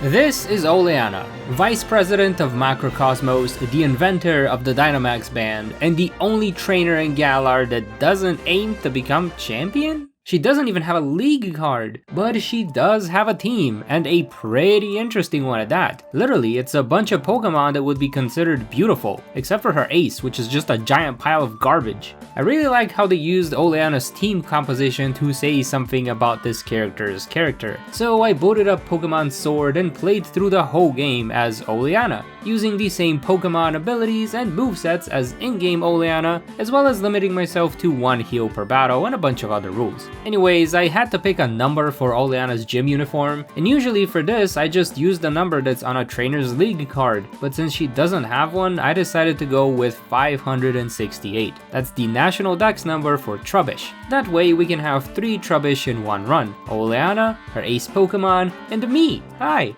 The only other early game Pokemon on her team is Bounsweet, which can be found in the grass near the entrance to Motostoke. This cute little mangosteen was very useful in the Galar mines, where most of the trainers had some sort of rock or ground type Pokemon, and we had to fight a few more of them than usual, since Oleana needed to take a side route to snag the TM for Rock Blast. I personally prefer Wooloo-Blast, but that's a Milo exclusive move. We did try to learn it by wrangling some Wooloo in his gym, and taking down all the gym trainers with our poison acid sprays, but the only thing we got out of it was an evolution. We also asked Milo directly, but all he wanted to do was battle. I mean, that is his job. Our newly evolved Steenie wasn't quite strong enough to take down the first Pokemon, but that was okay since we could just Dynamax or Trubbish and start setting up with Max Ooze. Every time we use this attack, we get a buff to our special attack stat, and Trubbish is a special attacker. This was great news for us since the Dynamax Pokemon have a lot more HP, and our Trubbish can barely bulk through one attack when it's back down to its regular size. Thankfully, we had just enough buffs to finish off the giant cotton ball the next turn and get ourselves a win. From there, we made our way through Route 5, but instead of running straight towards Hulbury, we took the scenic route through the grass so that Oleana could pick up another TM for her team, Attract.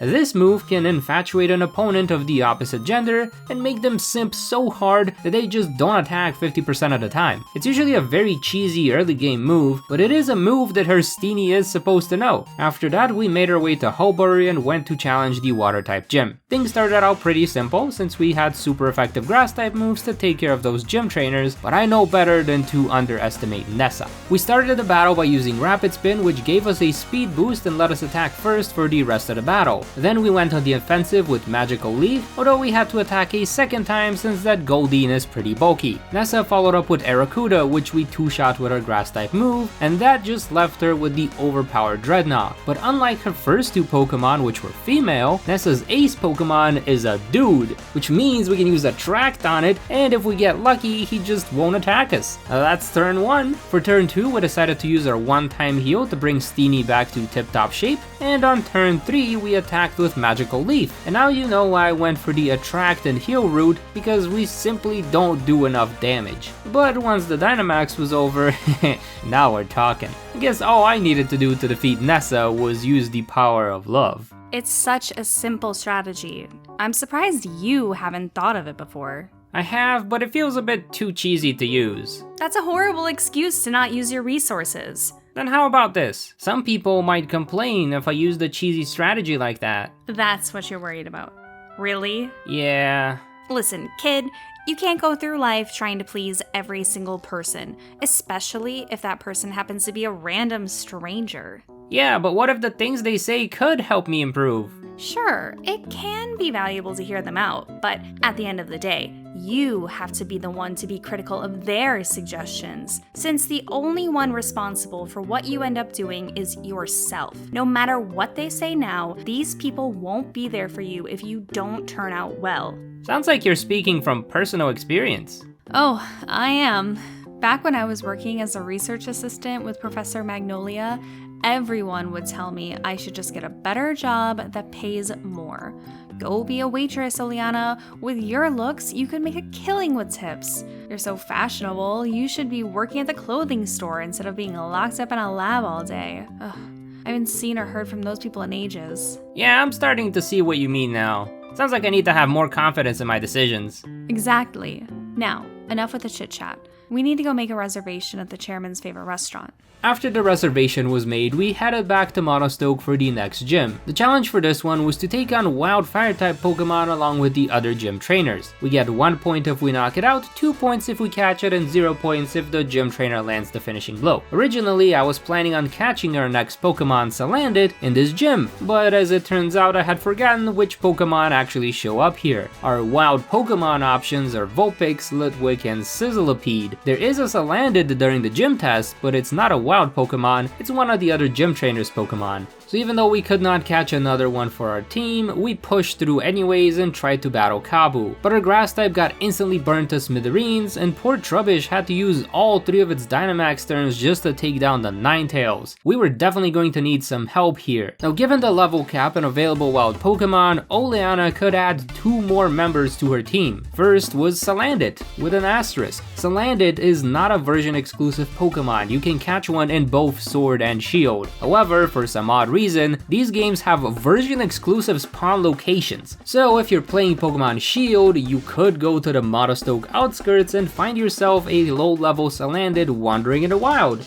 But if you didn't notice this one little difference when picking which game to do your run in, you'll find a 0 Salandit in the same area. Anyways, I booted up a random Shield save, caught one there and traded over to Oleana since I did not want to redo the whole introduction of the game just to catch one Pokemon. But Salandit alone was not enough to win against Kabu, trust me, I tried. So I had to go out into the wild area when it was snowing to catch the other Pokemon for Oleana's team, Snorunt. This is also her official lead Pokemon, and if you thought the attract strategy was kind of cheesy and sleazy, I can't wait to tell you how much worse this Pokemon is, because Oleana Snorunt canonically knows Double Team, which means we can run max evasion and then just dodge every single attack. Sadly, Snorunt is a bit too slow and too weak to make the strategy work, so we had to go back into the wild area, grab ourselves a Dawnstone near the Lake of Outrage, and evolve it into a Frostlass. Now that we could outspeed the Ninetales, we could set up enough double teams to dodge all of its attacks, and since Frostlass is a lot stronger than Snorunt, we could also use our Shadow Balls to finish off the Fiery Fox. We could also dodge every single one of Arcanine's moves and slowly knock it out, leaving Kabu with just his ace. Now the thing about Dynamax Pokemon is that all of the moves are guaranteed to hit, so our evasion strategy will not carry us much further. But our Salandit sure will. It managed to poison the Centiskorch and bulk through the remaining 2 turns of Dynamax. Then we followed up with Steenie, which tried to use the attract strategy, but this mustachioed gentleman is no simp. He is, however, very weak to rock-type moves. So thanks to the combined power of all our new teammates, we managed to win yet another gym badge, as well as the TM for Will-O-Wisp, which we will need for our Frostlass. After the battle, we made our way through Hammerlock and then headed out west towards Stoan's side, but got stopped by a couple of Team Yell Grunts. After taking them down, Steenie had leveled up and learned the move Stomp, which for some reason is what makes this Pokemon evolve. I guess it kinda likes to dominate her opponents by stepping on them or kicking them, which I'm pretty sure makes this the most risky Pokemon design we've had to date. No, not that kind of date. Before jumping into the next gym, we looked around Stoan's side since I remembered that one of the NPCs will give us a flying type move, and Serena is supposed to know a flying type move, but that move ended up being Fly, which is not something this Mangosteen Queen can do. However, we did find a temporary compromise. The flying type move Serena's supposed to know would be super effective against the fighting type Pokemon in the upcoming gym, but since we cannot access that move yet, why not pick another that's also super effective? As luck would have it, a Zen Headbutt, a psychic type move, fit that bill just right. Although I'm not sure if we'll even need it since Bee's lead Pokemon has no moves that could damage Frostlass, giving us the opportunity to once again max out our evasion with Double Team. Then we could set her Pokemon on fire with Will-O-Wisp and sweep with Hex, which does double damage if the enemy has a status condition like Burn. Her Pangoro was extremely bulky and knows Night Slash, which could probably one-shot us, but we didn't get to find out since every single one of its attacks missed. Next up was Sirfetch'd, which also tried to set up Swords Dance so it could one-shot us maybe, but it can't damage us if it can't hit us, so down it goes! And once again the evasion strategy just goes down the drain against the Dynamaxed Ace, since their moves cannot miss. But we did get to set up a Will-O-Wisp before it managed to knock us out, that way its physical attacks won't hurt us as much. We followed up with Serena, who used her Drop Kick to further lower Machamp's physical attack, but it used Max Strike, which lowers her speed, letting it attack first the next turn and knock out her Queen before she can apply any more debuffs. The bad news for Bea was that her Dynamax ran out, her Ace was on fire, and all we had to do was stall long enough for it to burn out. An easy win for Oleana. When we stepped out of the gym, Oleana and I noticed that there was some sort of commotion in town, and we were curious enough to go check it out. Unfortunately, what we found was Gym Challenger Bede trying to use the chairman's Pokemon to destroy a historical mural on the outskirts of town. Thrown into a fit of rage, Oleana instantly challenges him to a battle. We did battle Bede 2 other times so far, but both battles were not in our favor since we only had 2 Pokemon, one of which was weak to Psychic type moves. But then now we had Frostlass, and that changes everything, because we could just set up Double Team to avoid any damage and then sweep through his Psychic type team with our super effective Hex. Since we managed to win, we could stop him from further damaging the site, although his actions required quite the severe punishment. To think he'd use the chairman's own Pokemon for such a devious deed. I kinda got the impression that you were the one egging him on to do it. I encouraged him to work hard, not this. Maybe he took it the wrong way? See, that's the problem. I'm not responsible for Bede taking things too far. He should have exercised some judgment and realized that this path would never be acceptable. What if he didn't know any better? Then let this be a learning experience. There is no better teacher than failure. Are you being a bit too harsh? I mean, he didn't have to get disqualified from the Champion Cup and all that. No, you're being too soft. If we were lenient on Bede because he's our associate, that would look bad on Macrocosmos. And even worse, it may encourage other employees to act out of line too.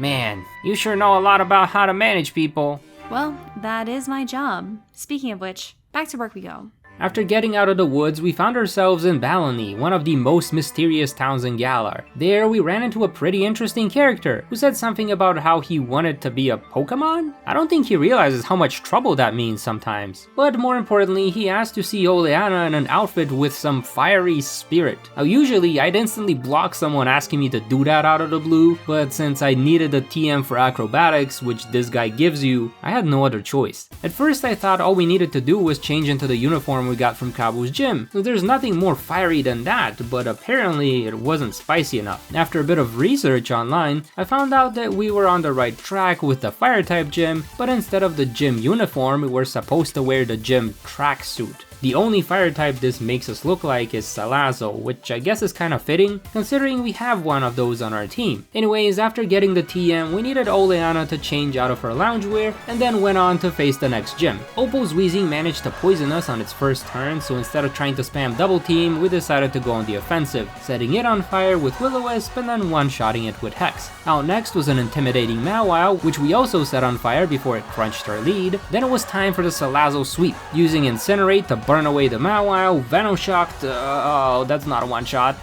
but that is.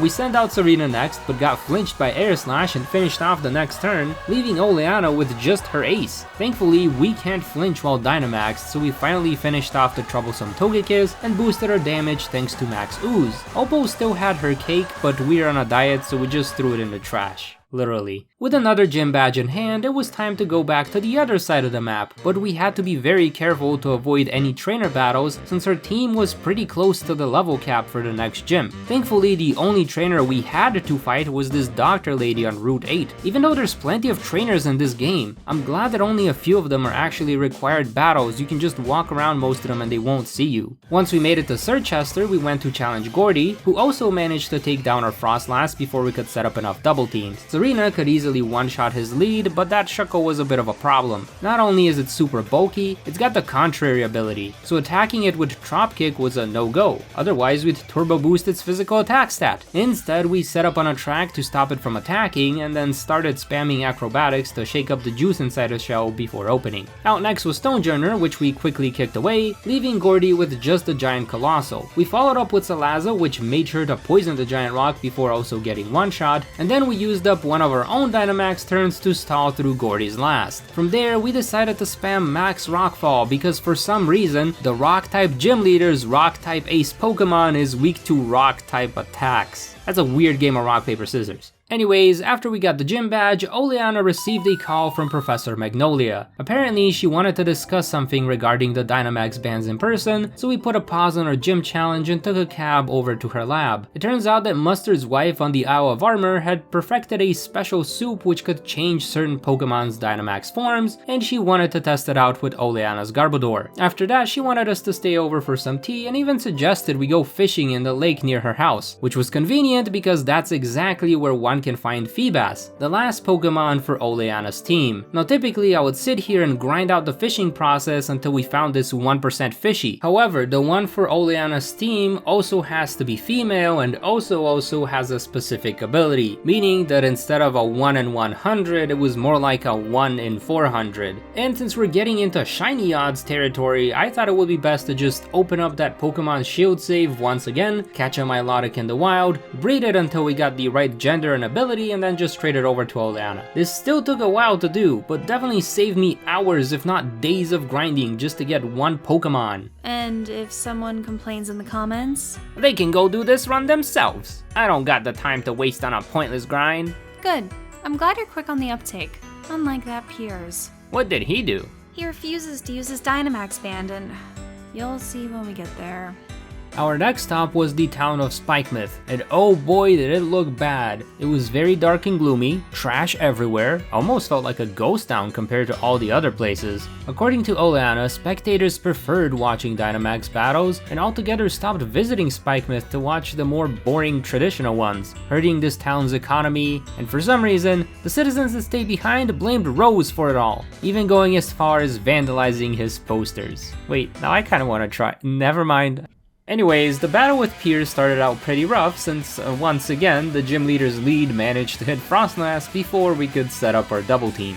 so we used Will-O-Wisp and let Serena take care of the problem. Malamar was a big-time simp that let the Queen stomp him out of battle, and even Obstagoon wasn't immune to her charms, leaving its defenses down for a couple of turns, but I guess he's not one to get let on, since he very quickly began listening to Piers instead of his heart and managed to knock out Serena, although our drop kicks had made him too weak to do anything against Salazzle. That left Piers with just Skuntank, which we could poison thanks to Salazzle's corrosion ability. The bad news for us was that the Skuntank could sucker punch us, but the bad news for him was that our Milotic could just wash it away with Surf, giving us another easy victory. The final gym leader would not be as easy to take down. His breaking swipe weakened Serena's physical attack, but our plan was the same, using Icy Wind to lower his Pokemon's speed and Drop Kick to debuff the Gigalith. Now that we were faster, Froslass could finish off the Flygon and Serena could kick the rock off the field, meaning it was time for Raihan to Dynamax. We used the same strategy to slow down his last two Pokemon and deal major damage to the Sandaconda, but he returned a favor by finishing off Froslass and paralyzing our Queen. Since we needed to stall a bit, we followed up with Milotic, whose Surf could shoo away the Sandy Snake, but Raihan was focused on revenge, using Max Knuckle to finish off her Tropical Sweeper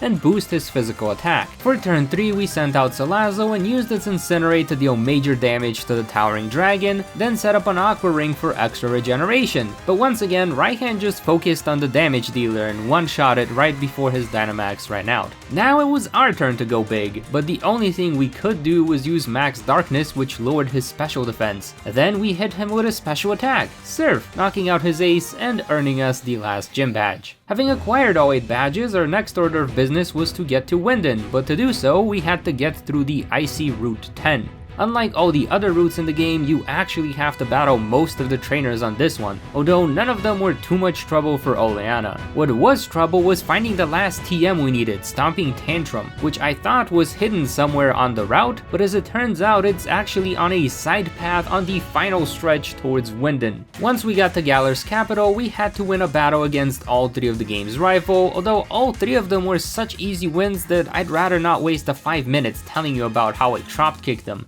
After that, we had to battle 3 gym leaders, starting with Nessa, who we could sweep with Serena. Our ability negated Golisopod's speed priority bug type move, and Attract made it so that her Pelipper couldn't attack us, making this another easy win. Bee's team still couldn't do anything against our dodgy Froslass, and we had plenty of Pokemon to stall through the Dynamax and secure our second win. Now Raihan was a tough cookie. His Torkoal can easily one-shot Froslass long before we had enough evasion to even try anything, and our best response is to send out Milotic and knock it out with Surf. The problem is that he then follows up with Goodra, which will set up a Rain Dance and then spam Thunder at us, which gets 100% accuracy when it's raining. Our Surf attack doesn't really do enough damage, so that means we'll need to pull out the cheese yet again. The first thing we could do is use our one-time heal. The problem with that is that Raihan also has a one-time heal, and of course he's gonna use it to stop us from finishing off his Goodra. However, we have another trick up our sleeve, Recover, which heals Milotic for about half of its max HP, and that means that we could just spam Recover and then take Thunder after Thunder until Goodra uses up all 15 of its Thunder attacks. At that point, Raihan has no choice but to switch to using Muddy Water, which means we can switch back to our attack position and spam Surf to knock out his bulky dragon. We also got a lucky crit on the Flygon, and his Turtonator happens to be very weak to water type moves, meaning all we had to deal with now was the giant Duraludon,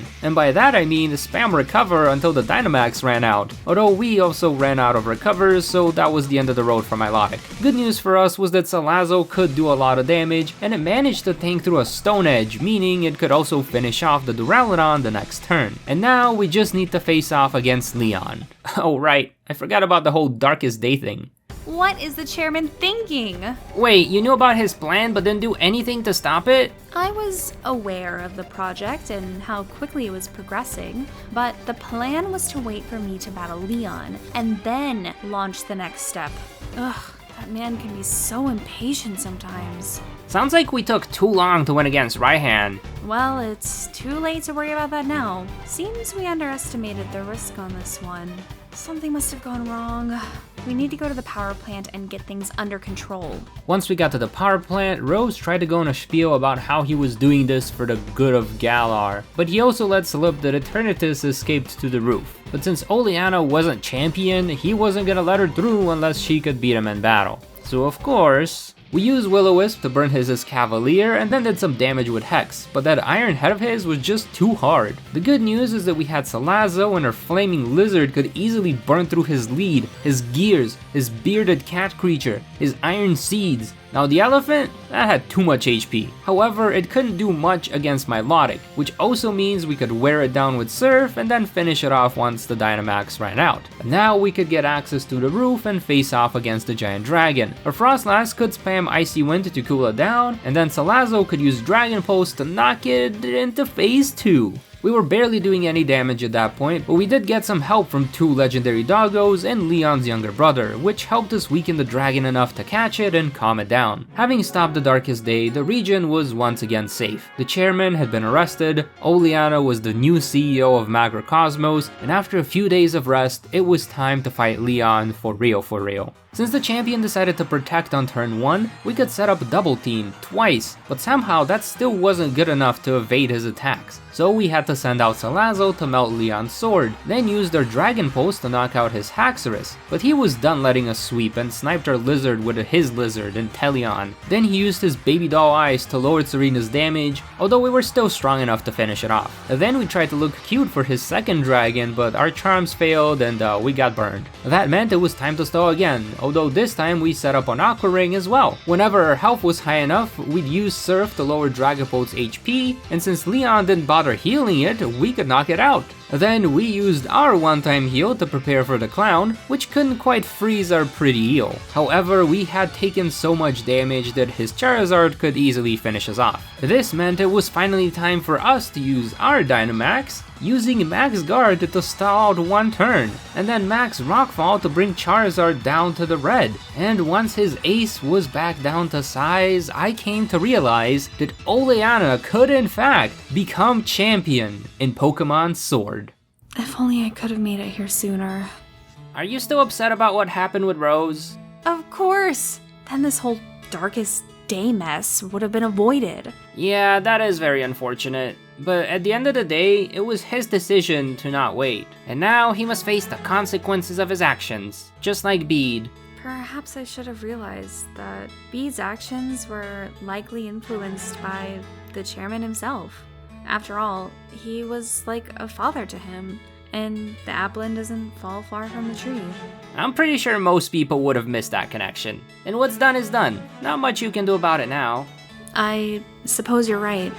I just wish I could have done more for the chairman. Why do you care so much? Remember how I told you that everyone was trying to get me to quit my research job and do something else? Yeah. Well, Rose was one of the few people who encouraged me to keep at it. Eventually, Professor Magnolia and I developed a working Dynamax band, and he invited me to work for his company, Macrocosmos. Together, we used the Dynamax band to completely revamp the gym system in Galar. It was a huge success, and I owe a great deal for all the opportunities that man gave me. So yeah, I really wish I could have done something to help him, but instead... One moment. Oleana speaking. What is it? That's impossible. He should be... Enough. I'll go see for myself. Taxi! Going somewhere? Yes. Apparently several people have reported seeing the chairman wandering around the wilderness in the Crown Tundra. I thought he was in jail. He is. But if a rumor like this spreads around, people might start to think that Macrocosmos is involved in some shady business. I must go there and stomp out whatever's causing it. What about me? You'll come along too, naturally. Unless you've got somewhere else to be. Well, usually this portal shows up shortly after the battle for champion and takes me to another world. Portal? I don't see any portal. Do you? No. Well then, let's go. Alright. Whew! Looks like I made it just in time. 1 moment too late and he would have ran away again. I'm afraid I must borrow you for a bit longer, young lad. Please bear with me until then.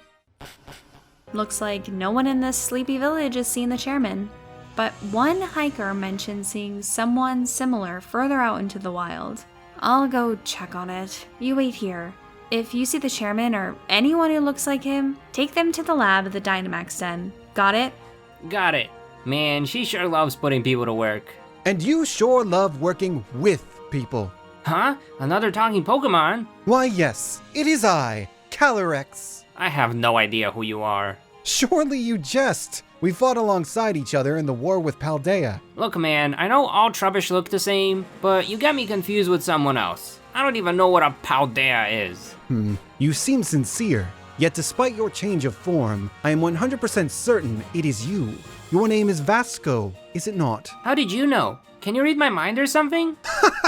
Nothing like that. We've met before in the distant past, and although you were a bit weary of me at first, we joined forces and battled against a tyrannical Pokemon. While I was recovering from my wounds, you were exiled to a distant region with your trainer at the time. Yeah, I don't remember any of that happening. I wonder why that is. Regardless, I would like to do that which I couldn't all those centuries ago. As a thanks for your valiant efforts, I wish to give you a blessing. So, tell me, Vasko, is there anything that's troubling you? Well, I'm a little lost at the moment. This kid named Allister, he put some sort of curse on me, and I can't get back home until I break it. We figured out how, but now I'm stuck traveling between worlds until we have the right conditions to break it. I see. So despite your powers, things like curses can still cause you harm.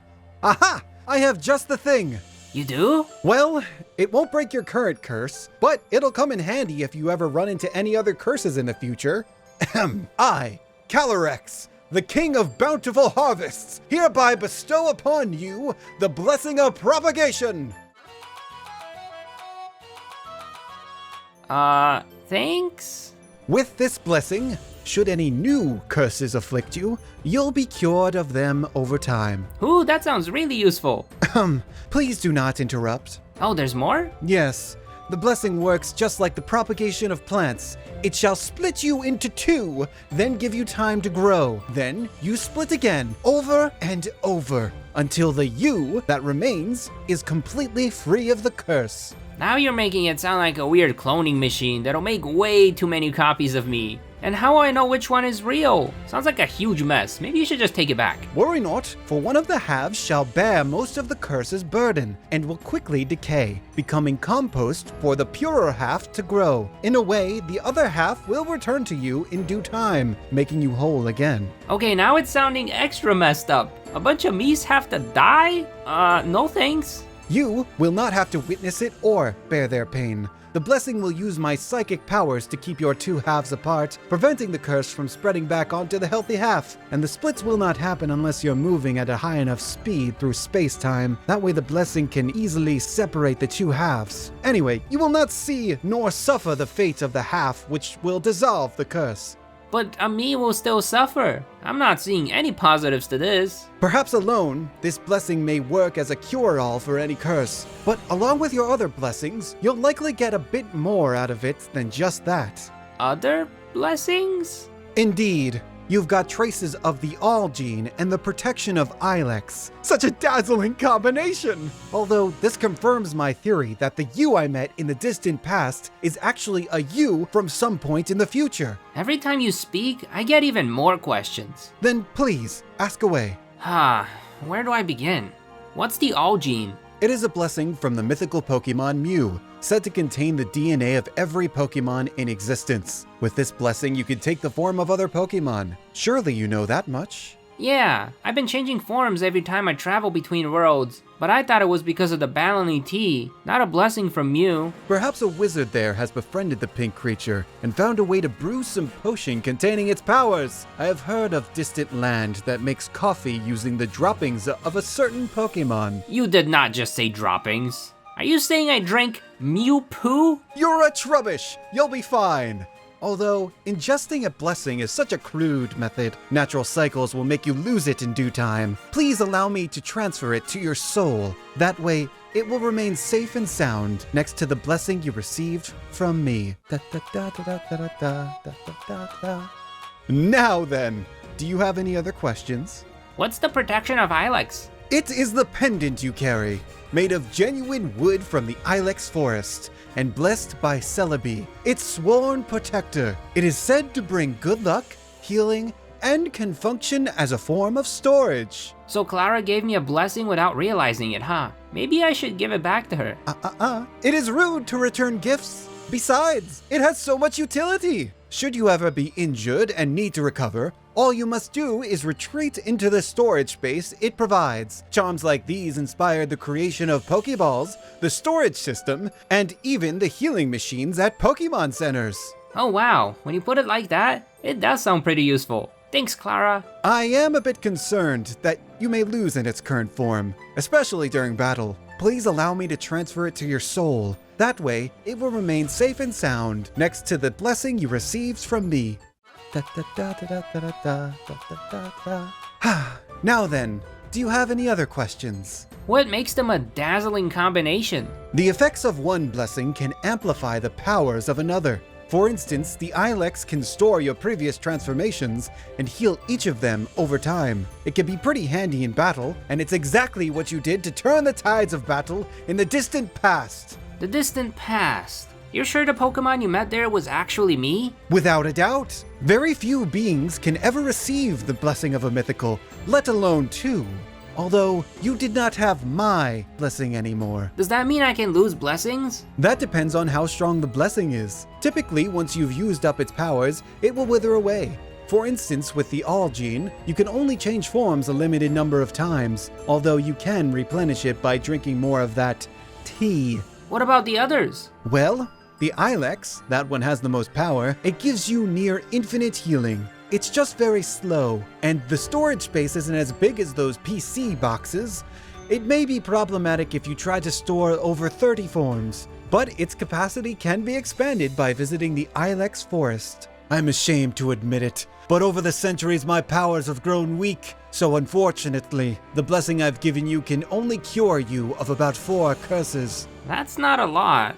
I'll have you know that curses are just as hard to come across as blessings. To have run into so many, it seems like a lot of misfortune awaits you down the road. Well, now that I know what powers I have and what to look out for, I think I'll be fine. Unfortunately, I cannot allow you to keep that knowledge. What? Why? Since you will time travel in the future, I must do all that I can to prevent a paradox from occurring. Our meeting in the past felt like our first proper one, which would be overwritten by this conversation. I'm not sure I like where this is going. Worry not. All I must do is erase your memories of our meeting, although it may affect some of your other recent memories. And what if I didn't want you to do that? Then I'll have no choice but to battle you. Given your current forms, my Spectrier and I would have an easy time. But please, let us not resort to violence. Fine. But just so you know, I'm not happy about it. Neither am I. Besides, my powers are not strong enough to permanently erase memories. It'll be more of a cloud of psychic powers preventing access to them. A cloud which should hold for nearly 1,000 years. I don't think I can live that long. Then you are still far too ignorant of all the powers you possess. Now then, come forth, my steed, Spectrier! Let's erase this hero's memories and send him on his way. May the rest of your journey be a fruitful one. This is Mustard, former champion of Galar and the person who taught Leon everything he knows about Pokemon battles. This old man quit the Pokemon League after one of his Pokemon died over 30 years ago.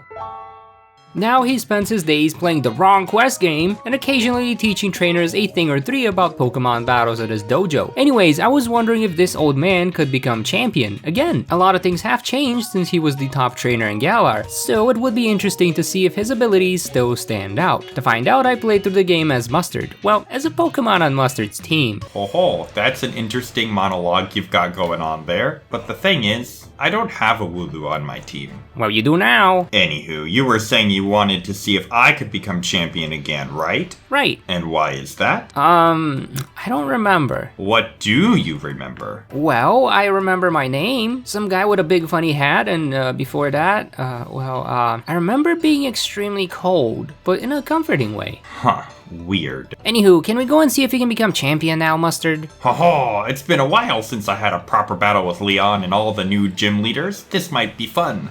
Why not? Let's go. The problem with Mustard's team is that unlike all the other trainers, everything except for this bird is available at the start of the game. Plot-wise, he begins the game with 3 Slowpoke, a Mienfoo, and a Shinx, but since I'll be using his endgame team, I only caught the 1 Slowpoke that we have to catch before going to the Isle of Armor, and then started looking for the rest of his actual endgame team, which didn't take long since this cute little Rockruff spawned right on the way to the dojo. Who's a good boy? And I'm not allergic to you because you're made out of rocks and not fur. From there, I made my way to the digging paw and climbed up towards the Tower of Darkness where most of Mustard's team can be found, like Mienfoo, Mustard's lead Pokemon. There is one more very important Pokemon from Mustard's team that only appears up here, and that's this guy. Jangmo-o, a sword-exclusive dragon type that can be found either in a Dynamax den in the wild area or as a wandering Pokemon, right here. The bad news was that this one I found was at level 22, and I cannot catch anything over level 20 until I have the first gym badge. Typically, this wouldn't be a problem, just come back another day. But gamers, I don't have that kind of option. With Splatoon 3 content to be made, a side job doing academic research, and the next Pokemon games right on the horizon, I am short on time and should probably start looking for an editor instead of bringing it up in the video, but hey, this Wooloo likes to be transparent. I no longer have the luxury of wasting an hour time traveling in a Pokemon game to look for another overworld spawn of Jangmo-o, especially when there's one already spawned in and ripe for the capture. But there was another problem. It was almost 6 PM and I had a stream at 7, which meant I had an hour to go defeat Milo, catch this dragon, and eat dinner. Thankfully, I've done a speedrun of this game before and also played through it like at least 20 times, so I kinda know how to get through the beginning area as fast as possible. On Route 3, you can easily avoid most of the trainer fights. Just go up through the grass, go through the grass, and you guessed it, go through the grass again. After an A-button mashing challenge with Sonia, run on the right side so that the mailman doesn't see you, and then fight the schoolboy who has 2 bugs. Since Mustard already has Rockruff on his team, this fight was a total breeze. From there, we hit the mines, chasing the Carkol to avoid all trainers except for the worker by the bridge who cannot be skipped. Her Diglett and Drillbur are a bit bulkier than I remember, but Mienfoo was able to handle them fast enough. Then there's Bede. I don't have any good matchup against Bede. Thankfully, his Solosis is extremely squishy, and Gothita takes a ton of damage from our Fury Swipes. Rockruff is out next and somehow misses throwing a rock in a tunnel full of rocks and then gets tickled, which nerfs her attack stat. We're gonna have to throw 2 rocks now instead of 1. Sadly, 2 rocks are nowhere near enough to defeat the pink hat, so I sent Slowpoke out next to put it to sleep and then spammed acid to take it down. Now that we are in Turffield, it's time to spam the A button some more, then herd a bunch of Wooloo to get through the gym challenge. We do have to fight 1 gym trainer here, and I hate to admit it, but it took 4 turns for Slowpoke to defeat this 1 flower. Not gonna lie, having a Slowpoke on the team 3 runs in a row is making me realize just how unreliable this Pokemon is in the early game. With my Wooloo friends out of the way, it's time to face off against Milo. I left Slowpoke in the lead, but didn't bother healing since I knew it can't do much anyways, so I put the Gossifleur to sleep and got knocked out with a magical leaf before I could start spamming acid. Mienfoo was out next, dealing major damage with a fake out and eventually taking out the first flower. Now the real question was, how are we supposed to defeat the giant Ball? Because once again, we don't have a good matchup on our team. The answer is by stalling. Mienfoo used the tech to stall 1 turn and got knocked out the second, and Rockruff Dynamax to use Max Guard and stall the last turn of Milo's Dynamax. Then we set up a Sandstorm with Max Rockfall, barely survived an attack, and tried to do some more damage.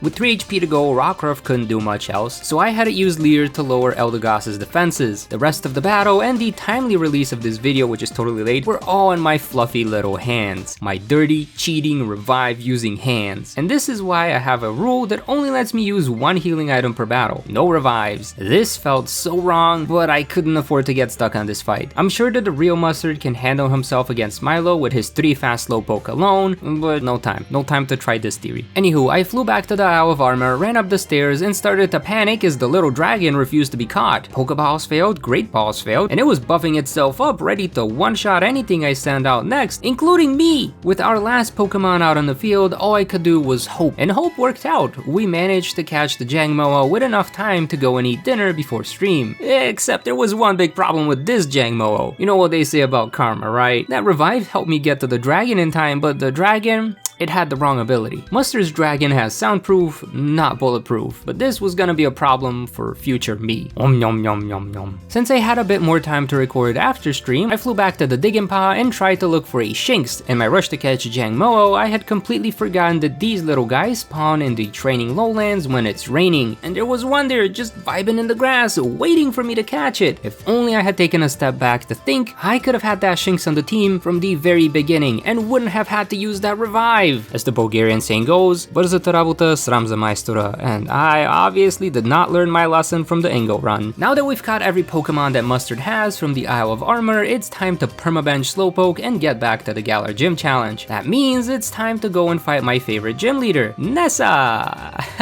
To avoid any and all suffering, I decided to lead the battle with Luxio, but this is Nessa we're talking about. Of course there's gonna be suffering. Luxio failed to one-shot Galdine with an electric type move, meaning it would have to take 2 water pulse attacks, and Barraskewda immediately slaps us with a water jet before getting knocked out. With all the damage it took so far, there was absolutely no hope for Luxio against the giant turtle. Mienfoo was the next obvious choice, not to use Fake Out since Dynamax Pokemon can't flinch, but to use Detect and stall an extra turn. Of course that means we're getting obliterated the very next turn, but hey, at least Nessa's Dynamax is done. I tried to be funny with Rockruff and its double team attack, but turtle plus rain equals absolute pain. And since I didn't want to get my wool wet, that coveted dragon is going to act as Mustard's ace Pokemon for now, Dynamax and all. Our Wormwind didn't do much damage, but at least it also lowers Dreadnaught's attack stat, meaning that for once, I'm not gonna have to worry about this thing one-shotting me. And of course, this is Nessa we're talking about. Of course, she's gonna get a crit on the very next turn. After a third turn of Max Wormwind, our Dynamax was also over, and it was time for the big moment of truth. Was this Jangmo-O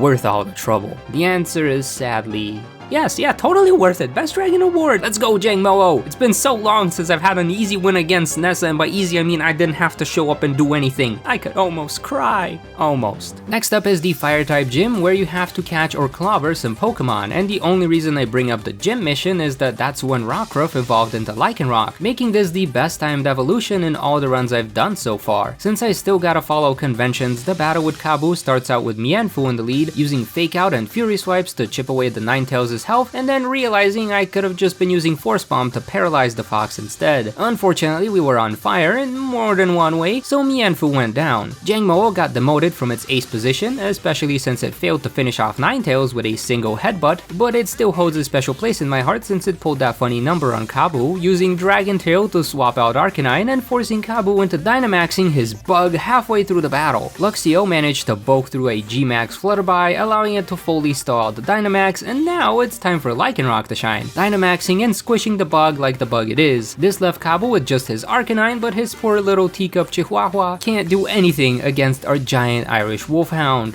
3 gym badges in the bag. What's up, Mustard? You're looking a bit off. My bad. I was just thinking, exactly how long were you planning on being a Wooloo? Forever?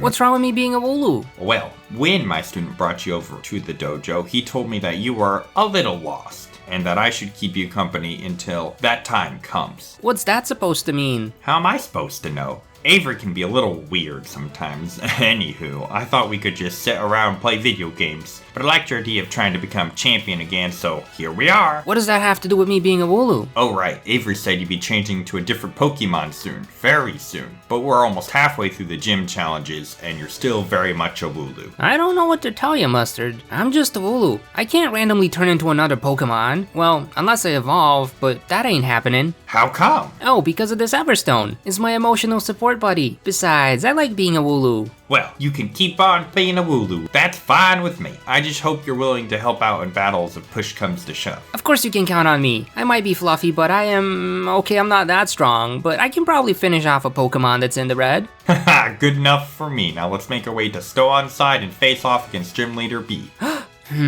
While out and about in the wild area, Mustard decided to go and spend some of those watts he'd gotten from the Diggin' Paw and bought a bunch of useful TRs for his team. I bet those fairy type moves will do us wonders. We also stopped by a history museum in Hammerlock, beat up some random Team Yell grunts, and a very weird artist. Oh, and also Luxio evolved into a Luxray. Now time to teach it play rough. The battle against Bea started out on the wrong foot. Mienfoo used Fake Out to do some chip damage, then ran away using U-turn. Knowing we're likely to get hit with a powerful revenge attack, Mustard swapped in Jangmo-O, who did manage to bulk through the hit. Unfortunately, Hitmontop was too quick for any further dragon shenanigans. Next up is Luxray, who intimidates Hitmontop and finishes it off with its Psychic Fangs, another TR move that we grabbed from the wild area. Bea tries to counter our Psychic specialty with a Pangoro, but we also know Play Rough, which will do 4 times the damage to this dark fighting type Pokemon. Sirfetch'd managed to bulk through a turn of Psychic Fangs, but couldn't dish out enough damage to finish off our Electric Lion, which leaves Bea with just her Dynamax Machamp. Unfortunately, Luxray couldn't do much more in this battle, and since Mienfoo had forgotten how to use Detect in order to learn U-turn, it wasn't too useful as a staller this time around. That meant we'd have to use Lycanroc's first turn of Dynamax to guard and wait for Bea's Machamp to lose some of its muscle mass, and since Lycanroc also knows Play Rough, it can easily finish off the fight with a G-Max Starfall. After getting the 4th gym badge, we made our way through the Glimwood Tangle. While walking around a maze-like forest, Mustard told me about how he used to train Leon and how he got lost on his way to the final trial, then somehow ended up all the way back on the mainland of Galar. I guess he brought it up because there's no way Leon could have gotten through this tangly forest on his own. Anywho, we also battled this couple and managed to evolve Jangmo in the process. And then we got to Balonly. Opal is a tricky old lady, asking her first stat boosting question right before we could switch Mienfoo out with a U-turn. Thankfully, Luxray is bulky enough to swap in safely and takes down Opal's lead Pokemon with a pair of Psychic Fangs. Her Mawile intimidates us, which will be a problem since Luxray is a physical attacker, but maybe not since that Wild Charge did some decent damage. Togekiss tries to be funny with Draining Kiss, but we survived thanks to Opal's quiz question boost, and I just assume that Mustard does know the answers to all these things because they were rivals back in the day. He should probably know a thing or 3 about Opal. Anywho, Luxray knocked itself out with a recoil from Wild Charge, leaving the floaty egg to its buddy Lycanroc, who swooped in for the attack buffing question. Our Stone Edge cut deep into the cake's HP, however Opal healed herself with a G-Max Finale. But that didn't matter since any way you cut it, her Alcremie was going down the next turn. 5 badges in the bag, now let's go get some more. Hey Mustard, are we going or not? My bad, I can't just battle and bail, especially not with an old friend like Gale. Ugh, still calling me Gale. Sorry old friend, I couldn't resist the rhyme, so how have things been? Oh, you know, still standing strong as a gym leader, although I have been looking for a replacement. You don't happen to have a student who's pink enough now, do you? Well, there is one student. Never mind, she's more of a purple. Send her over to audition just in case, will ya? How much longer are you gonna chat about random trainers? Oh my, did that Wooloo just... Talk? Yes, Opal, meet Woolookins. Stop calling me Woolookins, my name's Vasko. But he does like to give people weird nicknames. Pleased to meet you, little one. Oh, hold on, what's this? Something wrong? We haven't met before, have we? No, well, I kinda lost all my memories, so maybe we have? The thing is, I can sense some of my fairy magic on you, but it's very, very faint. Seems like it's all but worn off. Oh, now it makes sense. What makes sense? Mustard, explain. Hey, hold your horses, Woolookins. Opal, the student who brought me this Pokemon, said he would change shape, and we were just wondering why it hasn't happened yet. Maybe you should send that student my way too. If they are this well versed in fairy magic, they would be an excellent fit for this gym. Ahem. Oh right, you must have had some of my Balonly tea in the past. If infused with fairy magic, it will let you change form to fit the true color of your soul. For example... Ho-ho, Opal. Maybe I should have some of your tea, too. No way, Mustard. This tea isn't to be used so recklessly. I simply had some to demonstrate to the little one that the tea is safe to drink. That's pretty cool, Opal. I know, right? So, Opal, you don't remember giving this Balonly tea to this talking Pokemon? I do not, and I have not forgotten a single person or Pokemon who's had this specific tea with me before. Vasko here is definitely not one of them. Yet here I am. And yet, here you are. I will remember this one though. Thanks, Opal. It smells so good. What am I supposed to do again? Drink the tea, Woolookins. That's not what he meant. Just close your eyes, and when you feel the warmth in your belly, create a visual image of the Pokemon you wish to become. The tea will do the rest. Sounds simple enough, but I'm pretty happy being a Wooloo right now. Is Mustard happy? Me? Alright, little one. Enjoy the tea while we talk a bit more. Okay. Now then, Mustard, remind me again, what was that Pokemon you had all these years ago? Oh dear, you want to bring up those old memories now? Come now, jog my memory a bit. Okay, I used to have a Kubfu. He was a feisty little bear, and I was a naive trainer, pushing it beyond its limits. We even won a battle against our greatest rival, you, but then, oh, what a fool I was. You hear that, little one? What's the story gotta do with anything? Opal, what did you... Deep down, this lost little Wooloo wants to make friends and create positive memories with the trainer he follows. He just wants to boost morale and provide support, and sometimes he needs to be something not Wooloo to do so. So, did the transformation thingy work or not? Here, take a look. Whoa, I'm a Kubfu now. You're welcome. Mustard and his Kubfu taking on the gym challenge just like the good old days. Can't wait to see how far you'll get this time. Well then, maybe we should get going. Best of luck, little one, and you too, Mustard. Thanks, Opal. See ya. Mustard got really quiet after I changed my form. I don't know if he still had to process old memories or was just in shock at my super cool shape-shifting ability. Since there was a lot of awkward silence to fill, I began to think about our upcoming matches, and then I remembered our dragon still has the wrong ability. Typically, we'd go to the Crown Tundra and do a bunch of Dynamax adventures to collect enough ore for an ability capsule, but silly little me hadn't realized that there was another way this entire time. Mustard's son had created the Cramomatic, a machine with the body of the best bird Pokemon and the ability to create some pretty cool items, including an ability capsule. All I needed was the right ingredients, and lucky for me, the right ingredients were just 3 rare candy and any one random item. So on our way back to Hammerlock, we took a slight detour to pick up the rare candy near the fishing spot, then we took a stroll near the Pokeball statue for our second rare candy, and for the third one, well, there was one back on Route 3, but I may have eaten it already by accident. Don't look at me like that, you know I have a sweet tooth. Nothing to worry about though, since we can just make another rare candy with the Cramomatic. This thing solves all your problems. Except we'll need to gather some pretty high value ingredients, so we collected a bunch of useful things on our way to Circhester. A big nugget by the stairs, a King's Rock guarded by Phalanx, and a Corviknight from Route 7. But we won't be throwing that one in the mix. So along with a Comet Shard and some Armorite ore, we made ourselves the 3rd rare candy, and with the 3 rare candy we made an ability capsule. This is so much faster than grinding it out in the Crown Tundra, and with our team finally complete, it was time to fight Gordie.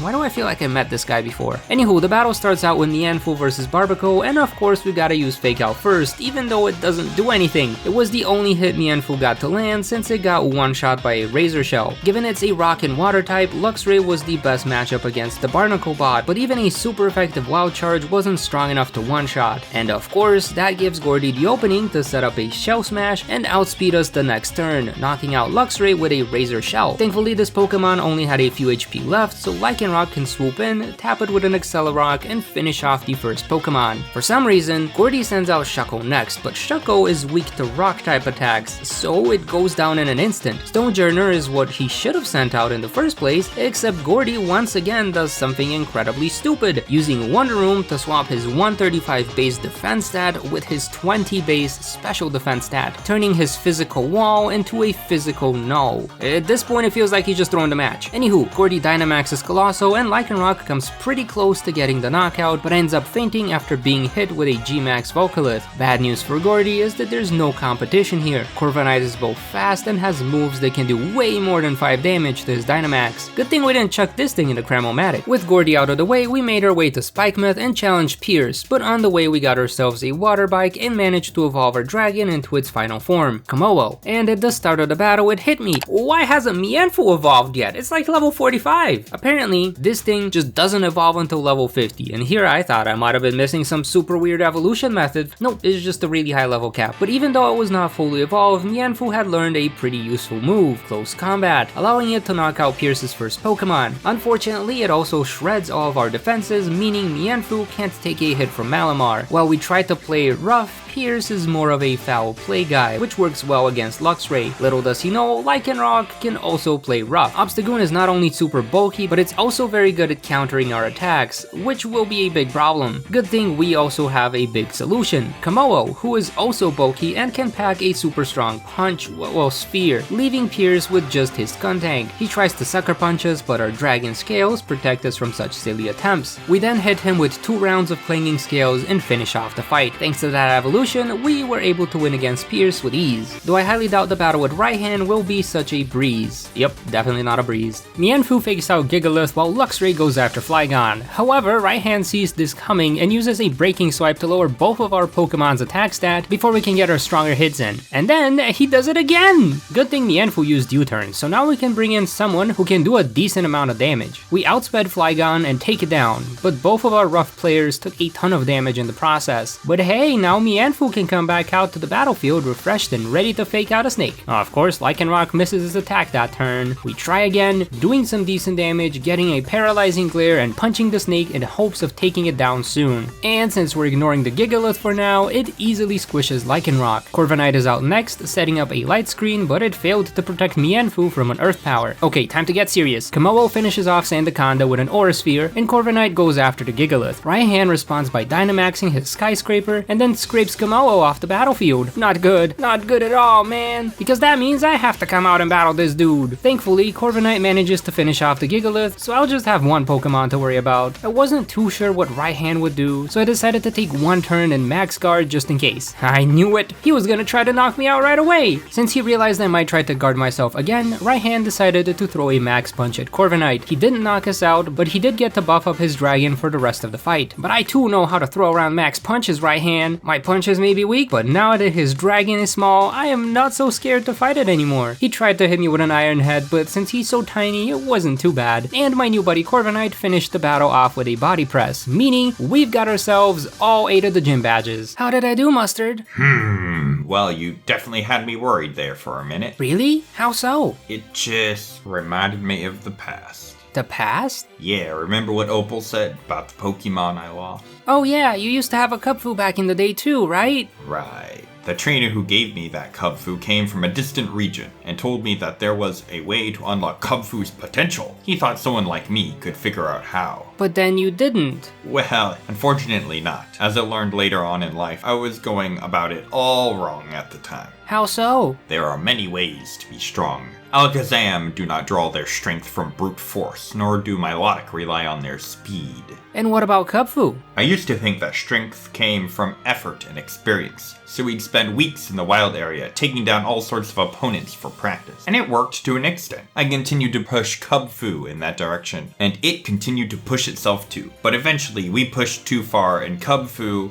Mustard, I'm so sorry to hear that, but don't worry, you're not pushing me too far. And if you do, I'll be sure to whine and complain. I know. But what you did during the battle, it reminded me of Kubfu I had before. Of the Kubfu I failed. Well, I'm a whole nother Kubfu. But I don't want to fail you like I failed them. I would like to unlock your full potential. So now what? Ho ho! We just need to evolve you. Nope, not a chance. But if you continue to push yourself as a timid little Kubfu, you won't get far in life. It's time to grow up, don't you think? No. I like being a Kubfu. You liked being Wooloo, yet here you are, happy with your new form. You need to grow up, and I need to make up for my mistakes. And if you don't want to evolve, I won't let you battle when we get to Winden. Absolutely not. And I will join the battles at Winden unevolved when you fail to win against the trainers without my help. Fine. I'll just have to show you how strong I've gotten, and I won't need to send you out a single time. Fine. Fine. That Mustard, what's gotten into him? First he goes quiet on me for a couple of battles, then he randomly tries to force me to evolve. What does he know anyways? He's got a whole island, a pretty wife, and loads of respect from the community, a genius son, and raised a literal champion prodigy. I'm just a little lost Wooloo, barely getting by. He probably thinks he's doing me a favor, but he doesn't know anything about me, or where I'm going. Anyways, we made it to Winden. Now let's see how poorly he does without any of my help. His first opponent is Marnie, candidate for the next Dark-type gym leader in Spikemith, and since she specializes in dark types, she's got a very bad matchup against old Mustard here. At first, Mienfoo wasn't punching hard enough, but then she had the guts to hit us with a swagger, giving us enough of an attack boost to one-shot anything, including her fully healed Scrafty. Okay, maybe that Toxic Rogue will be a problem, and the confusion too?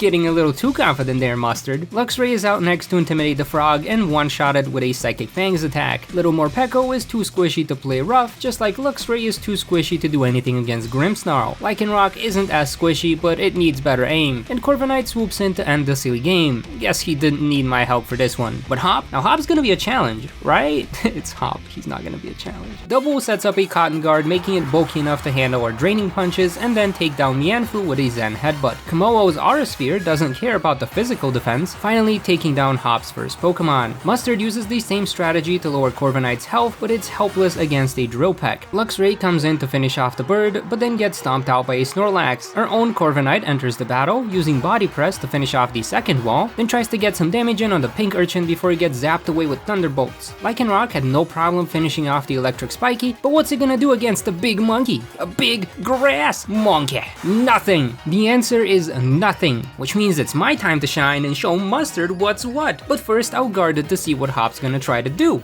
His super strong move. Not today, Hopikins. Okay, maybe today, but it definitely wasn't strong enough to take me down. And now, if you excuse me, as one with wind and cloud.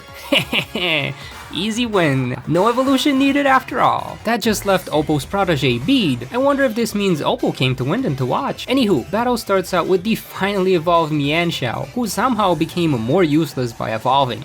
No thanks. Corviknight spams Iron Head to take down Mawile, then continues to assert its dominance on Gardevoir and Rapidash, who are helpless against our Steel Bird. But Steel Birds are weak to fire, so Mustard has to come up with another strategy for the Dynamax. He zapped it with Luxray, missed with Lycanroc's bad aim, and finished it off with a Flash Cannon from Komoo. Looks like Mustard still remembers how to handle the fairy types, huh? While still giving me the silent treatment, Mustard made his way over to Hammerlock since Rose has lost his marbles and decided to end the world before we can fight with Leon. Mustard wanted to help his student out, but Rose decided to get in the way. You know how it goes. Not sure what he's trying to stop with his Steel Bug and Steel Grass Pokemon. I guess Mienshao did benefit a little bit from evolving. Corviknight also had a pretty strong body press that helped take out the rest of Rose's team, and Komoo came in to finish off the fight with an Aura Sphere. Upstairs, Leon had failed to defeat and capture Eternatus, putting all of Galar in danger. Good thing we're here to help. Mienshao fakes it out, then U-turns to let Luxray into the fray. The Electric Lion is a great matchup here, since it can use Psychic Fangs, which take 2 turns to knock out the threat, allowing Mustard to capture it in a level ball.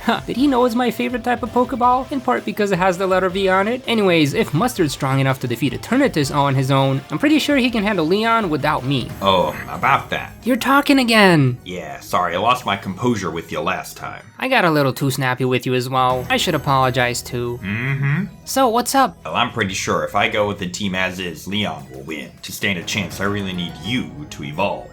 This again. I told you I'm not evolving. At least hear me out, please. Fine. Thank you. First, the reason I'm even asking this of you, when we reach Leon, I can handle most of his Pokemon just fine, but not the Charizard, which means I'll have to rely on you at the climax of the battle. But what can you do against a Charizard, Kubfu? I could learn Thunder Punch and strike it down. But Charizard is faster than you and has a powerful flying type move that will knock you out in an instant. Oh, I can be used as fodder while you revive Lycanroc. No revives allowed. Remember what happened at the start? Fine. You can just lose then. Vasko! What? You were the one who wanted me to go on this whole journey and see me become champion. You agreed to help me out, and now at the final stretch of it all, you will just let me down like that. Don't worry, at least I won't turn around and desert you. Actually, now that I think about it, I might need you to win. Not sure why, gut feeling. And I can do that, I just need you to evolve. Yes, I don't wanna. Why are you being such a baby about this? I'm not. Okay, maybe I am. A little. A little? A lottle. Well? I'm happy as I am. Are you? Are you really though? Fine. There's a lot of things I've been worried about, especially things that are coming up in the near future. I am fine as I am at the time being, but I really don't know if that's gonna be enough for when the time comes. And what have you done about it? Nothing. I've just kind of been cruising for a while, doing the same things at the same pace. I haven't had much time to learn new things and grow, you know? Just been grinding for levels. Well then, let's take some time and learn something new, eh? I thought we were gonna go battle 500 Chansey or something to level me up. Haha, you silly muffin. Kubfu do not gain their strength through experience and effort. Huh? I thought that's how everyone gains strength. That's what I used to think too, and that's how I lost my friend all those years ago. But I've learned since then. There are many different ways to be strong, and Kubfu gain their strength through friendship and learning. Ew, the power of friendship? I know, right? We're already friends though, so you just need to focus on the learning part. That's another way to grow after all. Best way to grow. Spoken like a true nerd, so what do you say? Fine, I'll give it a shot. Great, let's go. Now are you more like water or more like darkness? La-dee-da-dee-da. Yeah, he totally lied about the not having to hunt Chansey part. I guess it was more for the rest of the team though, since they were all underleveled. While he was off grinding for experience, Mustard asked me to climb up this tower where I had to face off against 5 trainers in a row. All of them had water-type Pokemon, so it was a pretty easy fight for me each time. I'm pretty sure my Thunder Punch is strong enough to take on Leon's Charizard, but whatever. What wasn't whatever was Mustard waiting at the top of the tower with another Kubfu! He could've just evolved that one! Whatever. We just took turns hitting each other with arrow waste, but since I was overleveled, I managed to win with ease. And all of this was just to show me some random scroll. Weirdly enough, I could understand exactly what it said. Reading it made me kinda tired, but this was the first time that reading put me to sleep.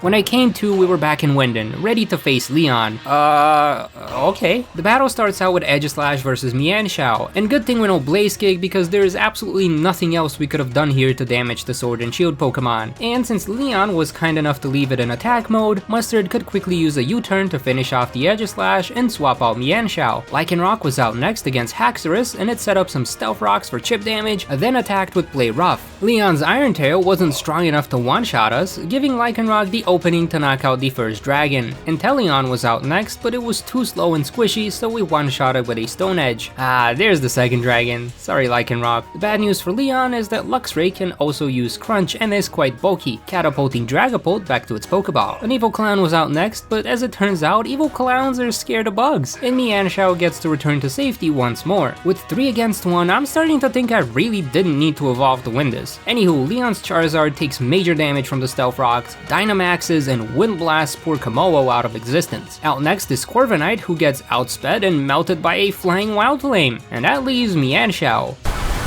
I guess it's all up to me now. Whoa, this does feel a bit different. I don't think I need the Dynamax though. Since I am now also part water type, Leon tries to set up a Solar Beam instead of attacking me with Winds, and that gives me the perfect opening to hit him with my new move. Surging Strikes, a series of critical water type hits, except I just needed to hit him once to knock him out. Whoops. And with that, I have my answer. Could Mustard still take on the Galar Gym Challenge and become champion once more? Absolutely. But is he gonna? No, because he wants to go and play the wrong quest game. Anyways, good job Mustard, you've won this one. Heh, it was all thanks to you evolving. I guess so, but you did most of the hard work. I just came in to give Charizard a tiny little tap. So now what? Good question, I don't know. Opal, good to see you again. I see the little one has evolved. Yep. But why does he look like that? Out of budget. What? What? Well, you can use the power of the Balonly tea to change back to a Kubfu if you'd like. You can do that? Yeah, but it does count as a form change, and you can only use its power about 6 or 7 times. Judging by how little fairy magic he had left, I could tell he's definitely done this exactly 7 times before. Does it make him lose his memory when he runs out of changes? No, but the student you sent over seems to know something about the memory loss. Klara? Who's that? What did you just say? Mustard, I'm scared. She looks like she wants to poison me.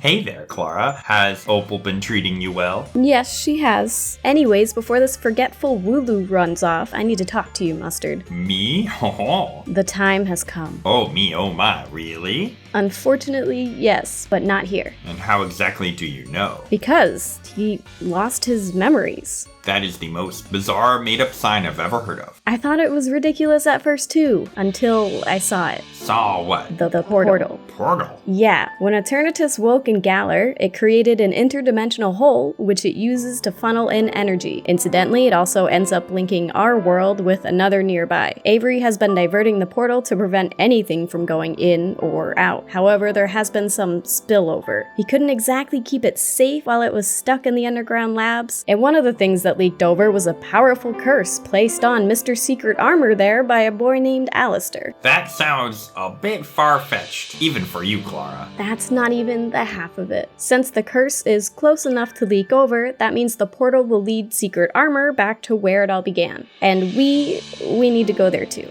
We do? Why is that? Because the Galar region there is in danger. Secret armor over here isn't much of a secret, and the legendaries that guard Galar are on high alert and have become quite aggressive. That does sound like the time to me. But he's evolved now, so he can protect himself, right? Does he look like he can do that? Heh, I guess not. Hey! My bad. He can. Take this seriously, Mustard, because he's not the only one in danger there. Everyone in Galar has already been affected by this, and the trainer he follows will likely become their biggest target. And who might that be? Very funny, Mustard. Okay, I get. So, is that the portal over there? It'll take us any moment now. Hey guys, I'm kinda scared. Don't worry, you probably won't remember any of this either. Since Avery got a hold of the portal, the curse stopped leaking through, so it will reapply itself once you enter the portal. That sounds pretty bad. I'm gonna be lost, confused, and public enemy number 1? Don't worry, we'll be there to look out for you. Yeah. But... Besides, I don't think you'll forget everything. Really? Yeah, remember how you had gut feelings about things and they all seemed to turn out right? Oh yeah. Your mind may forget, but your body will remember. Muscle memory is another way to gain strength. You must have learned a lot during these journeys that's helped you grow along the way. You are quite strong, Woolookins. Strong enough to take on a legendary Pokemon? Strong enough to take on any legendary Pokemon. You make a good point there, Mustard. Well, I guess I'm as ready as I'll ever be. Just trust yourself, you muffin. Whoa! Here goes! This is Bea, martial arts expert and the fighting type gym leader for the Galar region, but only in Pokemon Sword. She has been one of the most requested trainers for the Can X Become Champion series, and after sitting on this footage since Valentine's Day, it's finally time to find out if Bea could become champion. To do so, I played through the entirety of Pokemon Shield as Bea, well, as a Pokemon on her team. I did my best to match the in-game team to the one she uses during the Champion Cup rematches and allowed for only one use of a healing item per battle, because who can say no to a refreshing bottle of moo milk or a nice warm lava cookie?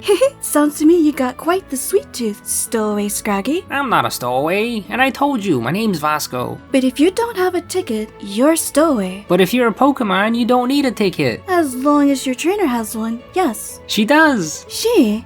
Oh, you mean me, don't you? Mm-hmm. Well, I've already asked everyone on this boat, and not a single person knew about you. Fine, I'll suppose I can't just turn a blind eye to a lost little Pokemon. You can join my team. Yay! I'm so glad I ran into you and not a big scary sailor man. Although, I'm still not sure how I got here. And I'm not sure how you knew my name. Well, you are pretty popular. I've been training in secret with Marshall in the Unova region for the past 3 years. I doubt anyone knows who I am. Weird. So, where is this boat heading again? You really don't know anything, huh? Not a clue. I'm on my way to the Galar region to participate in this year's gym challenge, although a lot has happened since I've left home 3 years ago. What do you mean? So you've missed the welcome video as well? There was a video? Yeah, a bit of a public service announcement that they played for every passenger since we're almost there. Considering everything that's going on, it has some pretty important information. Here. Dear travelers, the Galar region welcomes you with open arms, is what I'd like to say. Unfortunately, this past year has been quite troublesome. Our new champion resigned shortly after one of his Pokemon went missing. Our previous champion is nowhere to be found, and to top it all off, a bunch of legendary Pokemon from the Crown Tundra have invaded mainland Galar and are wreaking havoc throughout the region, almost as if they're looking for something. The local gym leaders have done their utmost to preserve the peace and safety of Galar. However, we ask that you exercise extreme caution when traveling. While we have taken measures to ensure everyone's safety within Wyndon and Hammerlock, as well as secured the paths along our railways, please keep an eye out for trouble and familiarize yourselves with the nearest designated shelters should problems arise. We do hope that you enjoy your stay here and have a wonderful time cheering on your favorite trainer during this year's gym challenge. If you have any further questions, please contact any of the league staff during your stay. We look forward to seeing you soon. When the boat finally reached Galar, Bea and I took the train from Hulbury down to Motostoke for the opening ceremony. There were a lot of people lined up to see this year's gym challengers, which was a bit concerning considering how few of them there were. Apart from Bea, there was this guy Hop, who was supposedly the previous champion's younger brother, Gordie, the oldest son of the Ice-type gym leader, and a guy with a funny looking hat. There were a few others, but they didn't seem all that important. The ceremony also introduced all of Galar's gym leaders, including the new Dark-type and Fairy-type gym leaders who would be making their debut during this gym challenge. After the ceremony, Bea and I made our way to Route 3 so that she could catch some more Pokemon for her team. First we found a Machop, then we found a Pancham, and finally a Tyrogue, who was the hardest one to find. We definitely did not go out to the wild area where its spawn rate is 28% instead of Route 3's 2%. Please don't tell the league staff, they might get very mad at us. Since the Galar mines were closed off, we had to take a flying taxi over to Turffield and went to challenge the first gym. We started out the battle with Pancham, who used low sweep to trip up Gossifleur and reduce its speed, then did it a few more times to knock out the flower. Milo and his giant Condball were not too happy about our tricky little plan, and they instantly knocked out Pancham on their first turn of Dynamax. Tyrogue was out next trying to fake out a Dynamax.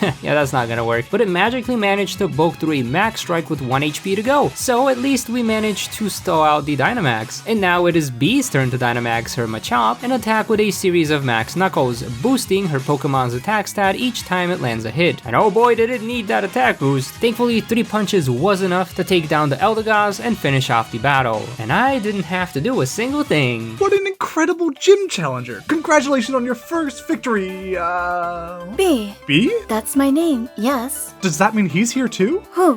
Why, the little lost Wooloo, of course! No. The only Wooloo I've seen since I got to Galar are the ones in your gym. That's not good. I'm pretty sure he was supposed to. You seem a little distressed, former champion. I am, but don't worry about it. Here you go. Take this too. An egg?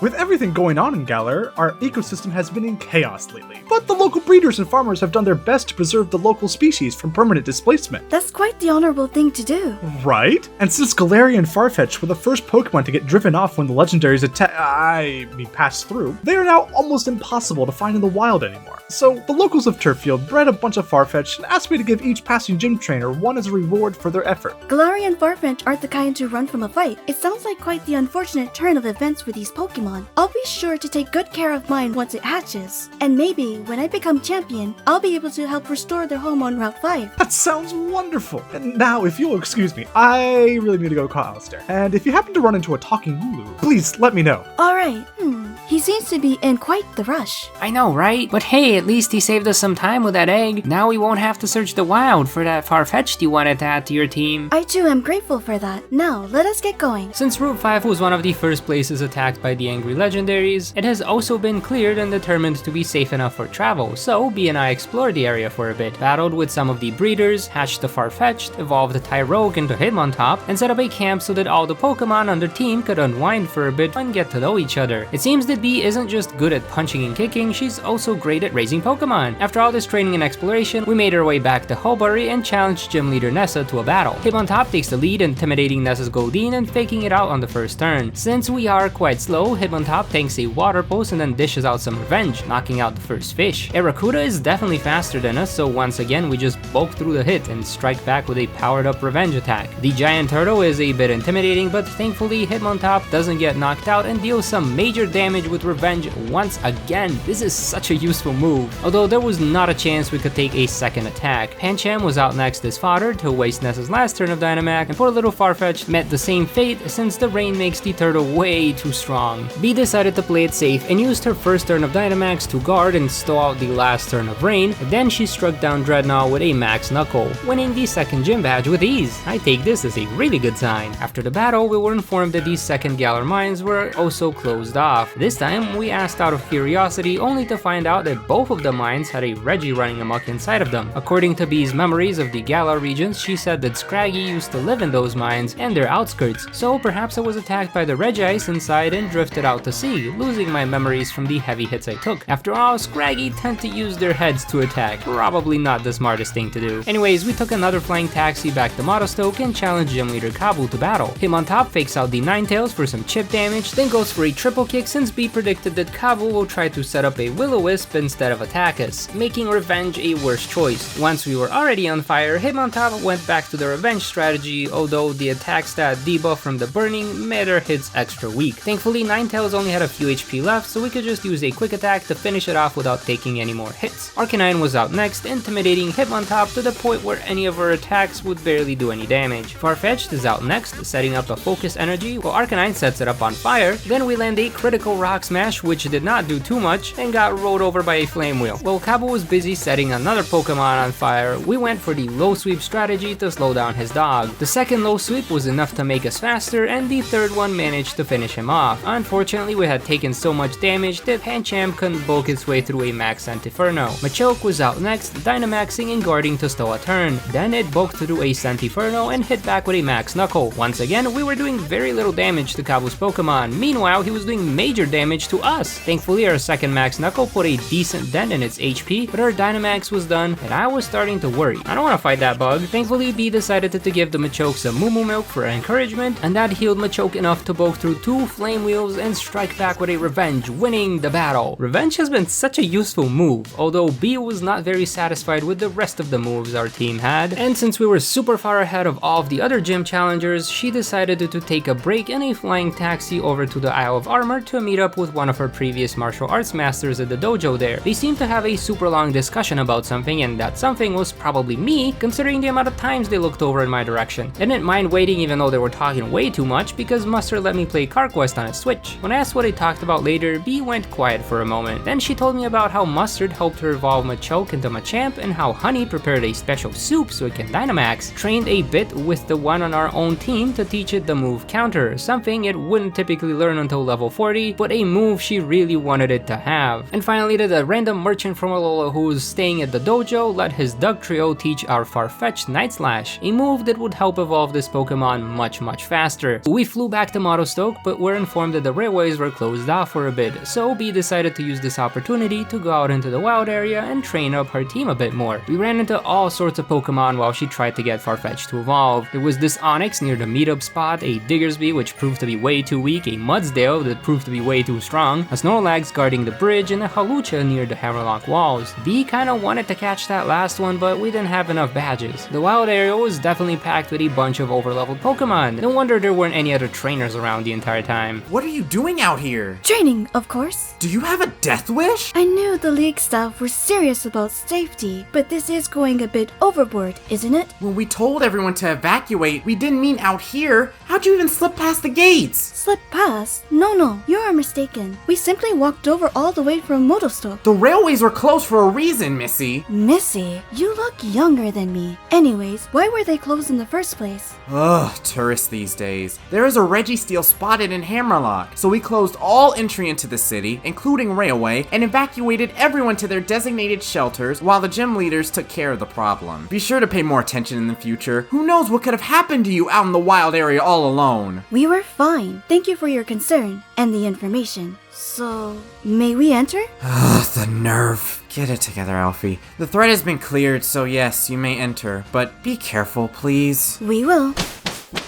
That guy really needs to chill, am I right? And what do we have here? Uh-oh. Hello, may we help you with anything, sir? Unfortunately not. I was simply attempting to discover the whereabouts of a talking Wooloo that was rumored to be in Hammerlock. However, the town was thrown into chaos by a raging Registeel, but the gym leader battled valiantly to protect it. It was quite the spectacle. What a shame you missed it. Is it just me, or is this guy talking a bit weird? Shush. Perhaps my search was not as unfruitful as I had thought. We have not seen the Wooloo you are looking for. Now, if you don't mind, we'll be on our way. You have my gratitude, miss. It seems there may be some sleight of hand. However, not all of their moves will be as unpredictable. What I must do next is clear. After walking away from the creepy guy, Bea made her way to Route 6, which has been declared safe for travel for the time being. However, there were some guards standing by the bridge saying that they'll only allow trainers who can defeat them in battle through to the route. Otherwise, they gotta take a flying cab. Bea, being Bea, chose to battle. Since these guards use dark types, it was the perfect opportunity for Bea to try and evolve Farfetch'd. You see, to evolve this Pokemon, you need to land 3 critical hits in one battle, and there's no easier way to meet this requirement than to use Night Slash against a Pokemon that resists dark type moves, a Pokemon like Stunky. It tried its best to poison us, but we knocked it out after landing 3 critical hits in a row. Machamp came out to face the Linoon, quickly knocking it out with a low sweep. With our bird finally evolved, we had one more trainer to battle. They tried to play dirty and throw sand in our eyes, but one kick is all it took to win. Having proven our might, Bea could now freely explore Route 6, and by that I mean she chose to spar with all of the hikers in the area and managed to evolve Pangoro in the process. Good thing I was on her team though, otherwise that Pancham would never evolve. She also caught a Hawlucha since she was impressed by the one we battled in the wild area earlier. After dunking on Duncan, we made our way into Bee's hometown, Stownside. There we challenged Gym Leader Allister to a battle. Since he specializes in ghost types, there was absolutely nothing Hitmontop could do. We weren't patient enough to wait for Allister to hit us with like 20 hexes, so Bea swapped out Hitmontop with Pangoro. She decided to use Workup on the first turn, just in case Allister tries to disable our stronger moves, but he didn't, so she worked up some more and there it is. Now we can safely use Night Slash. Mimikyu was out next, bulking through a hit thanks to its ability, but it couldn't do much else with its weak slash attacks. Cursula looked quite bulky, but since Workup had doubled our attack power, we could easily one-shot it. That just left the Dynamax Gengar, who nearly knocked us out with a Max Ooze, but then was one punched out of existence, making this our easiest win yet.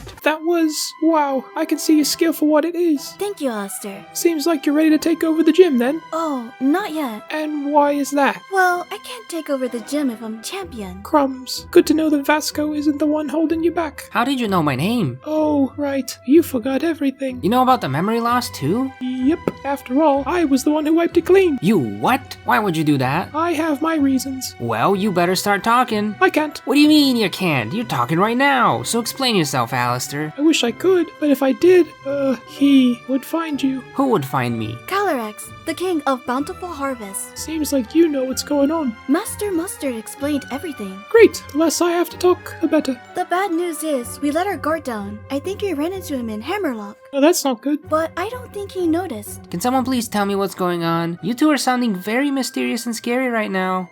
Bea, if you don't mind. Understood, my little stowaway Scraggy. That lost talking Wooloo everyone is looking for is actually you. Huh? But I'm not a Wooloo, and I'm not a stowaway either. Apparently you were.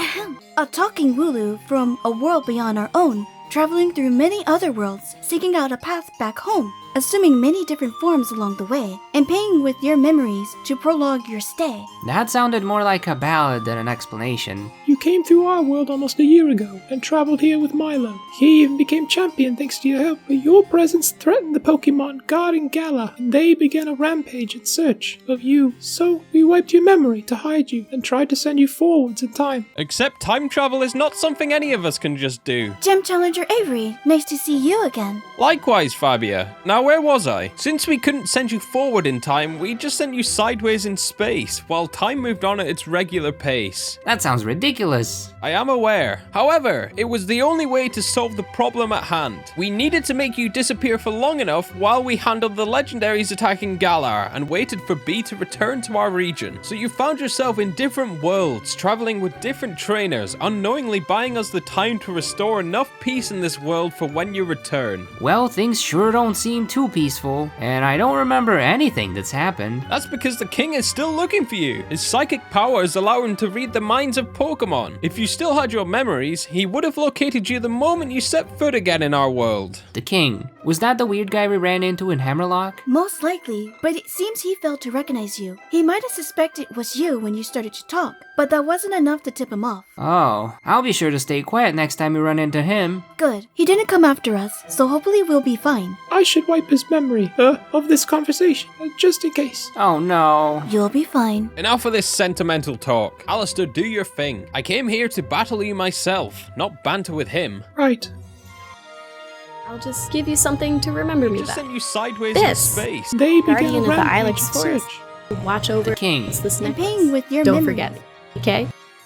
After Allister gave us the 4th gym badge, we made our way through the Glimwood Tangle. This forest was attacked by a Galarian Articuno, however the new gym leader from Melony managed to subdue and capture the legendary Pokemon. Bea stopped by the Pokemon Center to prepare her team a bit, since she knew she is at a disadvantage against fairy types. The battle started out with Hitmontop versus Mawile, both intimidating each other. Our approach was to attack with Dig, which could do some decent damage to this opponent. Bea decided to set up fake tears, shredding our special defenses, which made no sense given that he's attacking us with physical moves. And since he had wasted a turn trying to debuff us, that gave Hitmontop the opening to finish off Mawile with another dig. Bea's Gardevoir made sure to knock us out in an instant. Sirfetch'd was out next using its newly learned first impression move to deal some major damage. Gardevoir tried to set up a future sight, then hit us hard with a psychic, but we managed to bulk through it and finish off the second Pokemon with a Leaf Blade. Rapidash slashed back with a Psycho Cut, and then Pangoro dropped in to land a powerful Bullet Punch, but then got one shot by a dazzling gleam. That left just Machamp, who finished off the pesky horse. You might be wondering, why didn't Bea Dynamax here? Well, that's because this new gym leader has decided to host his battles without any Dynamaxing allowed. Apparently, the other new gym leader this year is also having their battles be Dynamax free, and Bea here didn't want to appear inferior to them in any way, shape, or form. Weirdo. Anywho, Machamp landed a powerful punch on Hatterene, but got knocked out since Bea has the tap advantage here. Thankfully, I'm also in the party and ready to roll. One Retaliate is all it took to finish off his last Pokemon. Having acquired 5 gym badges, we made our way back to Hammerlock and took a bit of a breather again, visiting the History Museum, checking out some trainer battles in the gardens, grabbing some sweets from the cafe, because as it turns out, Bea also has quite the sweet tooth, and eventually we made our way towards the train station.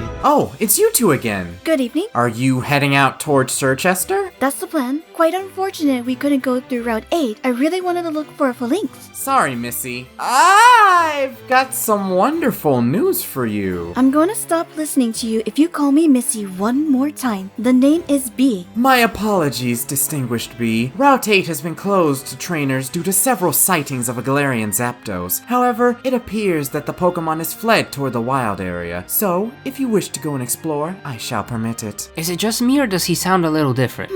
You're right, but he did just give us permission to go to the next route, and I don't want to pass up this opportunity. I hear Phalanx can be quite useful in battle. Ooh, that sounds good. Does that mean you'll start using the Hawlucha soon too? That's the plan. Now let's go. Ha, like a frost moth to a flame. For being open to the public again, Route 8 sure seemed very barren, but there were loads of Pokemon for Bea to battle and train up her team. We did eventually run into this really slow walking Phalanx and we caught it with ease. Since we had more Pokemon than space, Bea decided to put Pangoro and Hitmontop in the box and then let Hawlucha and Phalanx take their spots. I guess she wanted to change things up a bit, although something felt weird. Wild Phalanx rarely flee this fast, and that's when we saw it, the Galarian Zapdos. Those things run fast and strike even faster, which means our only option was to fight. But how are we supposed to fight when our team is level 40 and this thing is level 70? Ah!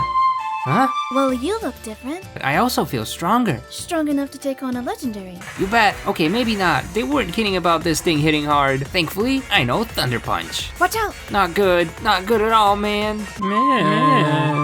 Did you just use a revive? Those aren't allowed, you know. Nope, no revives here. It's like I knew I needed to defend, so I turned into something very fluffy that could take a punch. Look, I'll even use Cotton Guard to bulk up even more. And if it hits me hard, I can restore some health with a Draining Kiss or two. I don't think I'm strong enough to take it down, though. I guess that means I'll just have to catch it then. Catch it? Yeah. Gym Challengers Bea and Marnie managed to capture the Articuno and Moltres that were causing troubles near their towns. And I am a candidate to become the next gym leader of Stolen Side. I should be more than capable of catching this Pokemon. Oh my gosh, you actually did it. Oh, I'm feeling weird again. Are you two okay? I got here as soon as I saw the lightning strike. We are fine. Thank you for checking. He does not look fine. Yeah, that's probably because... Shush. I already know his secret. We traveled together once, in a place quite far from here. I have no clue who this girl is. Ugh, forgot me again? Bea, help, I'm scared. Stay where you are. I have a black belt in several martial arts. I will not hesitate to pin you down if you try to hurt my Scraggy. So intense. Sheesh. I still don't see why people like you.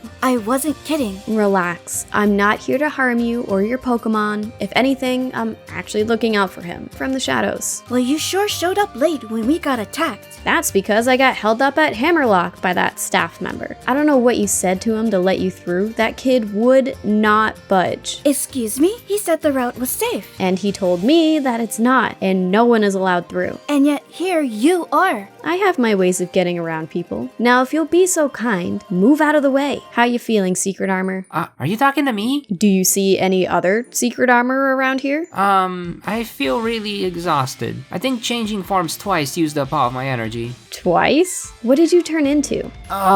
First it was a Kubfu, and then it was a Swirlix. And now you're a Scraggy. Yes. Did this memory wipe make you forget basic math? That's 3 form changes, not 2. Considering the 3 changes you've used up in the previous universe, it sounds to me like you've just ran out. Huh? Ran out of what? Juice? Tea. Similar to juice, but better for you. Get to the point already. Ugh, you're no fun either. He had some of Opal's tea, which allowed him to change form, but he can only use its powers so many times. And now that he's run out, he's stuck as a Scraggy. To me, he was a Scraggy to begin with. Well then, it shouldn't be an issue, for now. Good. Is that all? As long as he's okay, yes. I will go and look into the staff member. Something about this feels very rotten. I agree. They seem to be all too eager to let let me through, and since I was looking forward to find a certain Pokemon, I didn't think to question their motives. Well then, keep your wits about you next time, Miss Martial Artist. And you too, Secret Armor. See ya! What's her problem? I don't know, but I think we should get going too. I'd like to get some rest at a Pokemon Center soon. Understood. After resting up, Bea made her way to the Circhester gym and challenged Melony to a battle. Hawlucha instantly bounced up into the sky and knocked out Frostmoth with ease. We also did major damage to their Manatan with Submission, but it easily finished off our bird with an Icicle Crash. And since it took big damage, their Manatan entered its Zen mode, becoming even faster and stronger. Bea sent out Lynx next and decided to go for an offensive move, which was the right choice since Melony tried to taunt us instead of attack. Ice-Q has this ability that blocks her first physical attack, but then it sets up a Hailstorm to regain the Ice Head and lock out another. We break this with ease, but that gives Melony the opening to deal some major damage, and since her Penguin is a lot faster without the giant Ice Cube on its shoulders, it gets to attack first the next turn and finish off Lynx. Thankfully, this Pokemon is super squishy without the ice, so Surfetch'd can come on in and one-shot it with a Brick Break. Melony Dynamaxes her Lapras and fires off a Max Geyser at us, changing the weather over to rain. Meanwhile, we managed to do some major damage with 2 Brick Breaks, making Machamp's job really easy. Well, maybe not. Since Melony used Max Resonance to finish off Surfetch'd, she also got to set up on Aurora Veil to decrease most of the damage we can do. But all this did was buy her an extra turn, and she's gonna need way more than one turn to change the tides of this battle. Since the next gym leader had captured the Galarian Moltres near Spikemouth, we were free to explore the waters of Route 8, where we ran into a Graploct, the final Pokemon we needed to complete Bea's team. Except these guys were very stubborn and hard to catch, so instead we got a Cloptopus on the shores of Spikemouth. Then we challenged gym leader Marnie to a battle. Liepard tries to torment Hawlucha, but it gets beaten to submission by a bird. Morpeko comes in to deal major damage with a Spark, but we bulk through it and bounce into the sky. However, the little hamster is too quick to let us get another hit in. Surfetch'd has a different impression. Toxicroak didn't quite fit with the dark typing of this gym, so we had to think of another approach. It set up Swagger, and since Surfetch'd was so confused and hit itself, Toxicroak could easily finish us off with a Poison Jab. Lynx came out and set up a no retreat move, which somehow did not give us enough of a buff to finish off the Frog in close combat. Meanwhile, Marnie kept attacking with Venoshock. Then she healed up her Frog so it could bulk through even more of our attacks, but we ended up knocking it out by brute force. Ayo, she's got a Scrafties, but a shame that they're so weak in close combat. Raihan was the last gym leader we had to face, and he likes to do double battles, which is a problem because his Flygon's Breaking Swipe attacks render our physical attacking team useless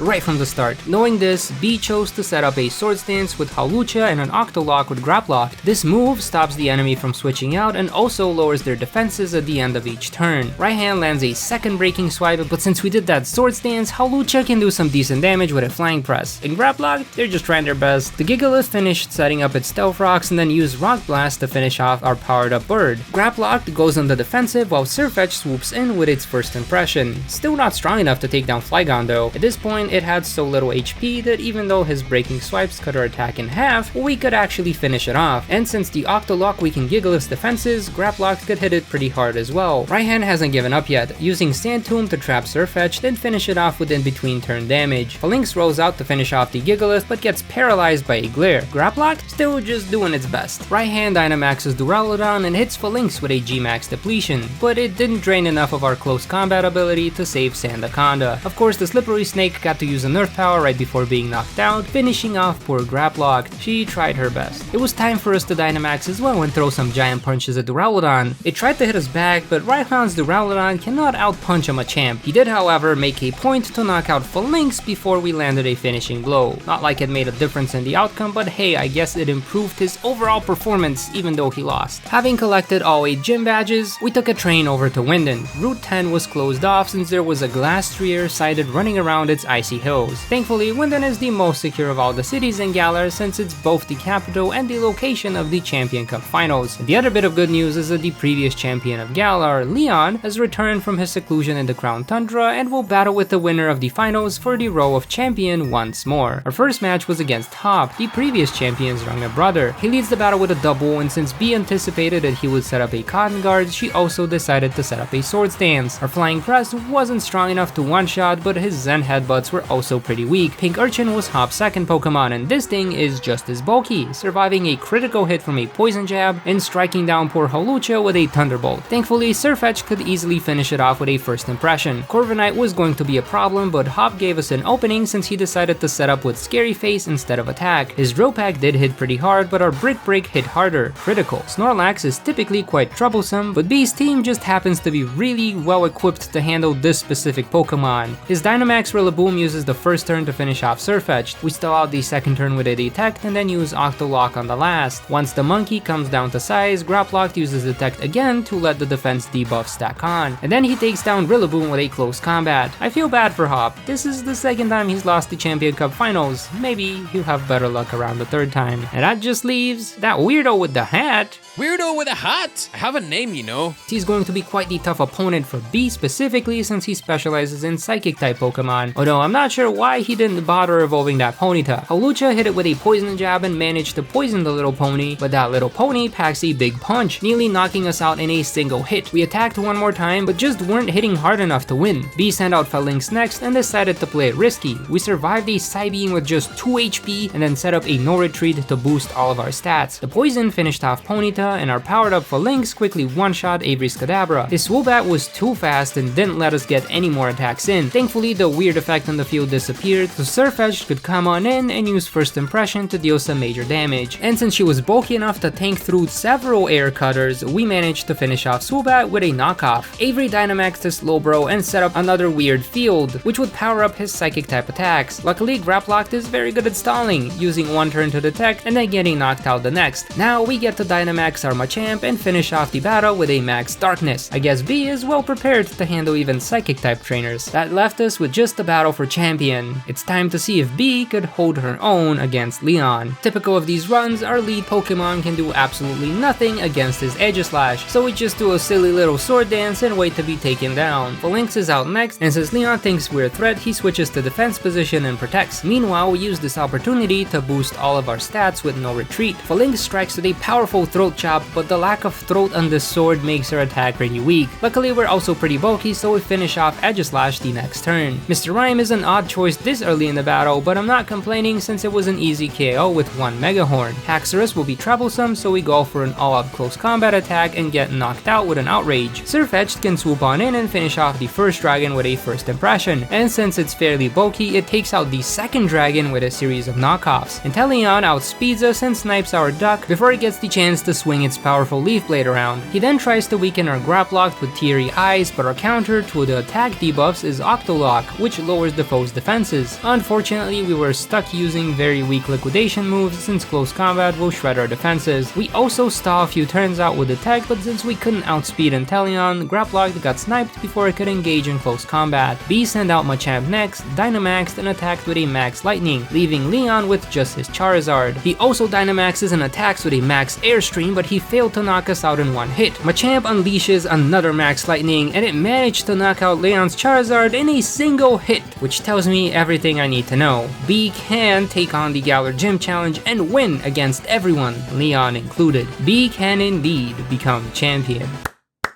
Congratulations, Gym Challenger Bea, or should I say, champion. Chairman Rose, what are you doing here? I'm here to commend your success, of course. You can drop the act. You're sharper than you look. Now that you've finished your merry little journey through Galar, would you be so kind as to hand him over? I don't know what you're talking about, but I will not be giving you any of my Pokemon. Oh, it looks to me like you've been deceived, dear champion. Show yourself for what you are, coward. Meh. See, that is no Scraggy. You do not have a tiny talking Wooloo on your team. I said I will not be giving you any of my Pokemon. I heard you, dear. Then back off. Unfortunately, I cannot do that. I must eliminate this threat. And if you refuse to hand him over, I will simply have to use some force. Come forth, my knights! This just in. Regigigas, Regieleki, and Regidrago have been spotted breaking into Wyndon. Everyone please proceed to your nearest shelter as fast as possible. What in the world is that? It appears a giant Greedent is also attacking Rose Tower. For your safety, please, everyone, get to the nearest shelter immediately.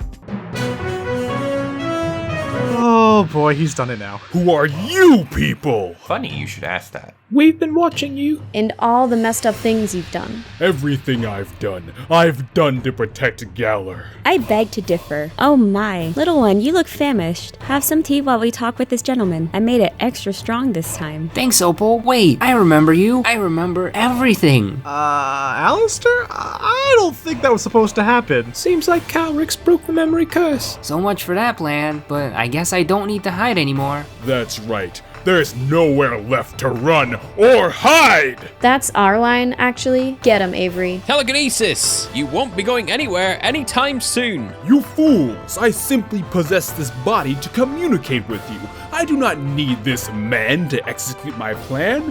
Farewell. Oh, perhaps we've underestimated this foe. Or perhaps he's underestimated us. All healed up, dear? Yes, Opal. Thank you. Me too. I feel so much better now. Good. Looks like we'll have to split up and take care of all the legendaries attacking Winden, though. Great idea, Milo. Thanks, Mustard. Allister and I will go handle the Regidragon. Avery and I can handle the Regieleki. I suppose we should go show that Regigigas a thing or two. What do you say, Mustard? Teaming up to protect Galar, just like the good old days. Let's go, Opal. That leaves us with the giant Greedent, right? Right. Since we specialize in fighting types, we should be able to take it down on our own. Now, let's hurry. Wait, you two. Huh? You sure have a lot of nerve talking again. No, it's me.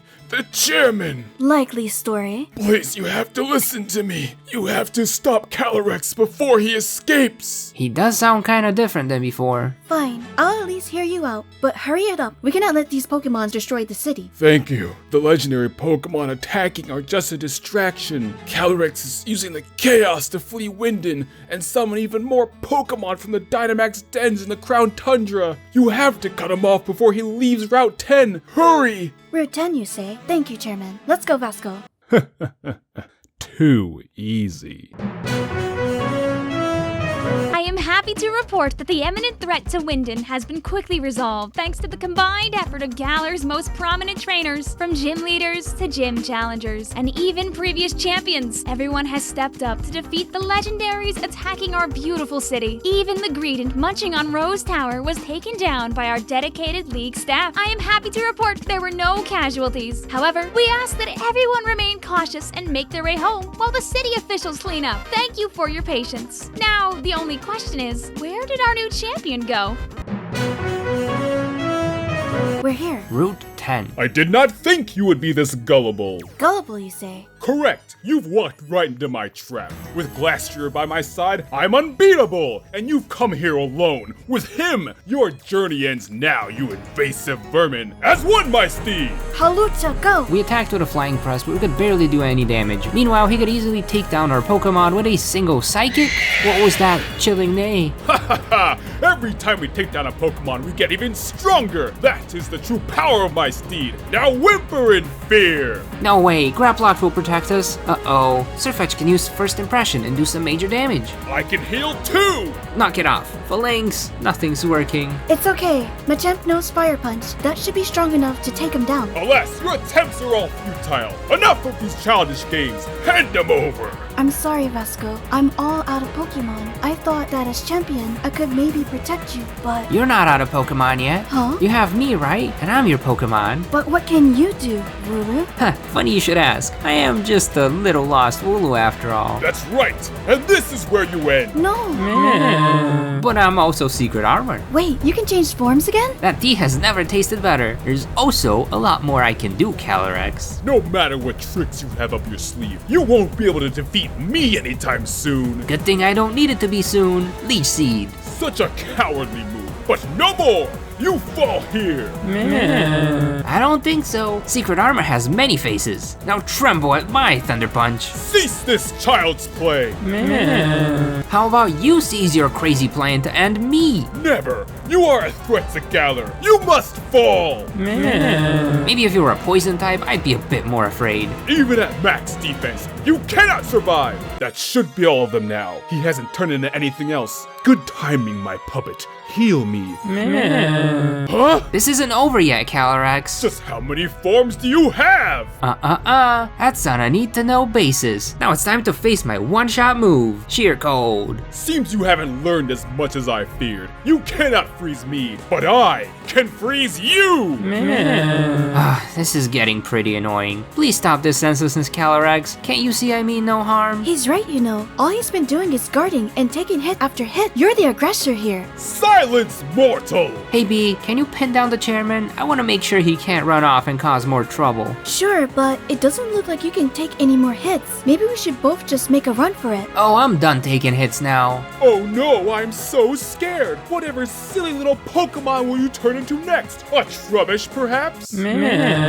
Bold of you to assume I've only ever been a silly little Pokemon. What's this? Perhaps you're afraid of me because you sense some darkness, but I'm a lot more like water, Calyrex. Nice, clear, and calm. But you've thrown so many little rocks at me that right now, I am no longer calm. I didn't want to do this, but if it's a fight you want so bad, it is a fight you'll get. What can you possibly do against my triple iron wall? Surging strikes. Each attack lands a critical hit, ignoring all of your ironclad defenses. I can't move! It's not too late to back down now. No, I must protect Galar! So have it.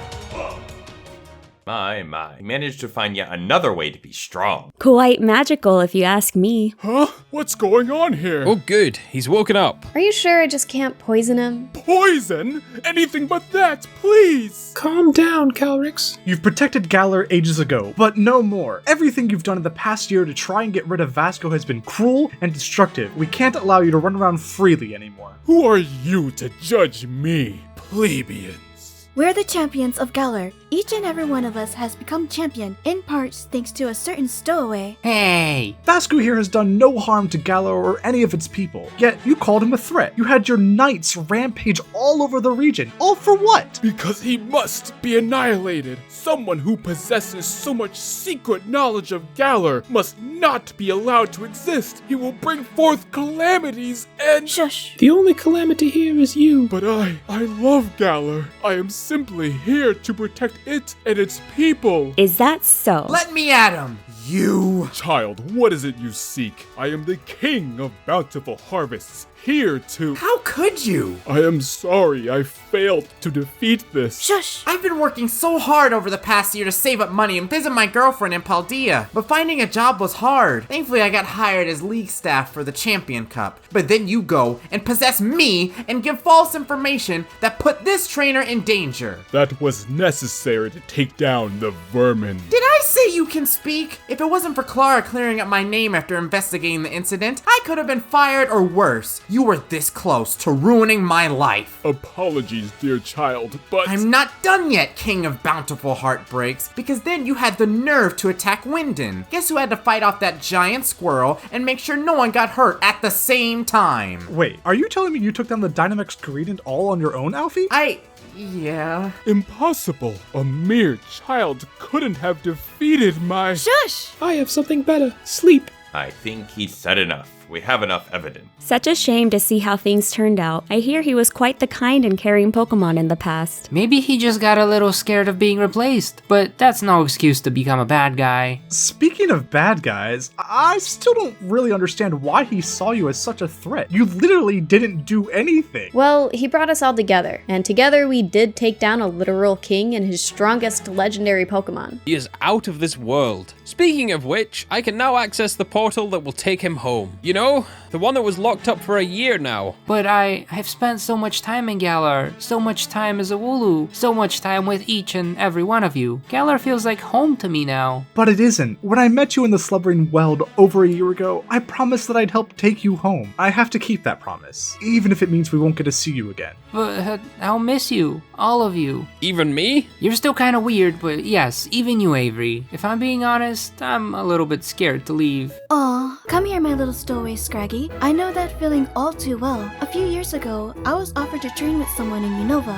I had to leave the home I knew, and that felt very scary. But after a while, I got used to the new place. I started to feel like Unova was home, but then I had to leave again. It was hard on me. The friends that I made there, the environment that felt so familiar, the Castelia cones. Oh, how I missed those. But I had to go. I had to come back here. It was the journey I set off on, and that journey had to eventually end. Your journey in Galar may be over for now, but don't worry, you'll find a new home again. Just don't forget us this time, okay? I would never. So, I guess this is goodbye? Aye, it was a pleasure. Safe journeys, you little lost Wooloo. You're always welcome to come back and have some more tea, little one. I've gotten so used to sending you between worlds that I'll miss this too, my dear friend. Seriously, Secret Armor, if you forget me one more time, I will find you, and I will poison you. Don't take her too seriously, Woolookins. That's her way of saying she cares. Thank you, everyone. I will think fondly back on our journeys together and face the future with my head up high. I might be a little scared, but I've learned a lot from each and every one of you, and I think I can face what's to come with a bit more confidence. Do widzenia, skapi priateli.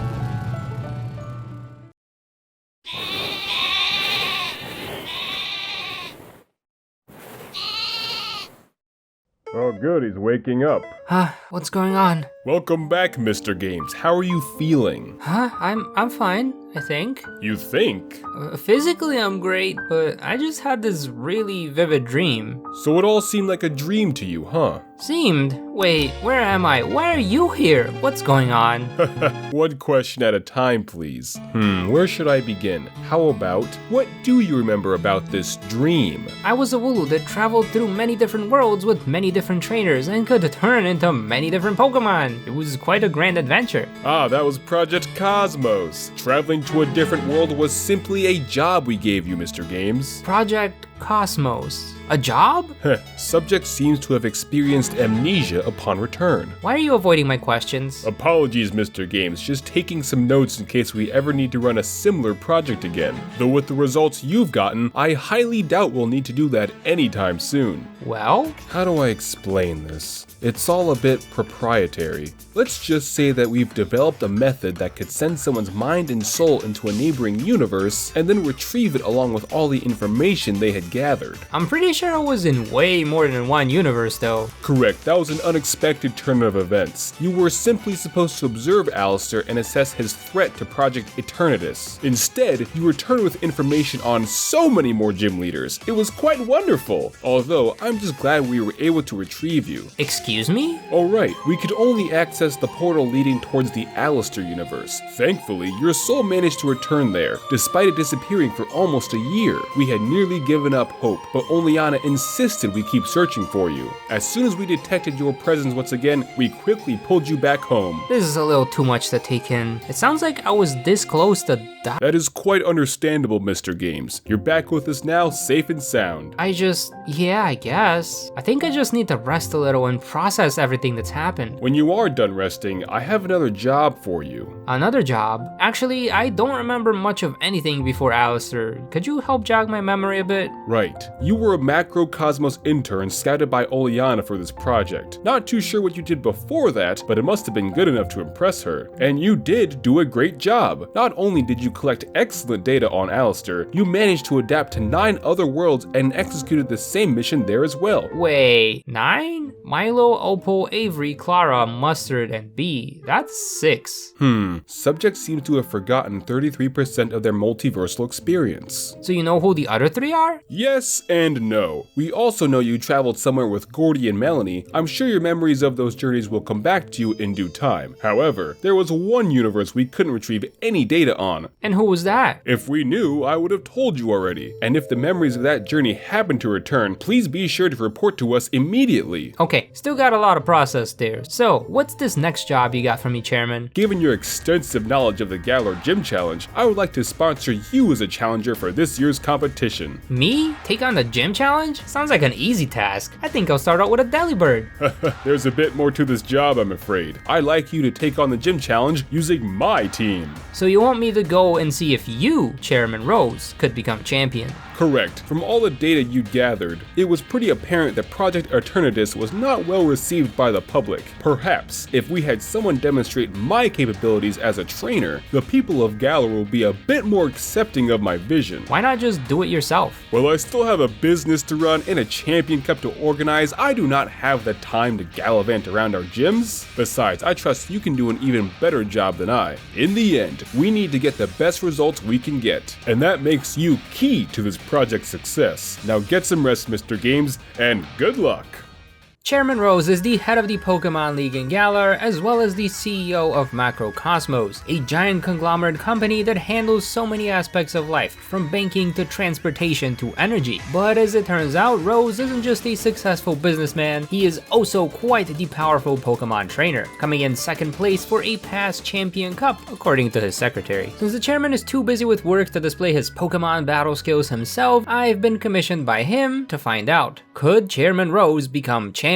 To answer this question, I played through Pokemon Shield using the chairman's team, matching our movesets to his and only allowing myself to use one healing item per battle. Now let's begin. Caparaja is Rose's signature Pokemon. According to my sources, the chairman and his brother both got a Cufant at a very young age, so I only thought it appropriate to hatch a baby Cufant from an egg and use that as my starter Pokemon for this run. Thankfully, the majority of the chairman's other Pokemon are all available around the first Galar mine, with Clink showing up on Route 3 and Meowth on Route 4. Based on his team's composition, something tells me that Rose must have spent a lot of time in this area, either as a child or when he first got into the mining business. I say that because the other Pokemon from Route 4 is a Ferroseed, and those things have a 1% spawn rate. This was a good reminder of how painfully annoying random encounters were, as I spent 2 hours going in and out of battles in the golden grass of Route 4, looking for this tiny spiky seed. You'd think that a 1% rate isn't too bad, but luck wasn't on my side that day, and it took me over 200 encounters to finally find one. If only I could have made a sandwich or something to lure this thing out sooner. Having completed most of our team, it was time to go herd some Wooloo and face off against the first gym leader, Milo. Since Ferroseed knew Pin Missile, I decided to play this extra safe and making sure this little guy can make it through the fight by setting up an Ingrain at the start. And then I watched as we slowly chipped away at Gossifler's health while we kept restoring ours. Eventually, the flower went down and bloomed into a giant con ball. Eldegoss's max overgrowth didn't do much damage to us, but it did set up a grassy terrain which helped heal us even more. Unfortunately, we couldn't really do much damage ourselves, at least not while the Eldegoss was still Dynamaxed. Once the energy wilted away, our tiny little pins started to do not so tiny damage. In this war of attrition, there was no competition. Ferroseed has already taken its roots, sucked up some nutrition, and won. Apart from helping us win the first gym badge, that elusive Ferroseed was also pretty useful against Team Yell and their dark types. However, there was a bit of a problem. A problem, you say? Oh, hello, Chairman. What brings you out to Hullbury? I had some business in the mines earlier, and I couldn't resist my favorite restaurant in all of Galar. I've been coming here with my late father back when it was still just a little food cart. But enough about me. What's this problem you were talking about? Ah, well, the Ferroseed I caught is pretty strong, but it doesn't know any grass-type moves, so I'm not too sure if it's gonna be any good against Nessa. I sure hope you don't go losing to her. That girl's been slacking on her gym duties just so she can take on more and more modeling gigs. I'm pretty sure I'll be fine. I just wish I had access to some better moves or something. Ah, you should have said that to begin with. Here, take this. Rail cards? Correct. These are the Armor and Tundra passes. Present them to our staff at any railway station, and they will take you to some pretty exclusive places. At the Isle of Armor, you can find our top Watt supplier, the Digging Paws, what he calls himself. And at the Crown Tundra, there's an excellent merchant who carries a large supply of technical records. Should you feel the need to seek out more powerful moves for your team, I'm sure both of these gentlemen will prove quite useful. Thank you so much, Chairman. I'll be sure to keep this safe. That's the spirit, Mr. Games. Now go show Nessa what someone who's actually dedicated to their work can do.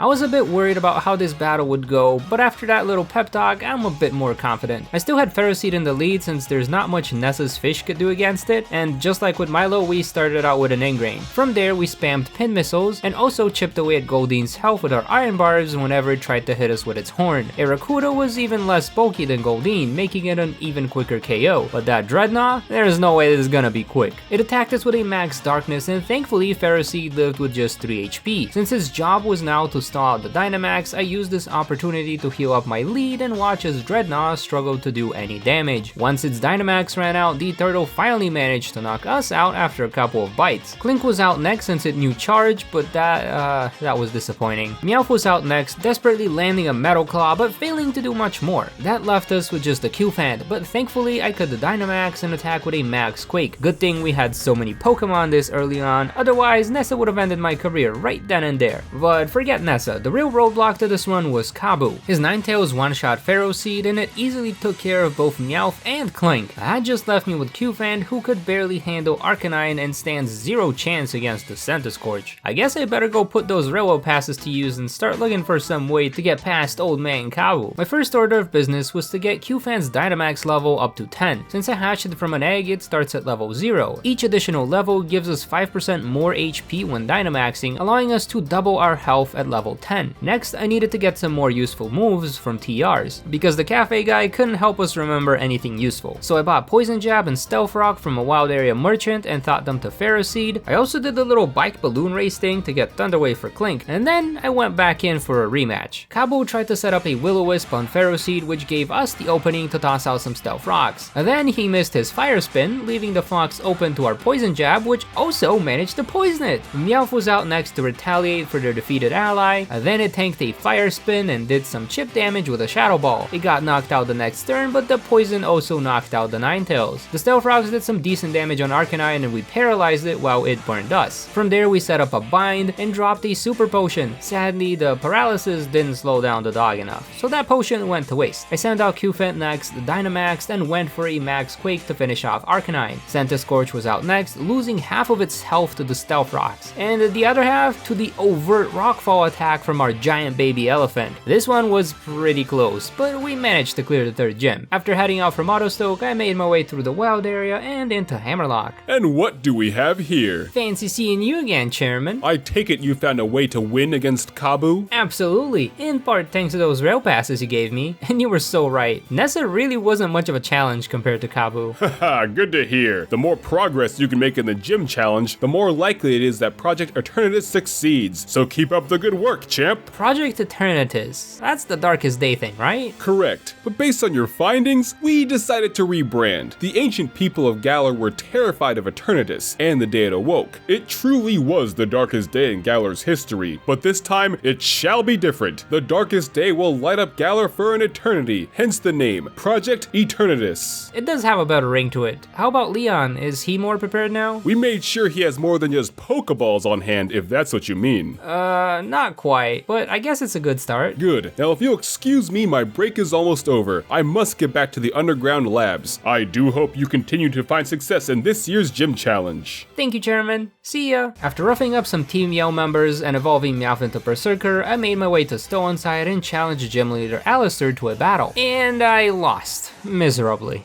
Don't tell the chairman. So I decided to finally teach Pharaoh Seed a grass type move, replacing Pin Missiles with Seed Bomb, and then went back in for a rematch as if that would make that much of a difference, but it did! I used my first turn to set up some Stealth Rocks, then attacked with a Seed Bomb to deal some major damage, and of course, Allister disables it the next turn. I tried to do some more damage with an Iron Head, but it was too weak, and Yamask stole our Iron Barb's ability. Out next was Cursula against Berserker, who swiftly set up a Swagger, while Allister placed a curse on us. Thankfully, this one didn't turn me into a Wooloo. It would just damage Berserker between turns. We finished off the Cursula with an Iron Head, then broke Mimikyu's disguise, and since I decided to just hone its claws, Berserker managed to finish it off with another Iron Head before the curse took us down. Never mind, we're still kicking. That's one turn of Dynamax down. Klink was going to try to use Thunder Wave, but it got one shot in an instant, so that just left Q-Fant, who used its first turn to guard and stall out Gengar's Dynamax. Once it was small, Q-Fant could easily take care of Gengar with a Max Quake. Whoa, no more quaking please. Oh, it was just Q-Fan evolving into Caparasha. I guess the chairman realized that Bede would betray him and destroy the mural at Stoneside, so he took some action to prevent the incident. With the town safe, I made my way towards Balonly. Next up was Opal, whose fairy type moves would simply tickle my steel types, making it pretty easy to set up Stealth Rocks and then bonk the Weezing with several Iron Heads. Mawa was going to be annoying with its intimidation and iron defenses, but since it was a physical attacker, it would still take some solid damage from our Iron Barbs. Klink came came in to get the attack boost in question and then used Gear Grind to finish off the bulky biter. Togekiss did not like our Ponyronix nor our electric type moves, so Berserker had to come in and fake it out. And then the cake came out. This battle ended like a very sad birthday party when someone smashes their head into the cake everyone wanted to enjoy. Dumb, but effective. Opal walked us back to the Hammerlock, although it felt more like a making sure we stay the heck away from her and her Pokemon kind of thing. She also picked up Bead from Macrocosmos to train him up as her protege. I wanted to stay away from that drama, so I went out to Route 7 and looked for Rose's last Pokemon. Since this is Pokemon Shield, Shelmet are pretty common, and Carablast only spawn in 5% of the time. Thankfully, it wasn't a 1% spawn rate, so it only took about 10 minutes to find both. The only problem now is that I needed someone to trade with in order to evolve that Carablast. Well then, how about trading with me? And who are you? My name is Tulip. I'm just a businesswoman on a trip. I came out here to explore a bit since my meeting with the chairman got delayed due to unforeseen circumstances. His schedule does tend to be pretty packed, so something unforeseen would definitely mess it up. And who might you be? It sounds to me like you're well acquainted with the chairman. I'm just an intern. The last job he gave me was pretty tough, but this time I'm just doing the gym challenge with the chairman's team. That way I can show the public how good of a trainer he is. In all my years of working with the chairman, I've never heard of him personally giving out jobs to interns. You must be quite splendid. Thank you, Tulip. So, could we trade Pokemon now? Absolutely. I've caught one of these Galarian Slowpoke on my way here, so I'll use that for the initial trade. Great. Now both Carablast and Shelmet can evolve. Quite the curious evolution method, don't you think? Yeah, it's weird. It's almost like Carablast takes Shelmet's shell and turn it into armor, while the now defenseless Shelmet finds another way to be strong. I think so too. It reminds me quite a lot of business partnerships. Big businesses have loads of power and resources, but often rely on smaller businesses for new cutting-edge technologies. Meanwhile, small businesses have loads of innovation, but often lack the funding and resources to capitalize on growth opportunities. By working together and exchanging technology for funds, both benefit, sometimes. I don't know much about that, but I'm pretty sure Carablast is the main one that benefits from the trade. It gets a bunch of extra defense and attack. Sounds like you've got much to learn about the world of business, intern. By being freed from its shell, Shelmet gained tremendous speed and special power, and by taking the shell, Carablast lose all of their speed. Both parties gain something much better, while also paying quite the price to get it. Huh, learn something new every day. Thanks for the lesson, Tulip. Now, if you don't mind me, I have to get going. It was nice meeting you. The pleasure is all mine. Oh wait, you forgot your... he's already gone. I suppose I'll hang on to this Excelgor.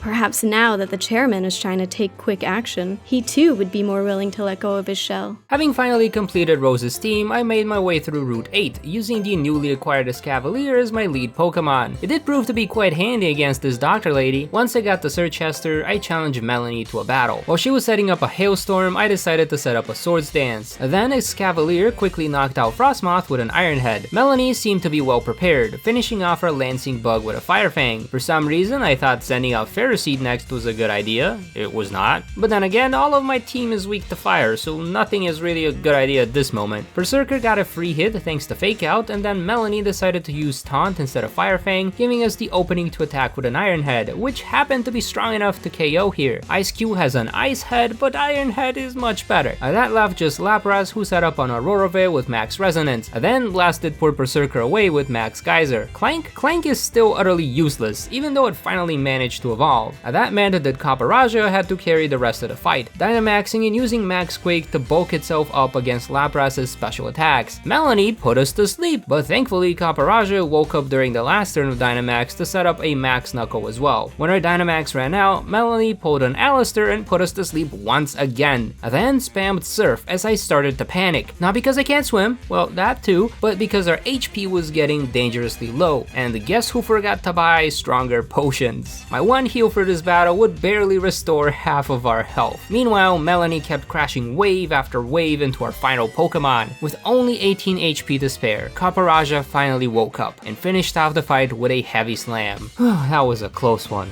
After getting the 6th gym badge, I had a small sparring session with the champion's younger brother and managed to evolve Ferroseed in the process. Then I hit up the shop, but not for potions, for fashion. Gotta look a bit more snazzy if I'll be repping the chairman, right? I also beat up some Team Yell Grunts to get the water bike, then went out into the wild area to grab the TM for Shadow Claw for Berserker, and then headed towards Spikemouth by Hammerlock to pick up the TM for Assurance near the camping area area for Clank. Once I finally got the Spike Myth, I realized that Team Yell is not too fond of the chairman. Not only because he can easily beat them up, but because he wanted to move their beloved Pierce to a different town where he could also Dynamax. Of course, Pierce refused, and the two have not been on good terms ever since. The chairman stopped promoting Spike Myth in retaliation, and as a result, the city turned kinda dark, broke, and gloomy. Anywho, I'm not Chairman Rose, so I was totally fine just waltzing in there to battle Pierce, who was all too excited to see how he'd fare against the chairman's team. He led with a Scrafty which intimidated his Cavalier and threw pocket sand in our eyes, making it harder for us to land a hit, while he could just spam Brick Break after Brick Break and take out our Bug. Ferroseed was out next, taking massive damage from a Brick Break, but poking Scrafty with its iron barbs and then squishing it with a body press. Pierce immediately followed up with Obstagoon, obstructing our attack, then countering as the next turn. Berserker was out next, getting obstructed as well, but then managing to flinch Pierce's wall with an Iron Head. Instead of countering, he struck back with several throat chops this time, which were just as effective. Clank was my final option, and predicting he'd obstruct on the first turn, I chose to set up a gear shift, boosting both of our speed and attack. Then I finally finished off the Obstagoon with a Wild Charge. Sadly, that Wild Charge attack couldn't do much against Malamar, leaving the rest of the fight to poor old Caparaja once more, who heavy slams into the skinny squid, finishing it off in an instant. Skuntank tries to screech at us, but that won't save it from our high horsepower. Okay, I guess it did. But then he goes for the Sucker Punch right away, and thankfully we survived with 19 HP to spare and finished off the fight with a second horsepower, which made me wonder, how much horsepower does an elephant have? 81 apparently. I was not expecting to get an actual answer to this, but it did remind me that I should probably feed this elephant something very important, and that something is Max Soup from the Isle of Armor, because I totally forgot to do that when it evolved after Allister's gym. Now that we can Gigantamax, it's time to go and get that last gym badge. Raihan goes for his usual Stealth Rock setup, followed by a Breaking Swipe to lower our physical attacks, but we damage his Flygon with our Iron Barbs and finish it off with 2 Power Whips, and a Mega Horn because that Breaking Swipe debuff is a little too good. Sandaconda knows Fire Fang, which will be very problematic very soon. Berserker comes in to deal major damage with an Iron Head, but is too slow to save his Cavalier. The Sandaconda finished off Berserker with an Earth Power, and Clank managed to attack it with Gear Grind,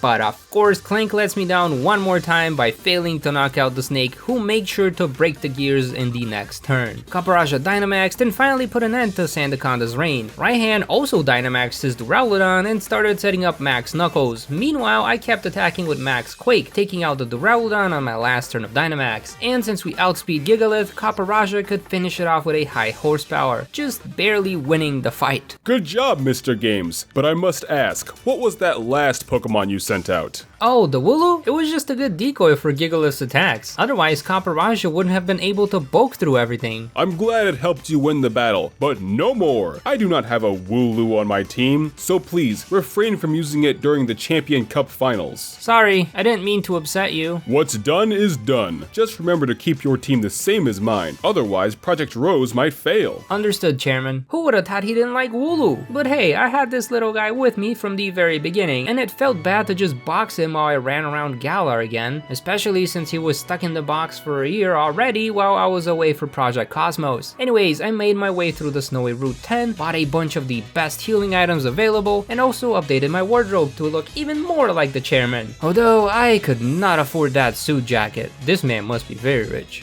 Once I finished my shopping, it was time for the Champion Cup semifinals. My first opponent there was Gym Challenger Marnie, who set up a nasty plot while I set up a Swords Dance. Her second Pokemon used Swagger and a Cavalier, boosting her attack even more and then letting the confusion take us down. Ferrothorn avoided the Swagger and squished Scrafty several times while it made scary faces at us. Toxicroak tried to be funny with Sucker Punches, but our Iron Barbs had the last laugh. Littlemore Peko tried to torment us, but then it got squished, leaving Marnie with just her giant Grimmsnarl. It took us down with 2 Max News attacks, but not before taking major damage from an Iron Head. Clank came out next, and even though it's still not in its final form, it actually managed to do something and finish off the fight with a Gear Grind. Good job, Clank, you're actually not useless anymore. Wahoo! Up next was Hop, Champion Leon's younger brother, who accidentally revealed his entire team when we sparred back in Sirchester. He starts off with a cotton guard while we start off with a sword dance. However, Double's body slams were much weaker than our Mega Horns, giving us an easy KO at the start of the battle. Snorlax was out next, trying to squish our bug with a hammer arm, but takes major damage from our Iron Head, and since his previous attack made him lose speed, Escavalier could attack first the next turn and take down the Snorlax. I don't know why Hop chose to send out Pinkerton next, but the poor thing did not stand a chance, and I was even more confused because his Corviknight was the obvious counter to Escavalier from the very beginning, but he saved it for last. Clank could finally be useful in a battle once more, attacking with a wild charge to deal some decent damage and eventually knocking out Hop's bird, but the gears were utterly useless against the giant monkey. Having successfully stalled out the Dynamax, I send out Ferrothorn, who could dish out some major damage and hurt the monkey with its iron barbs, easily winning the fight against Hop. Having won the semifinals, I was now guaranteed a spot in the Champion Cup finals, where I'd be facing off against the gym leaders once more. Thankfully, I had some time to prepare a bit, but what I was not expecting was another meeting with the chairman. I'm glad to see you making such progress, using my team nonetheless. Thank you, Chairman. Your team is actually pretty good. I haven't had many struggles with it at all. Good, good. Now about the finals. Oh, right. I remember that you get impatient and interrupt the battle for champion with the darkest day? No wonder the people of Galar saw me as a villain. I have taken precautions to avoid such interruptions. The battle for champion is now scheduled for 3 days after the Champion Cup finals. That way, we have plenty of time to awaken and capture Eternatus without the extra commotion. Now I'm curious. Why not just push back Project Eternatus instead? I have my reasons. And they are? You sure like to ask a lot of questions, Mr. Games, but since you've been so helpful with both Project Cosmos and Project Rose, I will enlighten you this one time. Great, I'm all ears. As you already know, Galar is projected to run out of energy within the next 1,000 years, so we must act fast to secure another energy source as soon as possible. 1,000 years is a long time though. I'm pretty sure a day or two won't matter in the long run. Seems you are missing the point. Why put off tomorrow what you can do today? To enjoy the present, of course. For some people that may be true, but others are not so fortunate. Do you know how many people lose their lives in the mines, in the power plants, in wars even, just to make sure that you and I have plenty of energy to turn on the lights when we get home? No. You see, Mr. Games, I lost my father to a mining accident when I was still a child, and was left to care for my younger brother all alone. If I could do something to prevent another child from losing their parent today, why should I wait for tomorrow? I didn't know. So that's why you were in such a hurry. The sooner we can secure Eternatus as a stable power source, the better. Not only can we solve the energy issues of the future, we will also be saving many lives today, tomorrow, and the day after. That is why I'm moving the time for the finals and not the time for Project Eternatus. That makes a lot more sense. Thank you for explaining, Chairman. One more thing. Please come with Leon to the Hammerlock Stadium when the finals are over. Your data shows that Leon might fail to capture Eternatus, so I'd like for you to be there to back him up. Understood. After our conversation, I had a sparring session with Bede, who would be taking over as the Fairy-type gym leader. It was a good warm-up and helped Clank finally evolve into Clink Clank. From there, the Champion Cup finals went very smoothly, with Nessa being taken down by Ferrothorn's Power Whips, Allister putting me in a corner with his Chandelure, but Caparaja managed to turn the fight around by stacking up a triple special defense boost thanks to Max Quake, and then soloing the Shy Guys team. Raihan was even more of a challenge, but since Turtonator kept trying to make us fall in its shell trap, Ferrothorn could safely set up a bunch of curses and then sweep through the rest of his dragons. And just like that, I made my way through the Champion Cup finals, which meant it was time to go and catch Eternatus. The chairman was right to be worried since Leon once again failed to capture the dragon, leaving everything in my hands. The only problem being that this thing knows flamethrower.